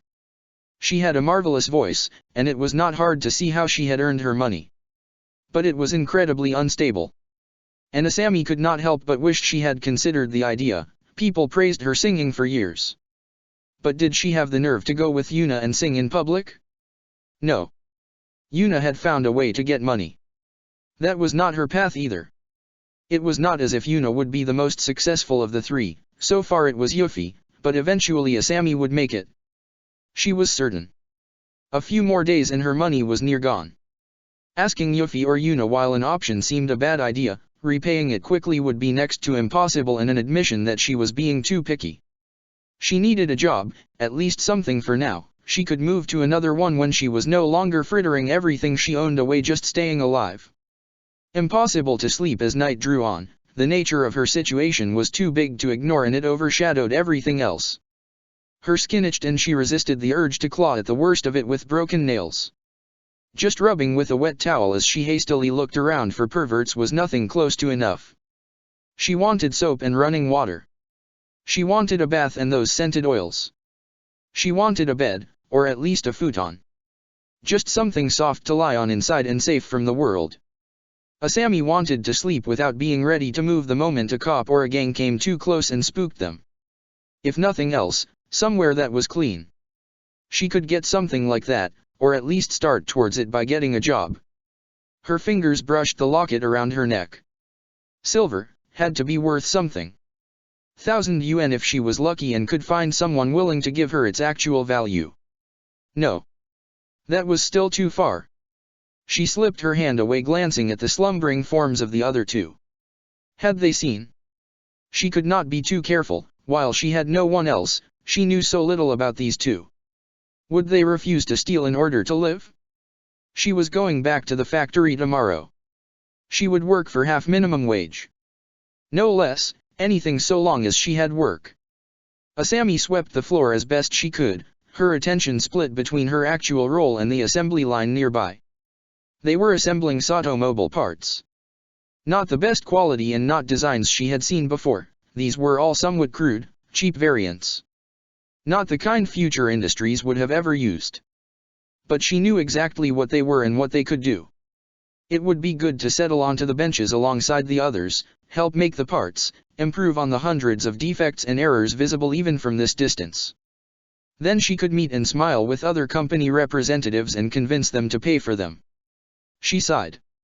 She was not allowed anywhere near the assembly line while it was in operation. Instead, all she could do was watch and sweep. Dark, sticky grease stuck in the bristles of her broom, and there was no other alternative but to pluck the gunk out by hand. It always left her fingers coated with a foul-smelling taint which proved nearly impossible to remove no matter how hard she scrubbed.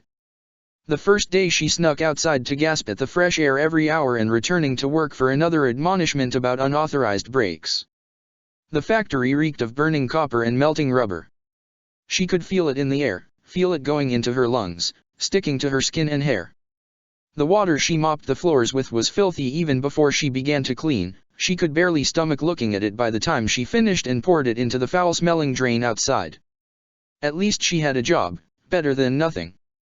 She had money, barely enough but enough to theoretically live on. Hopefully once things settled she could start saving when each day did not necessitate another expense and an unforeseen expenditure. Maybe she could eventually get her citizenship and with that a better job.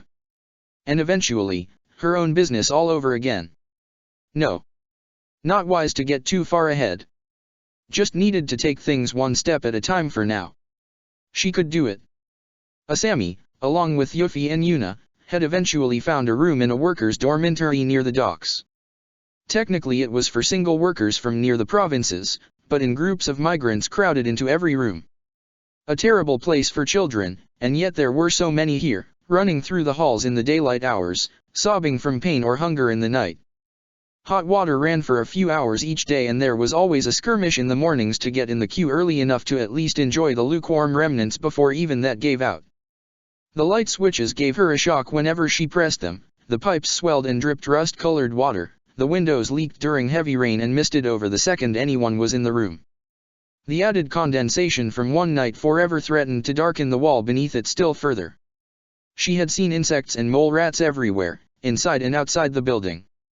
There was no fire escape, no safety features. In a fire they would be lucky to even wake up before a blaze consumed the entire building. But none of that seemed to matter, it was a home. At least, more of one than the streets. The door was sturdy enough and locked securely. The first night she slept better than she had in ages, the nighttime noises only bothering her later on in the first week. Asami's nerves shredded the first time a Fire Nation patrol visited. They never came into the rooms ultimately. This was normal, the landlady paid the smiling officers from a roll of UN and sent them on their way. The next day she was at their door and demanded rent. So it went for every other room. The trio of girls had sleeping mats on the floor of cramped the single room, just about enough space for them all to lie down and tiptoe past each other for the bathroom. A stove in the corner limited what they could cook themselves and a makeshift washing line offered a solitary location for Yuffie and Yuna to hang their work clothes. Asami reluctantly hung her stained overalls beside their vastly more fashionable outfits. Home. Similar size to the infirmary on an airship. Except no unconscious father she could not leave and no spare bed to sleep on. And no hawks promising rescue at the window. Asami checked every morning, nothing. The factory closed each week for one weekend day. No work but as if to make up for it also the day she got paid. The sum was almost nothing in the end. When she factored in what she owed in terms of rent for the room and the meager food she could afford, she had almost nothing left. Saving would take 1,000,000 years, give or take a century. And this had to last her 2 weeks until her next payday. And to think, once it would be nothing to spend 10 times this on a meal with Korra. Every day for a time and then at least once a week when they both became busier with their respective careers. Korra. As much as she missed her terribly, she was still too painful to think about that or dwell on. Some nights she could no longer resist and imagine lying in her bed back home, Korra curled around her and the two of them dozing in each other's arms. The illusion shattered a moment later as Yuffie made some horrible snorting noise in her throat and rolled over. She was still here, no Korra and two near strangers sleeping on filthy mats. No. Concentrate. Practicalities. Buying food from vendors was far too expensive, cooking her own would at least cut down on her outgoings even if the results never looked appetizing when Yuna cooked. She was losing her taste for pre-packed crackers, so she needed to do something. Asami blinked.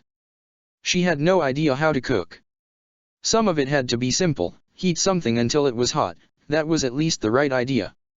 But to actually cook, even when she was with the equalists, she never had to make her own food. Or wash dishes. Or know how much things would cost to buy and what was a sensible amount per item.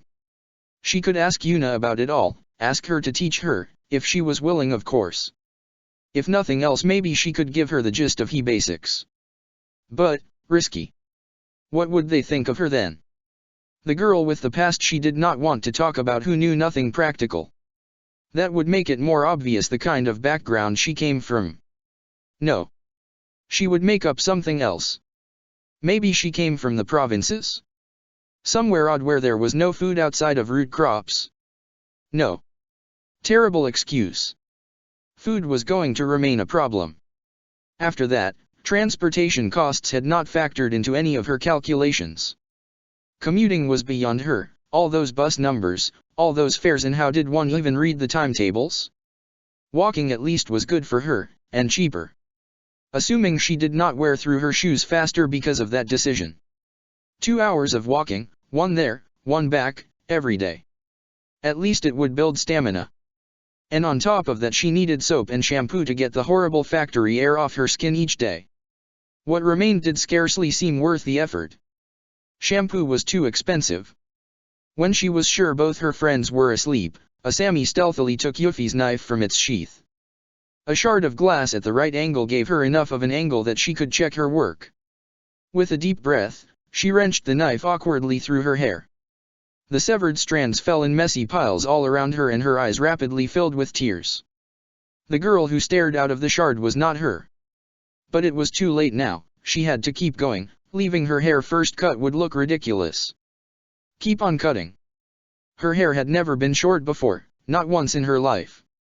A newer Asami was cutting the old Asami away with awkward motions as she severed thick, tangled, forever dirty hair. Better this way, less to clean, less chance of anyone recognizing her now. The gorgeous, perfectly made up Asami Sato with short hair? Ludicrous to claim that this person could be her. Impossible, Asami Sato had long, flowing, beautiful hair, she was never once seen in public without flawless makeup. Asami Sato would never walk for an hour just to get to her destination. Never have messily cut, short hair or sallow cheeks or to not have touched makeup for a fortnight. Asami stared at her new self, tilting her head this way and that to make sure the cut looked about even. More tears now. The past was gone. The Sato name could no longer be hers. Korra could no longer be hers. Now she was someone new. Asami scooped up the loose hair and bundled it inside a scarf. Maybe she could sell it for making a wig. Just a slight bonus to help her get started, anything to keep life going. Life carried on. Work, sleep, work, sleep. 1 day off a week. Somehow she had enough strength, enough stamina to hold her hand up when her neighbors asked if anyone knew anything about Sato bikes and to do a few odd jobs. Some extra food, some extra money. If nothing else, just getting thanks for doing what she loved was enough. Fun, but it ate into her downtime horribly. And still barely any money, at least the food donations reduced her spending. Next time at least, it was impossible to resist gorging herself on whatever extra she got. She trusted Yuffie and Yuna as much as anyone, but the idea of leaving food lying around did not seem wise here. Her finances were meticulously calculated every day, and they always made sense in her head, and yet she still could not save. Yuffie claimed the payment for a residency application was close to 1,000 yuan, and even after forking out so much, It would take months for the process to complete due to the enormous backlog. Nor was the application remotely guaranteed to receive approval. There were methods to speed it up, but that needed yet more money, and knowing just who to bribe. Citizenship was more complex again, more expensive, and years of residency within the Fire Nation were vital first. Not even taking into account the tax payments. Or a few million yuan invested somewhere in the economy. Money was everything. It became increasingly clear like never before. Days flowed into weeks and then into months. Things were not improving. She still earned little more than just enough to survive, her savings always wiped out by some disaster. A larger bribe for the officers' regular visits, spoiled food, damaged overalls, an over-enthusiastic payday treat. She was stuck. There were loan sharks, but those were out of the question. After Mako and Bolin's parents, there was no way she even wanted to risk messing with them. No choice then, long hours and hard work.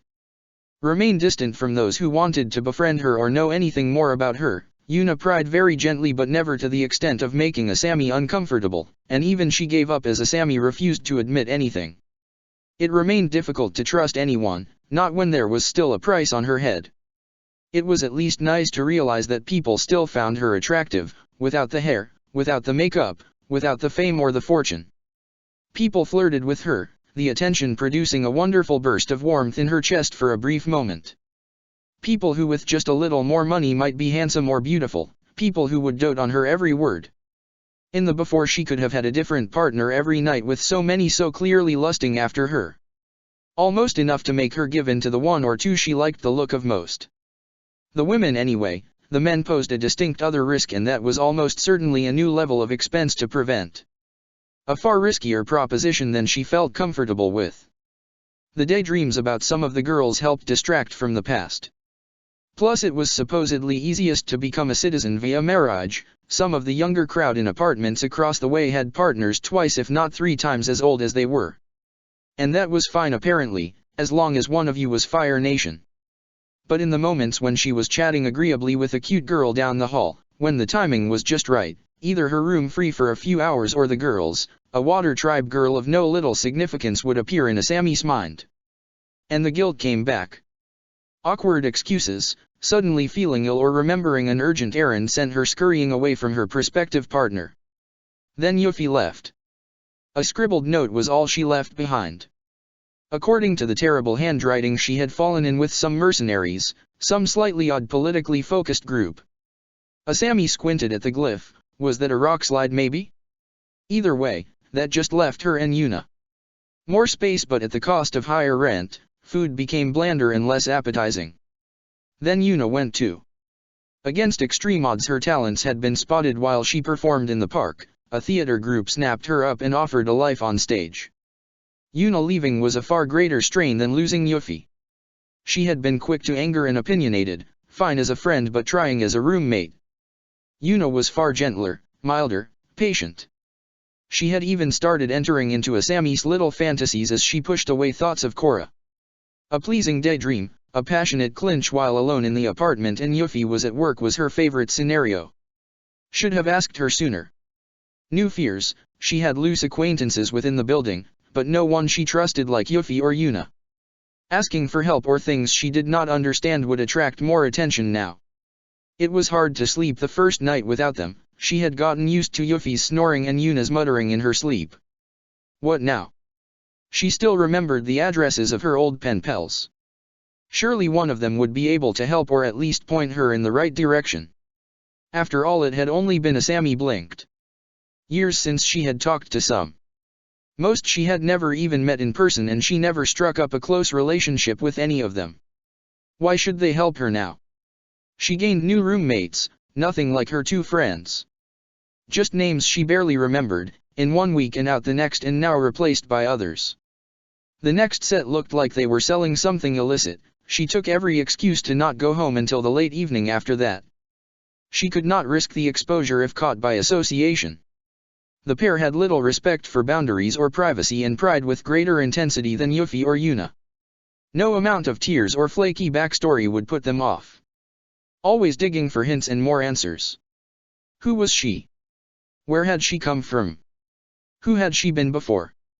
Was that the flicker of recognition in their eyes as they watched her return from work and curl away from them beside the window? Her name should be fine, Asami was common enough.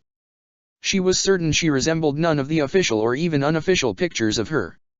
She was close to half her previous weight, short hair, no makeup and working as a factory sweeper of all things.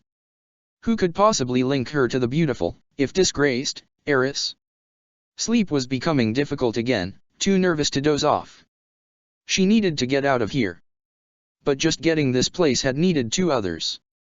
How could she possibly find somewhere else? Troubles after trouble. A week after her new roommates arrived, something happened at work. Whispering amongst all the workers, both those on the assembly line and other cleaners like her. At first it had just seemed very typical, the kind of gossip that spread through the factory every other day. But no one would whisper to her, everyone would find excuses to get away from her and to whisper out of her hearing. She should go while she still could. Had almost convinced herself it was time to flee when her boss walked right up to her. Rare. Asami? A word. Sure, Asami said, her heart thundering in her chest as she followed him, not to his office but out of the factory. Was he firing her? But she had done nothing wrong, worked as hard as anyone. Maybe it was the economy? He needed to let even the good workers go in order to cope. Her heart skipped a beat when she saw the 2 cops waiting. What is this? Still a chance. It might be something else. Something that did not involve Republic City or the Equalists or the Avatar or Ba Sing Se. She had nothing to do with whatever her roommates were selling. I didn't do anything, she said. Her boss barely seemed to hear her, just scowled and gestured at her. Asami Sato? One of the cops asked. No, she replied firmly. You are Asami Sato? Daughter of Hiroshi Sato? No, she insisted, trying to stay calm and play at confusion. Well, the second cop smiled, the sight oddly chilling. I'm sure you wouldn't mind coming with us to the station to help clear things up, miss. He let the question dangle in the air, his smile certain she would not have a surname to give him. Moon, she said quickly. Asami Moon. Asami Moon, then, the first cop said. Please. If you cooperate, this should take no time at all. We just need to make sure you are who you say you are. That's all. Too much smiling. Too much knowing. Her worst fear was playing out right before her eyes. Predictably, her lies proved insubstantial within minutes of arriving at the police station. No record of an Asami Moon resident in the city. No record of an Asami Moon immigrating to the city. No record of an Asami Moon visiting the city or clearing the border checks. The first cop appealed to her better nature. He could keep on going, ask for a more thorough search of records, find a possible lost card somewhere. Or she could admit she was Asami Sato. My name is Asami Moon, she insisted through clenched teeth, and insisted she was from an outlying province. Play for time. Delay the inevitable however she could. She was not done for just yet, but now living in a crowded jail cell did not seem to be doing all that well. What kinds of crimes led these others here? They all stared with calculating gazes as she slunk to the furthest corner and drew herself into as small a space as possible. The bulkier women filled her with fear, especially when they stared at her and whispered to each other. Asami forced herself to keep her hand away from the locket. She could not lose it, not now. But did that matter? Eventually they would prove who she was, and then her freedom would be gone. And then she would be heading back to Republic City. Ready to be publicly shamed, put on trial and punished for her father's crimes. And her own, of course. She had helped in whatever small way to bring down the Earth Kingdom. Her life was over. Of what remained, she would probably spend all of it jail. What would Korra think of her when she found out? And Kavira? Time passed slower in the cell than in the factory. 2 days cooped up in here, always on edge, exhausted beyond belief. Prisoners cycled in and cycled out. Her name was never called, no one came to visit, and she made no move towards the bars.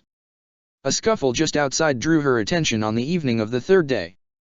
A familiar voice from work, Nomura. So he was the one who had sold her out.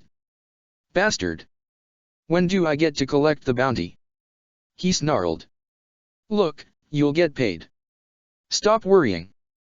There's just one or two complications to deal with first, a cop answered before the door swung back and cut off the rest.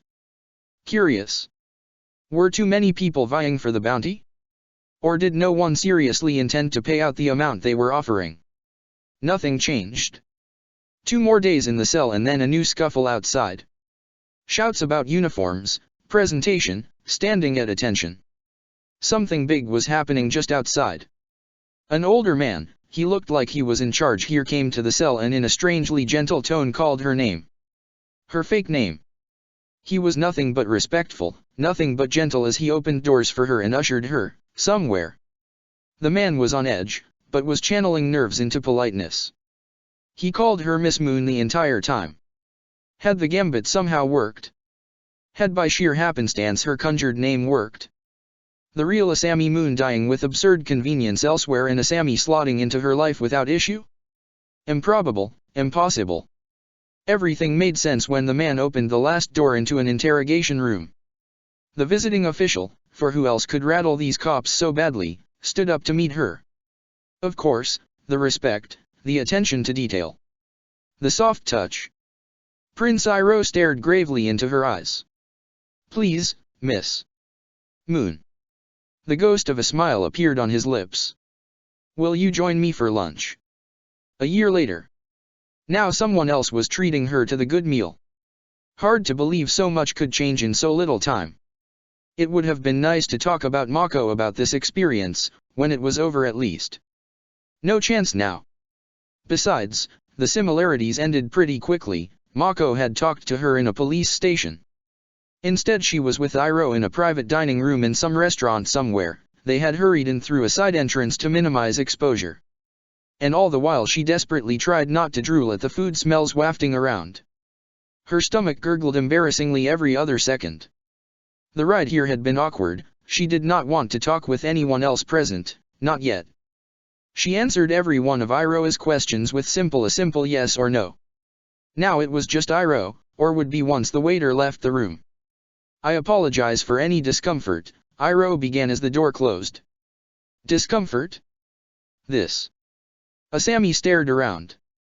Even the car ride was more luxury than I've had in. She trailed off as the waiter bustled in with a starter. She picked at it delicately and then started gobbling as she shoved as much of it into her mouth as fast as possible. It tasted better than anything she could ever remember eating. And don't worry about the media. Your arrest.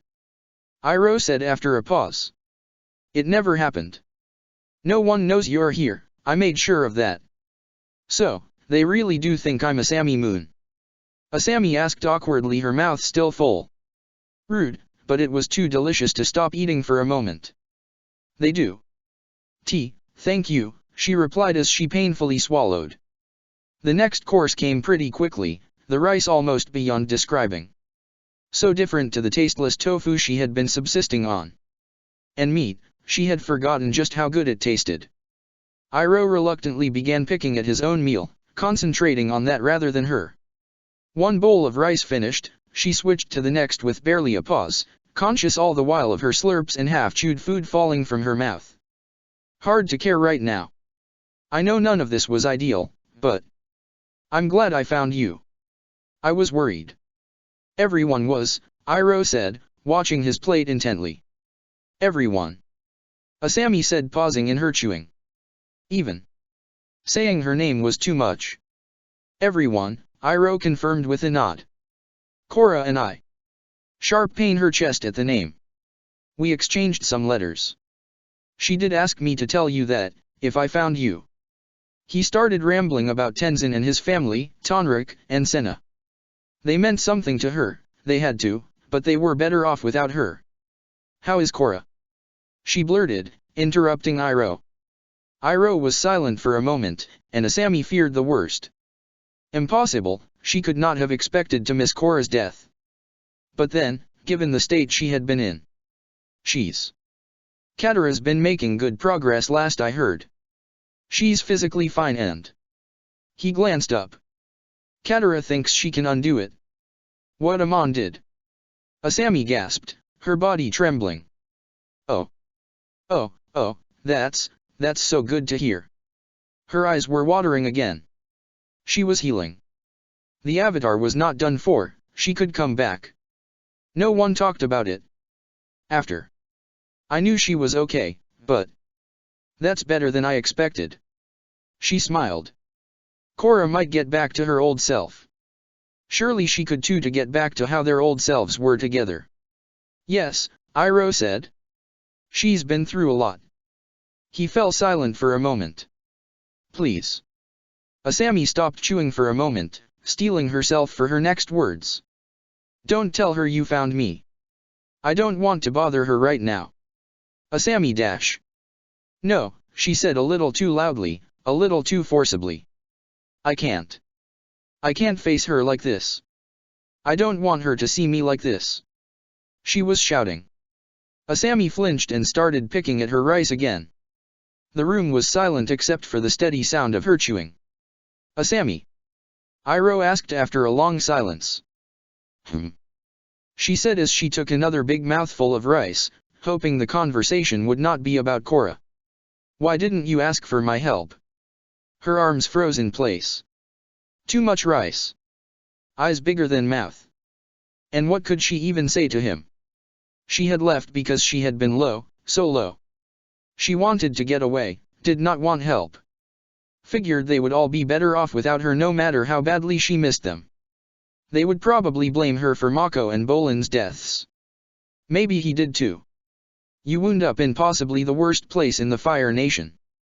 This was also different to the last meal she had with Iroh. Last time she had flirted with him, smiled at him and held eye contact as much as she could.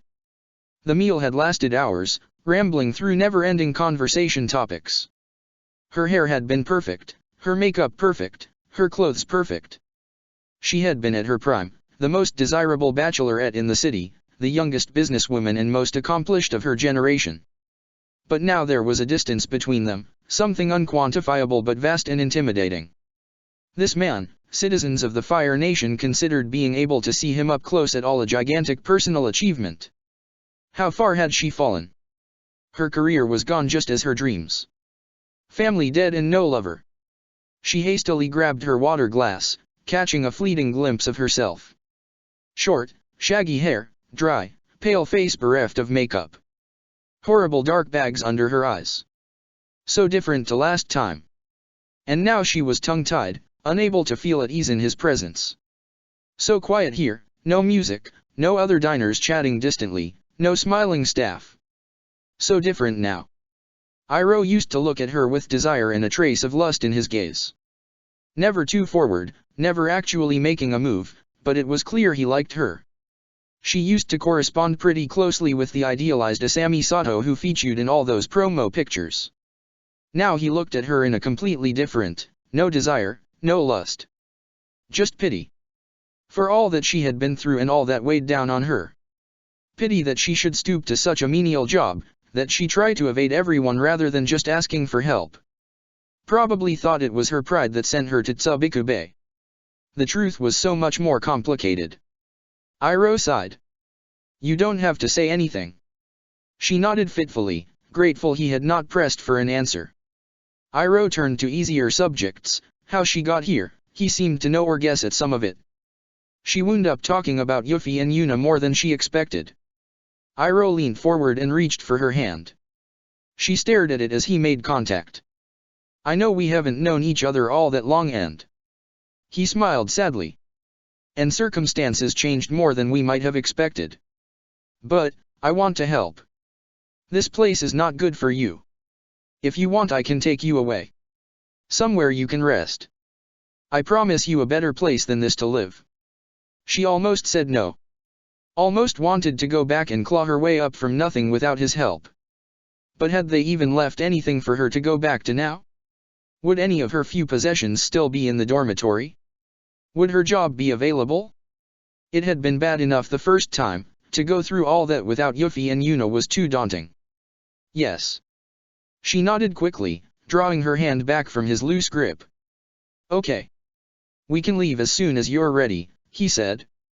If there's anyone you want to say goodbye to. Asami shook her head. We'll finish the food and get going. He studied her another second. Maybe we should get you to a doctor first. Asami squinted up into the clear blue sky. Count trees lined the road, the sun momentarily blocked by each as they drove past. An image, a memory right out of her own head, the same scenery from her youth but seen again with older, if not necessarily, wiser eyes. The air was slightly cold against her scalp, having hair this short was still so new.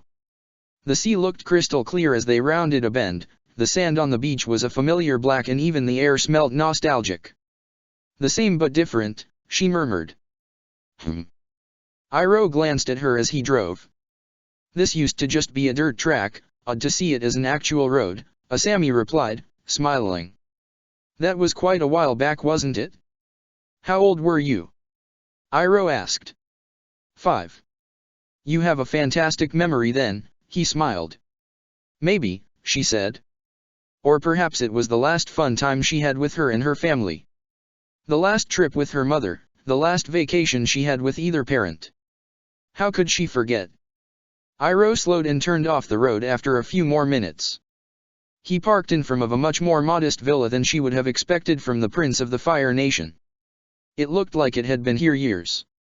She did not remember seeing it before, but the amount she might have missed at 5 was huge. The villa was at least nicely set back from the road. No one came out from inside. Lord Zuko not here? Asami asked. Grandfather and grandmother are currently in the capital, Iroh replied as he fished their few bags from the back seat, clothes for him and a few bits and pieces for her.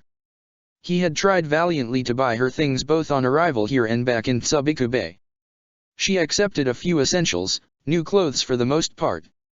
It was difficult to accept or rely on his aid even now. They'll be back tomorrow. He ushered her inside and into a living room. Hundreds of framed photos lined the walls, a myriad of people and places. All these. Asami trailed off. Guests over the years, Iroh said. Asami wandered closer. Typical, she should see this one first, the first team avatar. Or at least the first to use the name. Smiling faces staring out of the slightly faded sepia image, Aang, Sokka, Katara, Toph, Zuko, and Suki. Katara and Zuko were both cradling small children, more than likely Tenzin and Izumi. How odd, how surreal to see both the world's only Air Master and the current Fire Lord as small children, and she with an inflated rubber ring no less. More pictures, presumably from the same occasion. The group on the beach, playing. Asami moved on, Kyoshi warriors through the years, somehow still wearing their heavy uniform despite what looked like a blazing sun in the sky behind them. A footstep behind her. Ah. They have their graduation ceremony here. Every year. Ember Island has more to it than I remembered, Asami said, still staring at the pictures. Must just have been the time of year your family was here, Iroh said and wandered away. The Bufongs have their own home not far from here. Don't think they've used it in years though. Lin's not the type to take a break, and Sue's so tied up with Zaofu I'm not sure she could stand to leave it. He paused. And we've not even had a partial Team Avatar reunion in years. Not since the Red Lotus anyway, the first time. It should merit a happier occasion. Asami was not quite sure what to say, glad when Iroh spoke again. Maybe we can have one for the third generation. Lin, Sue, me, Tenzin and his family. Should be organizing it since I'm the oldest of the generation, but...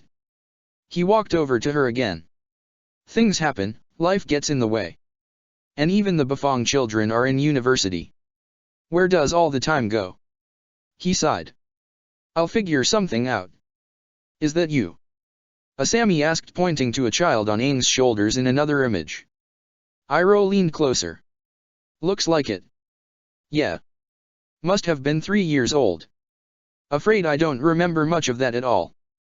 There was only 2 photos at best of the new so-called Team Avatar. A shame they could not have come here at some point and joined their predecessors on the wall. Mako and Bolin might have turned out just like Sokka and Katara, 2 siblings growing old. Korra's own team had not endured like Aang's. Iroh gave her a tour of the building after she finished staring at the massed collection of photos. Would there be one of her to join these others one day? Not something she felt able to ask, Asami bit back the curiosity and followed Iroh. The West Wing was her in its entirety, though Iroh took pains to show her the whole house. Zuko and Mai lived in the East Wing, identical layout and arrangement, and where Iroha's office was. At the back of the house a myriad of different flowers filled the large garden. Was this where the peonies he sent her came from? A secluded garage held dust-covered and faintly rusted automobiles, unused in some years. A framed navigation chart just inside the garage showed the layout of the island, or rather the island and the chain it belonged to. Asami stared at it, here in her childhood paradise, away from everything else. Her host excused himself shortly after the conclusion, duties at the shipyard it seemed. Still as busy as he always had been. He left her the number for his office, noted some possibilities for her entertainment along with some UN. She resisted, but he insisted, just in case. There's little to worry about here. Most of the island is populated by war veterans. I doubt any would recognize you or turn you in. But, you know how to get hold of me if there's trouble. He drove away with a wave, leaving her alone once again. Walking along the beach was nostalgic. The sand was thankfully still cool enough to walk on, her slippers gratefully discarded to feel the warmth against her skin. It was later in the day than she realized, the sun was already beginning to set. It was still hard to believe she could be back here where so many of her happiest memories had formed, those that related to her family at least. The impulse was sudden, but irresistible. Her home, her family's home. It was somewhere around here. On the shore, just like Zuko's. How odd to think that the two might have unknowingly crossed paths in the past, that Iroha would be visiting Zuko in the villa while she paddled in the sea. Or maybe if her mother brought her here as a baby all the while nearby Team Avatar were celebrating another reunion, the noisy party making her curious but her mother steering her away as she did not know them. The Sato house was further inland than her memories lead her to believe. Getting here had taken a lot longer than expected. Not tired though, she grinned ruefully. All the walking in Tsubikube had done wonders for her stamina. A lot of the other neighboring properties here had for sale signs stuck in the front yards, though it was painfully clear the area had been largely abandoned a long time ago. No doubt in favor of the bigger hotels and louder bars on the other side of the island. Asami walked along the row of houses peering at each one in turn. This one? No, door was the wrong color. This? Too few floors. Wait. This one. This had been their old vacation home. More decrepit than memory, no flowers growing in the gardens any longer. A rusting, broken-down automobile was sitting in the garage, vintage if it had been in a better state. On a whim she tried the door. It opened with a quiet snap. Dingier inside, the sun was going down and the light was fading fast. Not a lot of time. She had to see. Dust choked the interior. Asami pulled her shirt over her nose and mouth as she hurried inside. Almost nothing still here. No memories. No trace of the Sato family. Wait. This room, the living room maybe, had pictures on the walls. Just like Zuko's home. A box of what looked like her toys rested against a moldering sofa, wooden automobiles spilling out of a large crate. Her father's gift to his daughter before she was capable of handling the real thing. Asami shuddered and turned her back on the toys. She carried on. A wooden crib, hers more than likely, was in an upstairs room. What had once been her parents' room had a picture of the couple as newlyweds. It looked like the island if not the house had hosted the ceremony. Asami tore it from the wall. It had to go. All of it. She hurried outside and dropped the picture and the crib onto the road. Returning inside she pulled every other picture she could find from the wall and heaped them outside. Same for the crate of automobiles from the living room. Any and all mementos, more objects from her distant past formed an increasingly a messy heap on the road. She could barely see the pile when she finished, the sun was long gone, but the moon too low. Asami's eyes were streaming with tears. Just the dust. Just the dust. No. It was her past. What now? Bury them on the beach? No. Less than permanent. Fire. They needed to burn. Wait, not quite all of it. She had to save her mother at least. Asami tugged a framed image from the pile, a photo portrait of her mother on her own. It must be from that last trip the family took her. In the end both her and her mother's last happy memory here. She set it carefully to one side, It would be wrong to let her mother burn again. The rest, that had to go. Her happy childhood, the pictures of her smiling from the past, all of it. Time with Yuffie had led to her learning a number of new skills. Not that she was that good at many, but she knew more about surviving than she had a year before. Not least was how to generate fire without bending and from just rubbing two bits of wood together. It had been so easy when Yuffie showed her, less so now. Asami tried vainly to mimic the actions Yuffie had used, but try as she might she could not produce a single spark. The sky was really darkening now. Maybe she could go and get some matches from the villa. She snorted at the absurd notion, why would the house of a firebender ever need matches? Maybe it would be best to leave it and come back tomorrow. It was unlikely anyone would find or disturb the pile. Not that she would mind if they did. Wait. The distant sound of a Sato bike sounded like it was getting closer. Momentary blindness as the headlights swept across her and then darkness. Asami blinked through the flashing purple after images to identify the driver. It was Iroh, perfect timing. Asami. He sounded worried. I've been looking. Iroh shook his head. Are you okay? I'm fine, she called as she stood and dusted herself off. Sorry for wandering. Asami gestured back to the house. This was my family's. Ah, so this is. He trailed off as he got closer. I'm sorry. If I'd known I wouldn't dash. Asami shook her head. It's okay. I'd almost forgotten about it. She sniffed and dabbed at her eyes. Iroh passed her a handkerchief. Thanks, she said as she dabbed at her eyes. Hey, can you do me a favor? Of course, he said. Please, she gestured to the pile. Burn it. Iroh glanced at the assembled mass of memories, his face falling. Are these your family's things? Yes. My childhood. My memories and my past. I want them gone. Please. Her eyes flooded with tears again and she wiped at them frantically. Iroh watched her for a moment and with a dramatic flourish the pile erupted into flames.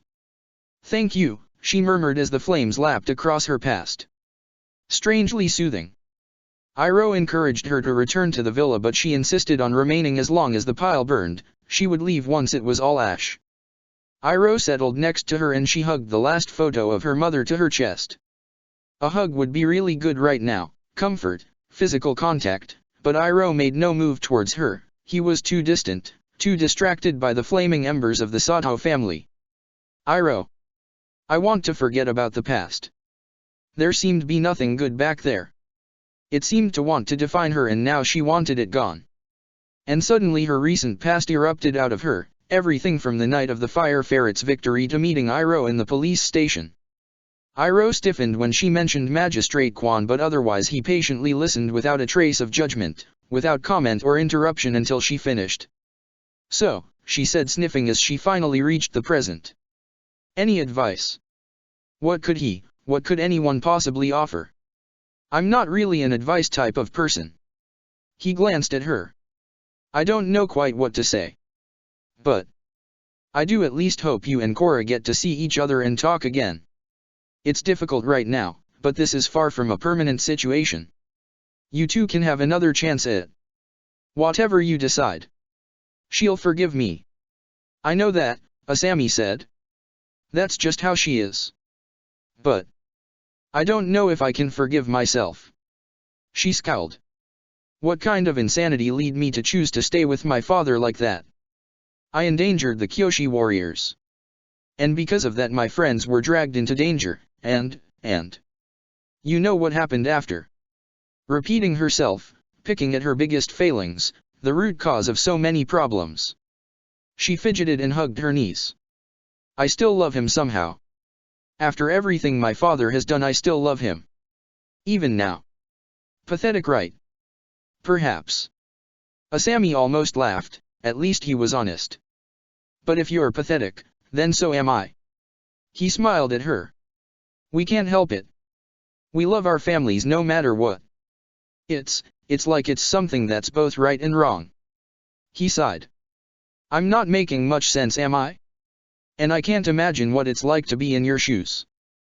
But I do know how it feels to love someone despite every past mistake and everything they did in the past. He was staring at the bonfire again. Just who was he talking about?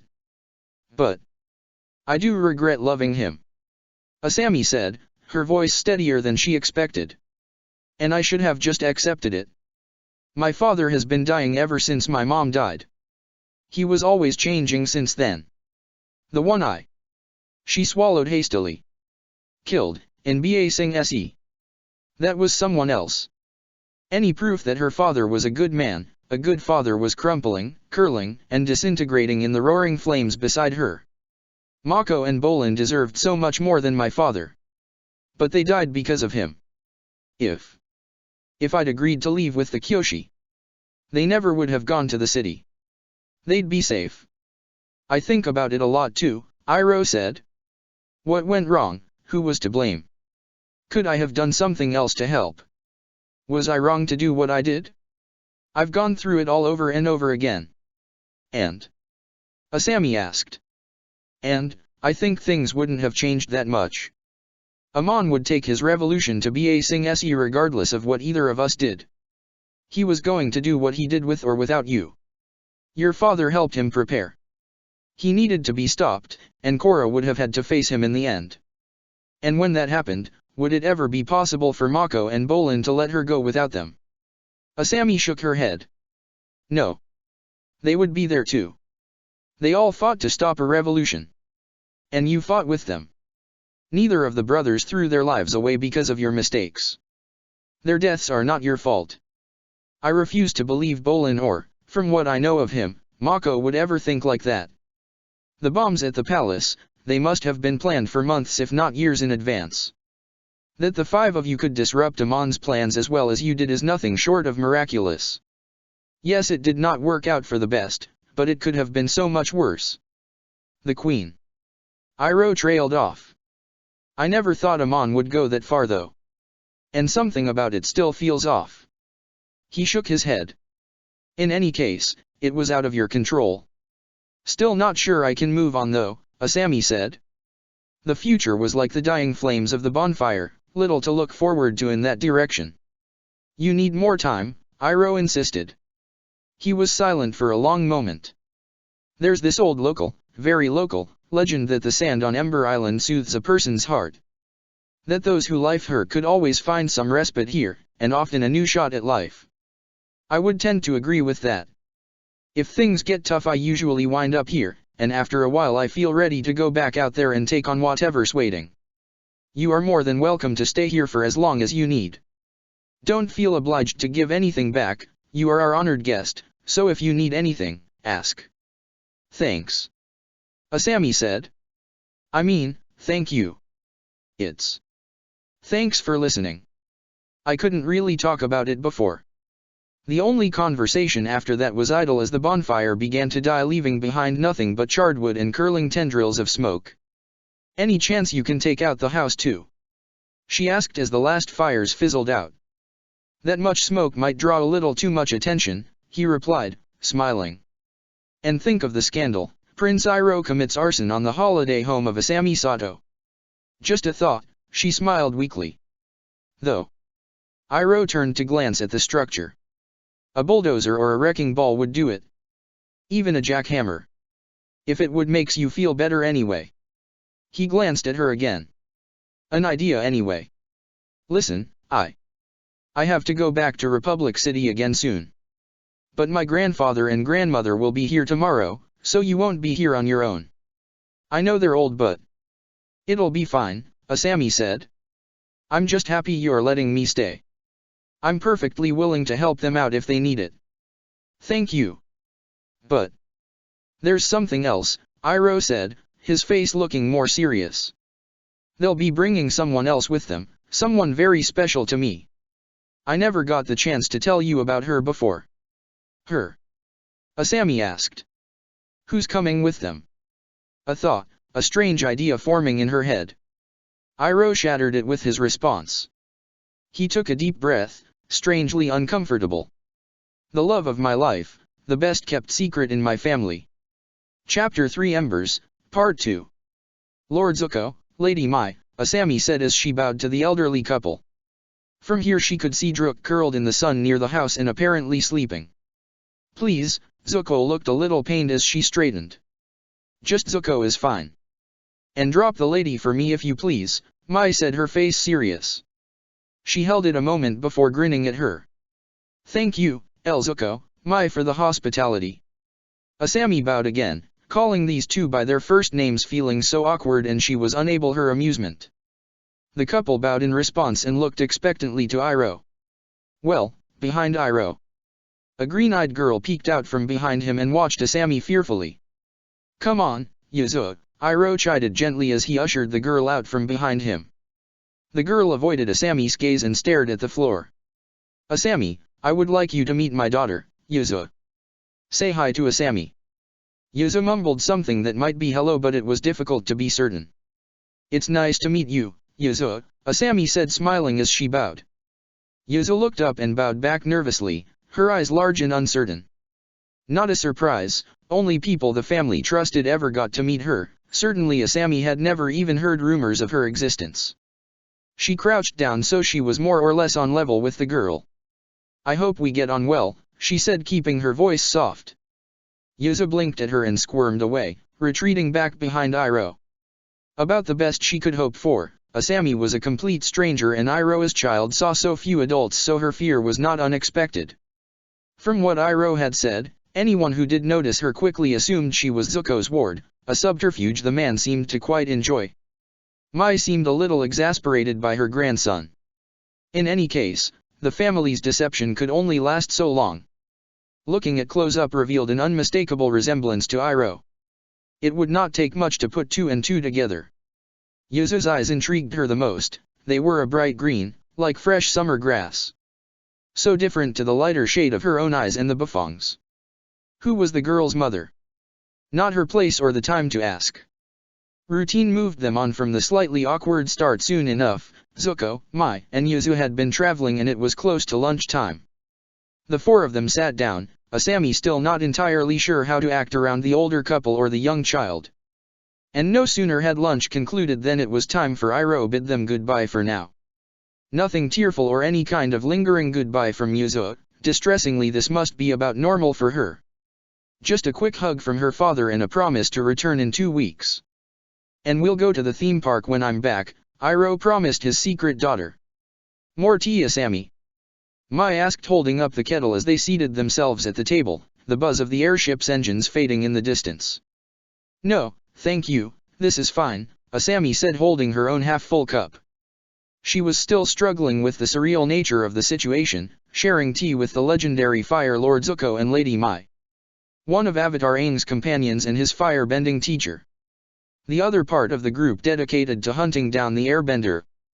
They were both already legends, and it remained slightly bewildering that the pair were unexpectedly down to earth, kind, and very calming.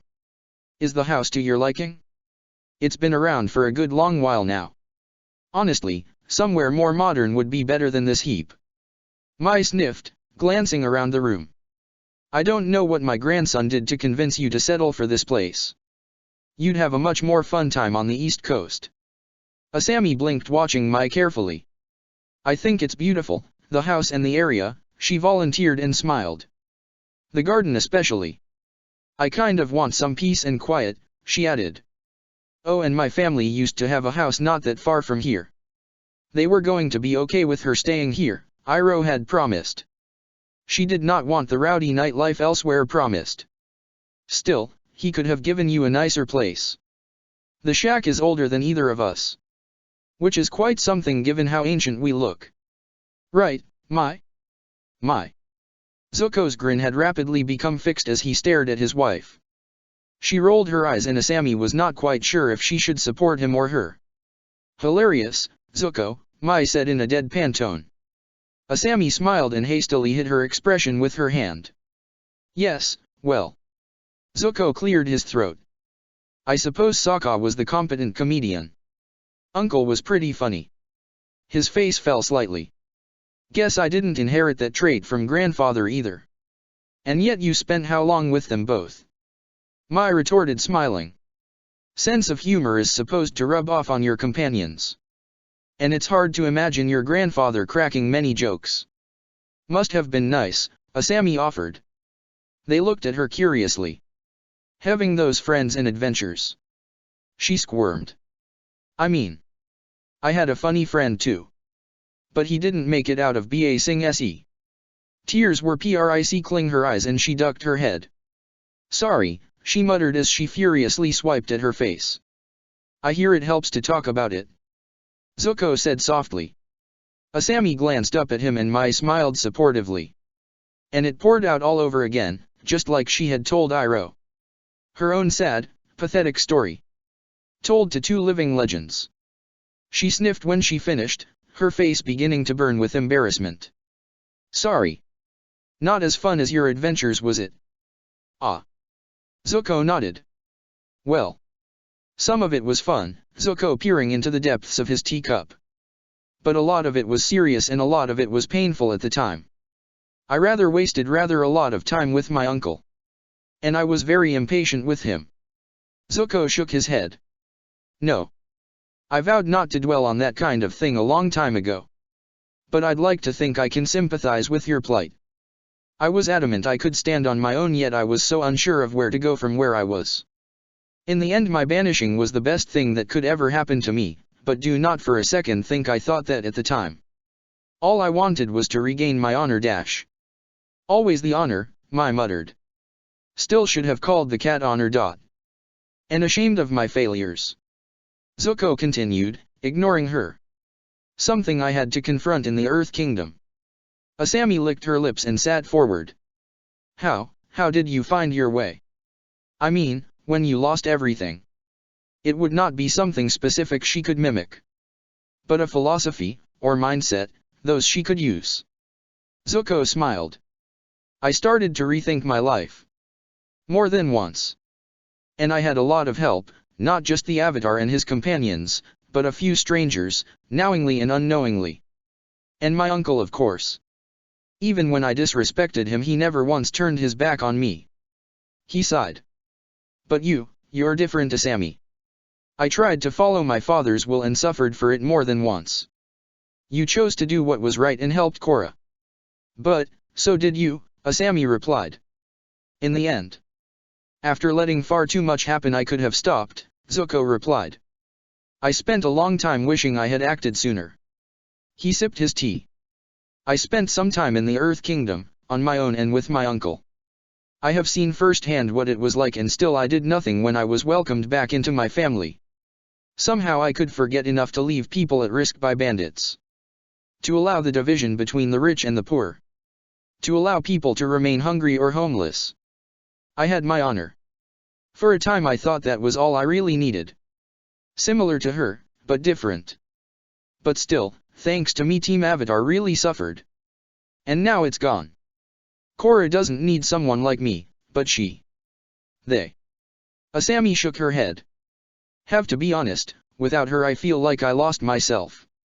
Zuko had once found his purpose in helping Avatar Aang, and in doing so was able to take the title of Fire Lord. She once thought Korra was her destiny. The circumstances of their meeting fit so well to a fantastical romance. But that could not be her destiny. The Avatar had no need of someone like her. No bending, a competent fighter, but no Kyoshi warrior. Mechanically gifted, but without the improvisation that made Saga a legend. Without future industries and her fortune, who even was she but a lost girl? You'll find your way, Zuko said gently. There are many paths and no one can be sure where any of them will lead in the end. What matters is you make your decisions for yourself. But do not feel you must make them alone. Your friends are important too. I would be glad to count you in that group, as much as we have only just met. But do not hesitate to ask for our help should you need it. You've done better than many would, Mai added. Often starting down the path of darkness when dealing with loss is enough to seal someone's fate forever. You chose to hold on to the good despite that. Thank you, Asami said. I needed someone to tell me that. And the only way is up for you now. I know it might not seem like it, you are free to do whatever you wish. And we will endeavor to help as much as she can, Mai said smiling. Asami grinned in reply. Thanks. A movement caught her gaze through the window. Towering piles of sand surrounded Yuzu on all sides. She sat in the sandpit and glanced around at the other columns until her gaze met Asami's for a moment. Her smile vanished and she glanced away guiltily. Was she afraid she would get in trouble for playing with Earth like that? Children wanted friends. Or at least Asami knew she had always wanted friends. Her childhood had been significantly lacking many people she could consider friends at all. Frustratingly brief moments in childhood and early teens, no one she could really call a friend. Yes, there had been a string of lovers, but none of them formed anything like the bond she saw others share. Well, there was one exception, the few hours in the freezing cold with Korra when she did not even know her name. She could take solace in that. But Yuzu by contrast did not even appear to have that much. Her mere existence was secretive, which did not help, but without her father friends should not hurt. It quickly became clear there was a distinct lack of any children in the aging community nearby. There were children elsewhere on the island, but too distant to easily meet with. Not completely true, there were children walking near the house at irregular intervals, but it swiftly became clear these were with their parents and in the process of visiting elderly relatives. Zuko commented on the first day he always slightly bewildered by modern thinking. When he was younger everything was much more traditional, families living in large houses together. Now it had become habit for the younger generation to choose to live by themselves in the larger cities. Her father certainly corresponded to the newer generation. Asami sighed and snapped her book shut. She had read the same page 3 times and managed to zone out every time. Maybe she was hungry. Yuzu was fiddling with something in the yard as Asami wandered past to the kitchen. The small girl fumbled with the object and put it down beside her for a moment. A broken kite, Yuzu plucked it up and began industriously wrapping bandages around the damaged frame. Pretty resourceful for her age, but it was unlikely to fly well repaired like that. What happened? Asami asked as she stepped down out of the house. Yuzu jumped and stared at her with intense suspicion for a long moment. Nervously she held the kite out towards to Asami after clambering awkwardly to her feet. It broke, she said, looking away from the older woman. Well, that's no good. And you're trying to fix it? Yuzu nodded. Would it be okay if I help you? Asami asked. Yuzu stared at her for a long moment before nodding. Asami sat down and Yuzu wandered closer. She crouched down and passed the broken kite to Asami. It was pretty cheaply made and not well designed. The bamboo of the frame was far too thin and the whole thing was nowhere close to well balanced. It would barely tolerate a strong gust, and be incredibly hard to keep aloft. Yuzu? I don't think this can be fixed. Yuzu looked at her in shock, her eyelids blinking fast. Don't cry. Please don't cry. But, I can make you a better one. Yuzu looked at her curiously. I'll make you one that won't break. Does that sound good? Yuzu smiled and nodded. Progress. As she rummaged through the garage, Asami wondered how this had never occurred to her before. Toys. Future industries could have expanded in this direction too. Of course it would have been the subject of meetings, endless debate, and delays, but there was no technical stumbling block.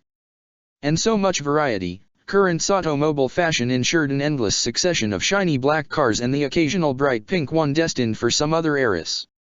Strange. Until meeting Iroha's daughter she just would never have considered the potential. And now she could not stop thinking, automobiles like her father used to make, but for all children. Ships dolls. She could make Korra dolls, a whole series of Avatar dolls. Bolin would have loved that. The thought made her sad for a moment and she realized she had drifted off when Yuzu tugged her sleeve. Better stay in the present. Fixing the kite was no trouble at all. Making it sturdier and better took longer, but she finished well before Yuzu showed any signs of boredom. The two of them took the newly crafted toy to the beach, the white fabric of the sail now bearing a stylized red dragon. Yuzu stumbled and ran along the beach as Asami helped push the kite up into the air. And for the first time Asami wished she could airbend, keep the little girl entranced in her kite aloft. No. This was fine too. Yuzu giggled and tugged at the string as the kite danced in the air currents. The moment marked a major turning point. Yuzu was far more eager to talk to her after that, and became increasingly forward around her. She would come and visit Asami just before lunch each day and asked for more toys. Asami quickly anticipated the visits and made sure she was not in the middle of a chapter when she heard the tentative knock on her door. Cars, trains, and ships, Asami made them all and delighted Yuzu with each and every one.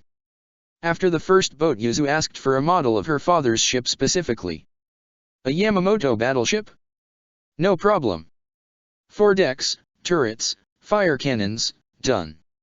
All from a few bits of spare wood and scrap metal, the edges carefully sanded to avoid injury. Asami eyed it critically in the workshop and considered running a few wires through it to make it fully powered. But then Yuzu could not play with it in the bath with her other ship. The cars and trains also wound up swimming through the hot water regularly.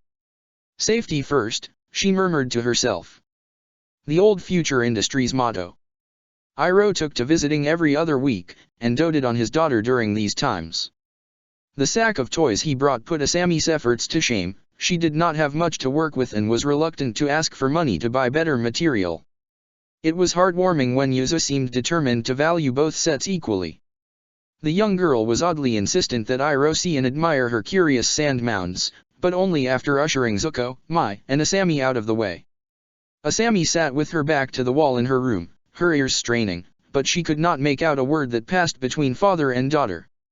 The pair went out shortly after, and like every other day he was back home, Iroh would take Yuzu off somewhere on the island, often to the beach. He would always go out with sunglasses and a fake beard in place. At a quick glance no one would suspect who he was. Father and daughter would reappear at sunset, Yuzu sleepily rubbing her eyes at his side. A few times the pair went out with camping equipment and stayed somewhere overnight, Yuzu desperate to tell the rest of the household about the stars. Quality over quantity at least, but the situation was still unfair to Yuzu. She saw her father so infrequently. Understandable perhaps, the constant juggle between the united forces, the Fire Nation and as a father. It always hurt her when he left again. Something was happening out there. Iroh was taking increasingly longer and longer return between visits and he stayed for shorter and shorter times. No matter how much it upset Yuzu, he always left the house with a promise to return as soon as he could, never able to be specific about just when that would be. After a full 2 months without visits he began sending letters. The 3 adults took it in turns to read Iroh's words to Yuzu, Zuko doing a terrible impersonation of his grandson as he did. He always looked pained after reading the other pages of the letters. When Yuzu was sleeping he mentioned the ever-worsening situation in the Earth Kingdom. There was other news too, some specific to her. Or at least it felt like Iroh included it just for her. Really it was important to the world, but Asami allowed herself one indulgence that this was about her instead. Korra was still recovering. It came as part of worse news. The situation in the Earth Kingdom meant the united forces were being stretched thin. Asami slept so badly that night and for the rest of the week she asked to not hear anything of the outside world for a long while. Her reputation in the area was beginning to spread. Not for who she had been, no one realized or asked why she, a young 20-something, was staying with the Fire Lord, his wife, and their ward. Asami had been initially unsure what to say when a neighbor asked what it was like as their carer. She must have covered her surprise well enough as there was no further prying into the details. Asami insisted she was fine with her role. It was not completely a lie either, helping around the house at least gave her something to do. While the elderly couple was more than happy to hire contractors, Asami insisted she take charge and make improvements and repairs personally. The phone wires needed replacing. The electrical system looked about as old as the house itself, as impossible as that was, and even the water pipes were in serious need to replacement. Asami quickly got to work doing everything the couple's useless grandson had been unable to. This was good. Better than her life in Tsubiku Bay. Not just better accommodation and no need to scrimp and save just to eat, but she was no longer looking over her shoulder every other minute. The fear of discovery was so much less here. And she enjoyed this work far more than sweeping. Asami had a purpose here, closer to what she wanted but still so different. She was not simply mopping and sweeping in a factory choked with toxic fumes. The neighboring families grew envious of her modernizations and after prying details out of her over time she soon became inundated with requests for errands and improvements. More work, more uses of her skills. She took on every request willingly. And as much as she tried to turn down payment for them, the families insisted, and she had more money than she had in months.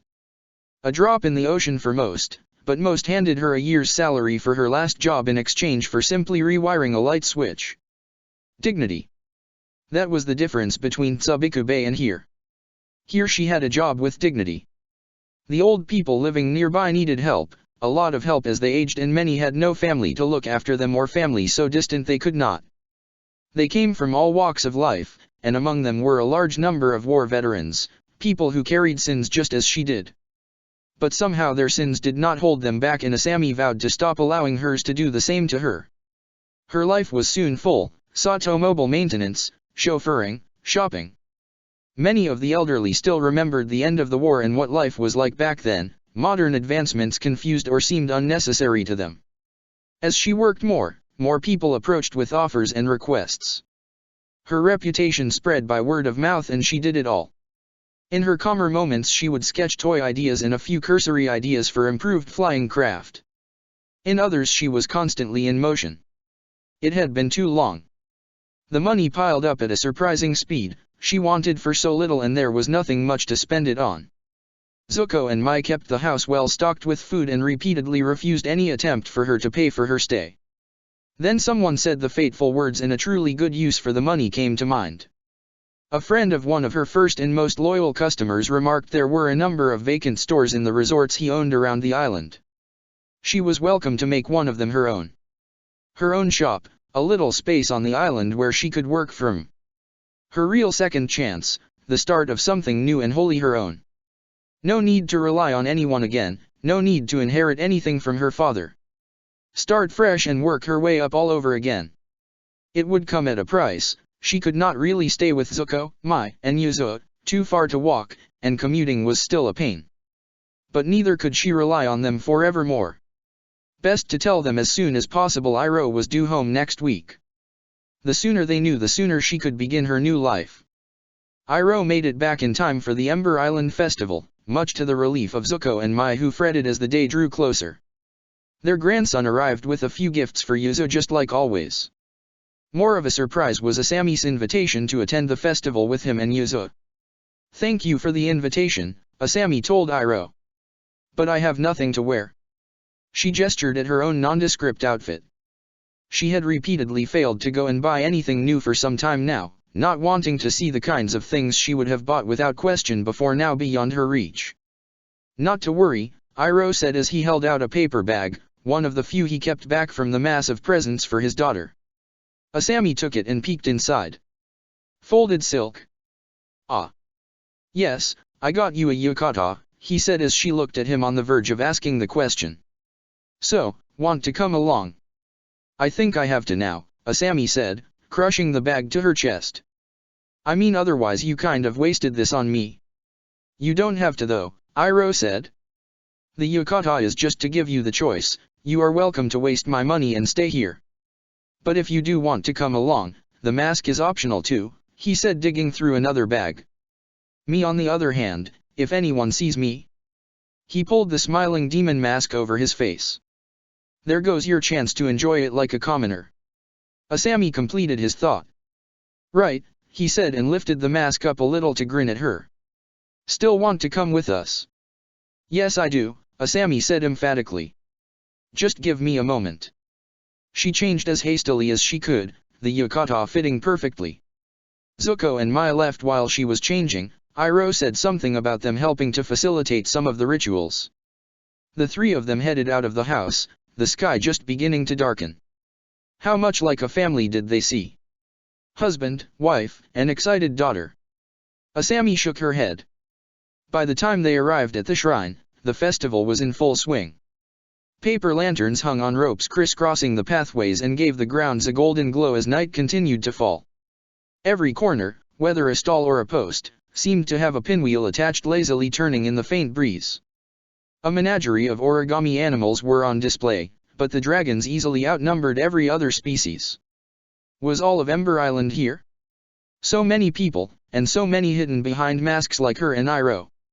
Common designs and rarer ones, spirits and legendary characters, the most popular by repetition. Asami double took when she caught a glimpse of Korra in the throngs. She took a hasty breath as an Aang tapped her on the shoulder. Just a mask, the avatar not as popular as other designs. How would Korra feel if she knew she was already that important to people? Asami had never attended a festival like this but read about them in her books often enough. They were popular settings in radio dramas and plays for big dramatic confessions or moments of drama. Real life blew the staged experiences away, so much more overwhelming to actually encounter. The heat from so many people so close together, the noise of hundreds of happy people, the myriad smells of so many different cooking foods. Shops and stalls lined the path, some sold masks like hers and Iroha's, others sold grilled seafood and other treats. The spices made her eyes water, that marked her out as new here or at least inexperienced with the festival. No one else seemed fazed by the tickling smoke some of the cooking gave off. Still other stalls boasted carnival games much like those in the south. "Daddy!" Yuzo tugged at Iroha's sleeve and pointed at a sign ahead of them. "Can we watch The Boy in the Ice Bag?" she asked. Asami blinked. An Avatar Aang play, and if she remembered correctly, the longest enduring of them.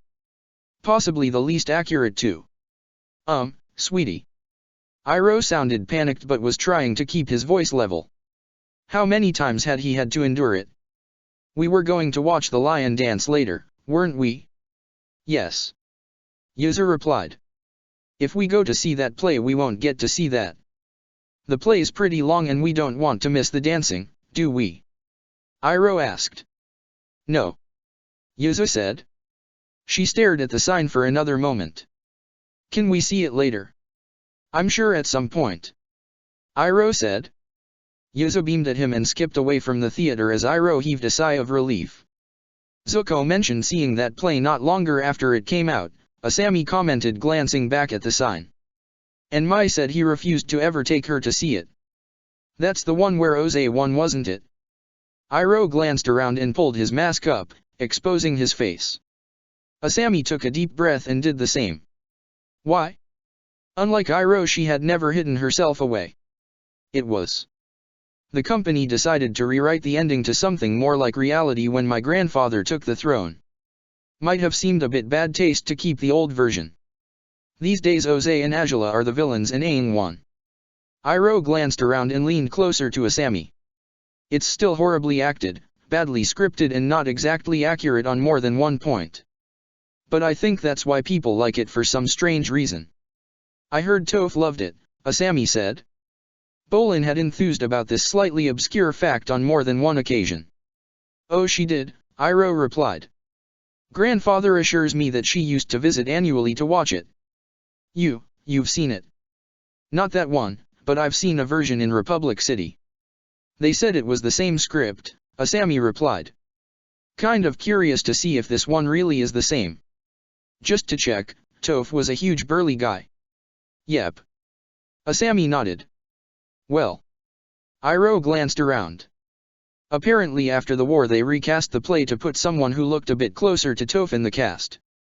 And I think that lasted a month or two until Toph's first visit. She went backstage partway through and all she would say after was that she asked them very strongly to cast like they always had before. And no one knows. Asami asked. Nope, Iroha replied. But the part was recast the next day and the practice stuck ever since. Grandfather said she thought the whole thing was hilarious from start to finish. He was less keen but never tampered with the production, Iroha said. Was it the inaccuracy that got to him or the bad acting? Asami asked. The former, but it was more specifically the production is insistent there was something between him and Katara. Well, more than something, the two fell in love and became lovers in secret. Asami's eyes widened.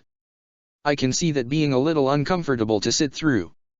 He laughs about it now, but the first time Team Avatar saw that show. Iroha shook his head. Toph wasn't the only one to interfere, in the name of decreasing accuracy anyway. Katara visited the show at one stage a few years later and ever since any hinting about her crushing on Zuko kind of vanished from the script. You're doing a terrible job of dissuading me from wanting to watch it, you know, Asami said grinning. I may have to visit one of these days. Iroha laughed. Well, if nothing I say can persuade you otherwise, actually seeing it might. Just hope they never get it into their head to put you on stage. He trailed off as Asami shivered. "I'm so sorry," he said. "That was thoughtless." "No, no," Asami said, trying to not let her memories and fears overcome her. "I think I would be quite glad if that lot gave me the same treatment as Aang. It sounds better. Let's get you something to eat," Iroh said hurriedly. "You haven't had dinner yet, right?" "No," Asami said. The food when Iroh was able to push his way to one of the stalls was good. Some deep-fried dumplings with something chewy inside. The hot food in her belly countered against the chill his voice had awoken. Maybe it would be better, maybe the play would be a nicer version of her past, one where she did better. Woefully inaccurate sounded better than accurate right now. The rides and atmosphere were reminiscent of the winter festival and the tension in her belly began to unwind. Different region, same kind of joy, spending time with family, friends, lovers. All of them enjoying the evening together. So many smiles and excited children. Firebender performances as opposed to waterbenders. A huge bonfire stood at the heart of the grounds. The crackling flames were mesmerizing, continuously fed by firebenders approaching the burning mass to add a burst of flame from their own bodies. As per custom, Iroh followed everyone else's example, Asami half wishing she could as well. And no one noticed the prince adding his flame to the fire. Why should they? It was no different to anyone else's. "Daddy?" Yuzu asked as they walked away from the fire. "Yes, Yuzu. If Auntie Azula added her blue fire would it turn violet?" she asked. Iroh laughed. "Oh, that would be a sight. Unfortunately I don't think fire combines like paint, but I'm sure it would be pretty. I don't think she ever came here. Maybe we can convince her next year." "Okay." Yuzu nodded.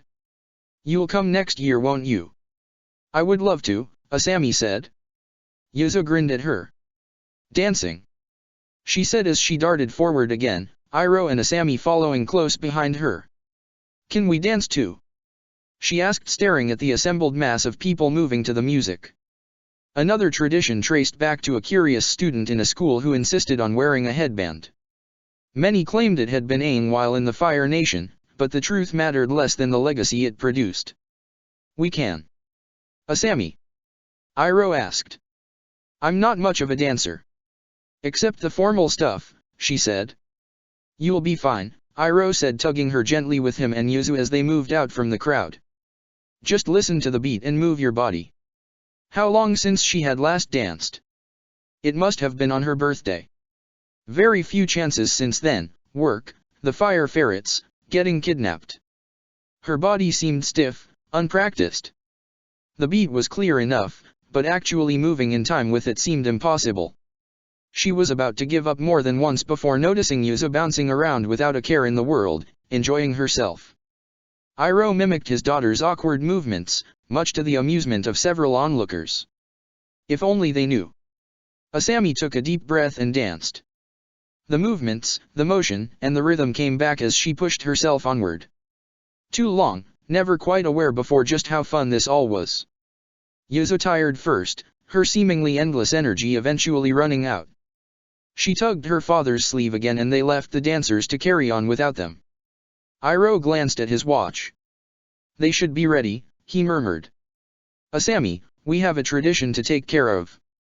If you would like to accompany us to the river." Asami nodded and they pushed their way back through the festival and into the quieter areas at the edge. Ahead of them Zuko and Maya were standing with a number of other people beside the river. Candles were drifting along in the current on the backs of tiny floats made from wood and banana leaves. Some people cried as they let their floats drift away into the increasingly crowded river. Others watched in complete silence while a few added tiny notes to their own float. "Seen this before?" Iroh asked. "I did. Well, I've seen it a few times in Republic City. From a distance. Dad refused to join in, so I was never entirely sure what it was about," Asami said carefully. "It's a tribute for the departed," Iroh said as he approached a table with the individual components of the floats laid out. "Every year we remember those we lost. According to legend, the tradition began after a tsunami destroyed a village further down the coast. The people who survived believed the spirits of those who died might be able to find their way back here if they lit fires to guide them." Iroh smiled. They wanted to keep them close until it was time to be reborn. Better than being lost to the sea and winding up who knew where. So that's what it was. Sad and beautiful. The ceremony in Republic City was so much smaller scale. I can't forget the first time. Iroh said, fiddling with the paper he took from the table. It was the night of Avatar Aang's funeral. The river was covered with fire when the mourners were done. The Yu-Bay looked like a sea of stars with so many tributes. Zuko and Mai were on the opposite bank, bowing to well-wishers as they prepared their own individual candles and notes. How many for Zuko's friends now? He had outlived so many. Which one was Aang's, which Sokka's? His uncle's? Did his father merit one? How about his mother? Mai had her own candles, and when Asami looked back to her companions, Iroh had finished writing 3 notes, 2 for himself and 1 for Yuzu. He handed the lit floats to Yuzu, who lowered both into the water with exaggerated care and let them drift away. Asami turned to the table and hastily plucked up her own sheet of paper. 4 people who seemed to fit the conditions for this ceremony. Well, 3 people she might want to honor with this tradition, and the other who hurt her so badly. 2 candles and 2 names, Mako and Bolin, on 2 separate slips of paper, and she bit back her tears as she attached them to the candles. Iroh wordlessly ignited the floats as Asami held them out to him. She paused just before setting them adrift. String, string. Nothing at hand, time to improvise. She pulled the lace from her boot and quickly tied the 2 floats together. You 2 need to stay together, she said as her voice broke. The floats settled onto the water, never straying from the other as they floated down the river. They merged into the mass of floats and candles. It was not long until she could no longer pick the brothers out from the mass. Her mother's name and candle was easy to complete, an old, familiar loss. She let it float just like the other 2, the pain familiar, old. Should she light the last one, his one, even after everything he had done? Yes. Move on and forgive, not let him rule her actions any longer. She let it float away a significant time after her mother's, and maybe she was seeing things. The flickering flames soon blended into one after all. But she was certain her father's candle bumped against her mother's a little way down the river, and the 2 stayed together. These had not been bound with a lace like the brothers, but they wound up like that regardless. She was finally letting all of them go. The night wore on and Yuzu eventually ran out of energy. Zuko and Mai insisted on taking her back and getting themselves to bed. Iroh and Asami were firmly told to enjoy the rest of the night. The pair wandered away from the still active festival and down to the shoreline. The night was wonderfully warm, and Iroh was somehow easier to talk to now. Little questions about the festivals and the various traditions. Asami almost did not dare ask about the Earth Kingdom situation, but pushed herself forward. She had let go of guilt. And the topic finally changed to her life. Their stroll had brought them back to the house, and after checking she was not tired, Iroh asked her to wait for him. He returned moments later as Asami stared up at the stars with a bundle of firewood, some sake, and surprisingly, a guitar. They sat on either side of the fire, looking down the beach to the softly lapping surf. I like it here, Asami said after sipping at her sake. And I'm ready to try and start over again. But I still want to stay here. Iroh smiled. Glad you like it. Like it? I love this place. The beaches, the people, the weather, the food. Everything. And I can fill in for what the island doesn't have, a really good mechanic. How have you lot managed for so long without one? I don't know. She glanced at Iroh, who just smiled in response. Iroh, I was thinking about starting my own shop. That would be a great idea, he said. But, are you sure you want to do that here? There's plenty for you in the capital, your skills will be in huge demand. Asami shook her life. I've lost my appetite for the big city. I like this, I want this more now. Iroh nodded. When do you plan to start? After the festival. I don't have much, so there's little to pack. And I found a good place to set up. It's over on Crystal Beach. She smiled. I was going to tell you, all of you, when you got here, but seemed wrong when you were all enjoying yourselves. Perfectly understandable, Iroh said, sipping his drink. Any reason why you went for Crystal Beach? You mean aside from the owner of the place letting me work off my rent instead of paying it? Asami grinned. Well, they've got white sand over there. As much as I like the black sand, there is something about the more traditional color. Plus it's even more of a retiree place than here, so no one's going to recognize me. And then there's the highway. Asami trailed off. Makes sense. Plus. He leaned a little closer. There's a gorgeous lifeguard stationed there. Oh, you mean Karako? Asami said without thinking. Currently single and dash, her eyes widened and she felt her cheeks burning. Why did you bring her up? I had a feeling she might contribute to your reason for going there, Iroh said, swigging his sake and leaning back watching her. Do you know her or something? Asami asked, feeling a little embarrassed. Everyone on the island at least knows of her, she was crowned Miss Ember last year. Iroh winked at her. I'm not surprised, she's stunning. Those legs, those hips, that long dark hair, her chest.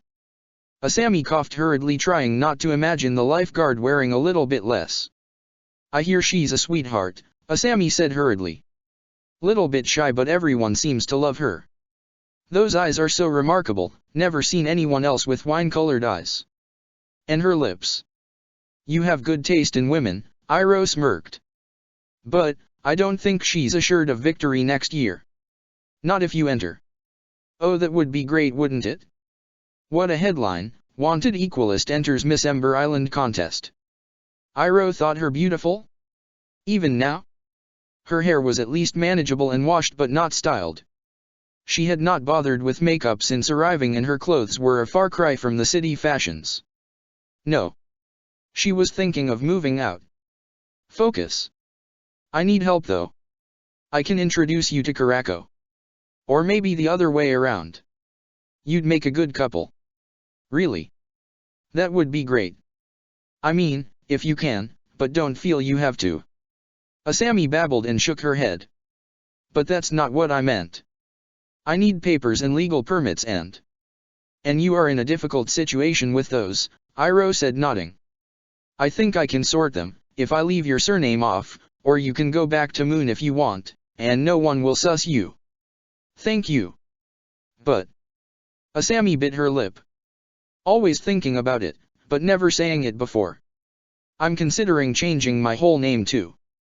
I could leave the Asami part behind as well. Iroh flinched, trying to cover his reaction by pouring more sake. May I ask why? I want to get away from my past. All of it. I want to be someone else now. And, as long as I'm Asami, I'm his daughter. If I can get rid of the name, then there's nothing to connect us. Asami can disappear. Asami glanced at Iroh, who was looking away from her. If that will give you peace. He said, not looking at her. It's cowardly, I know. But. Asami sighed. You've given me time to look at myself, really look at myself.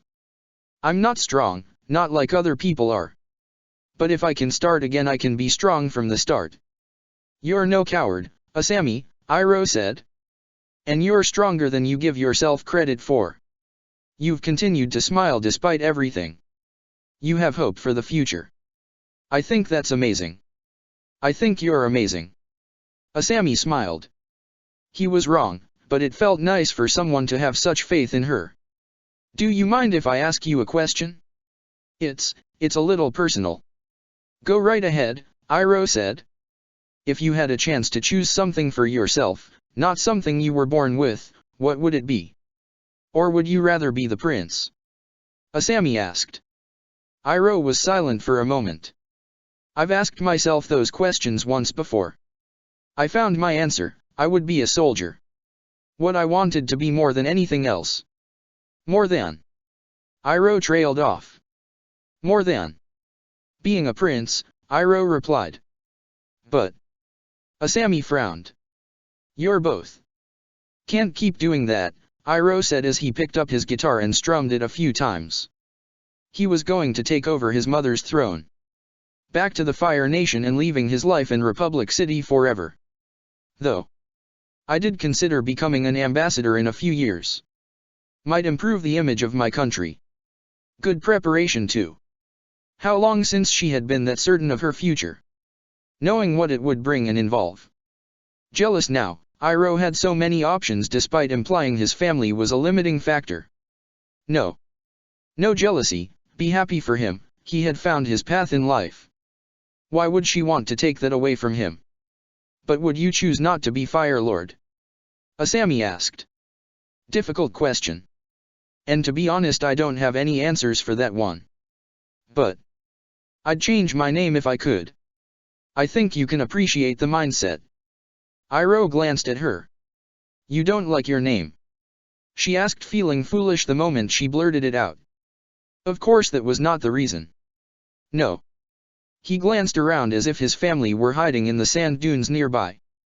I understand why my grandfather named me after his uncle, but that puts something of an onus on me. I have a legacy to fulfill because of that. Just because we both have the same name and are in this family. I probably won't end up like him, but it feels like they want me to follow in his footsteps. I don't want to do that. But he smiled and strummed the guitar again. I kinda did anyway. I'm a general, just like he was. But it was never my intent to be like him, at least I don't think that's why I did it. But there are times when people use my name, it's never clear if people mean me or him they mean. So, my own name would be better. They named Angela after her grandfather but changed it, so why not me? He strummed the guitar again. So I can see why you want to change your name too. Still, I feel a bit ungrateful. I was named after her hero of Ba Sing Se and the man seen as Zuko's guiding light. I can't imagine what it's like to be in your situation.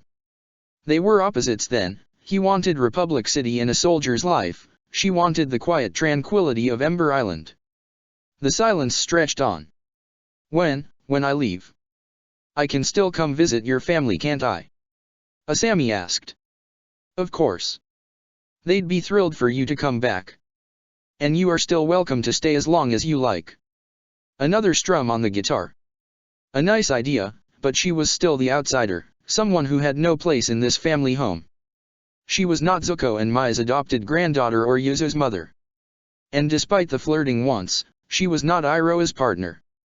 Being with him was easy and comfortable, but there was still something awkward between them. And if you need me to take care of Yuzu or just to give Zuko and Mai a break. She's starting school next year, isn't she? She is, and thank you for the offer, but Iroh looked pained. She's not going to attend school here.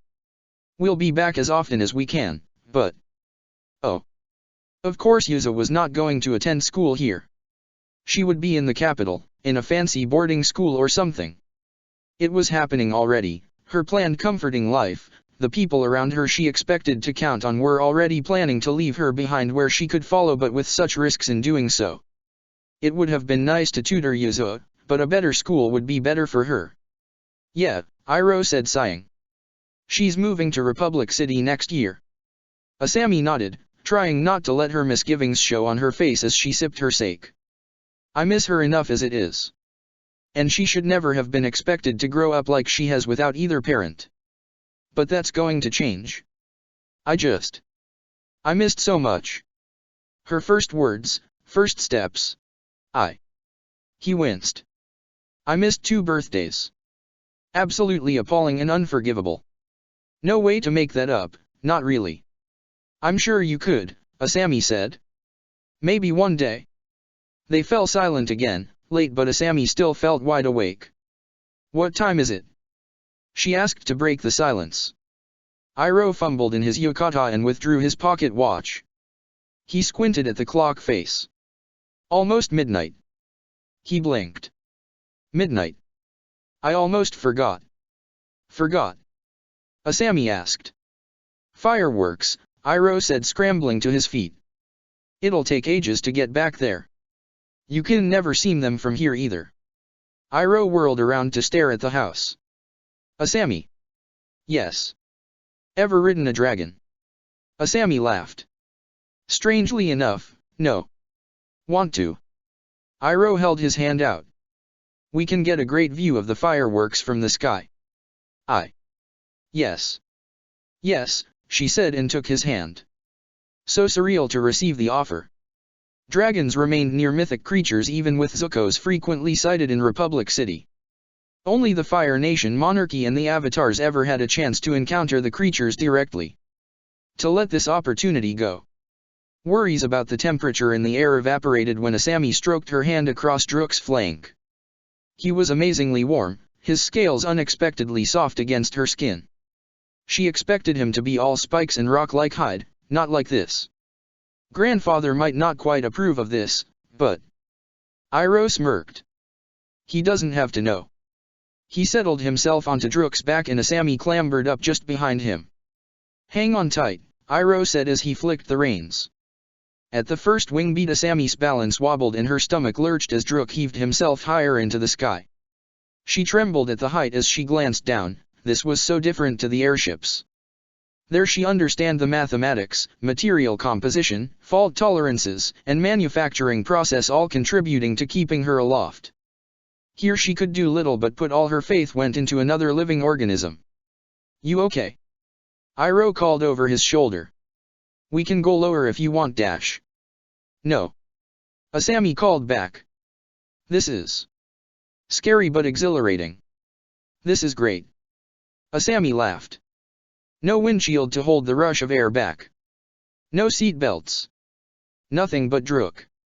The dragon flapped his wings a few more times and glided forwards. The river is just down there, Iroh shouted and pointed.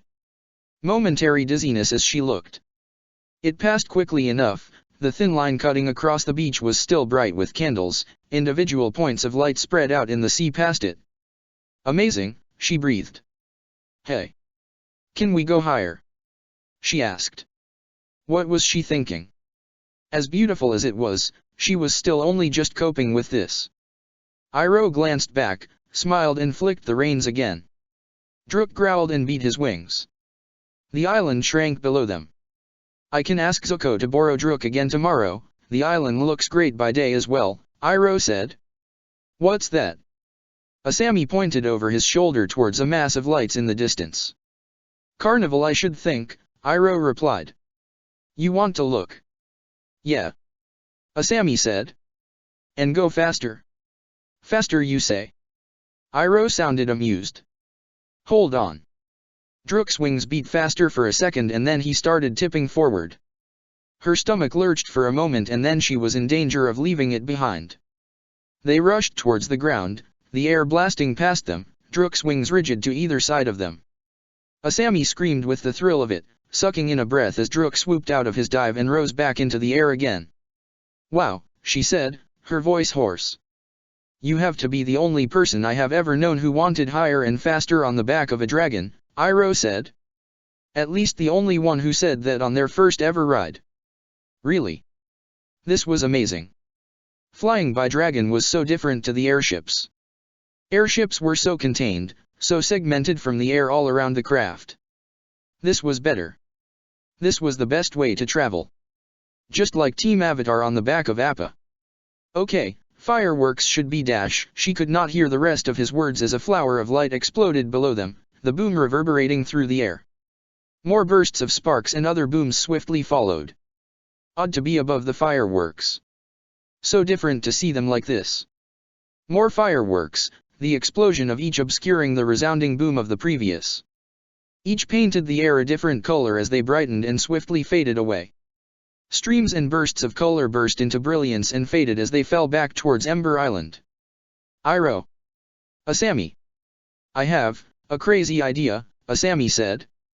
Absurd, dangerous, but Iroh just smiled when she told him. Let's try. Maybe it was the sake. Maybe it was starting a new life, or preparing for it to be not quite what she hoped. Maybe it was being on the back of a dragon with Iroh. Who could really say? At Iroh's command, Drook hovered in the air waiting for the next round of explosions. Streaks of light from the ground, their cue. Drook dived down towards them, the explosion of color appearing right ahead of them. The dragon swept straight through the sparks, Iroh directing them away from them with flicks of his arms and fingers. It was only for a moment, almost missed in a blink of her eyes, but it was enough. A cloud of different colored sparks enveloped Iroh, Drook, and Asami. It was like nothing Asami had ever seen before. They burst through the cloud at a breathtaking pace and Druk pulled back up from his dive as Asami laughed harder and freer than she had in years. Asami was still laughing as the dragon settled onto the beach and even Iroh was grinning. "That's going to make the papers tomorrow," he said. "It'll be funny if they think that was grandfather. Better than them recognizing me." Asami leaned back against Druk and gazed up at the stars. "Don't worry so much. It's not like we ruined anything. And I bet the crowd loved it." Iroh sighed. I know. It's just." He smiled. "Too paranoid for my own good. In any case, thank you Iroh." She craned her neck back and patted Druk's neck. "Thank you Druk."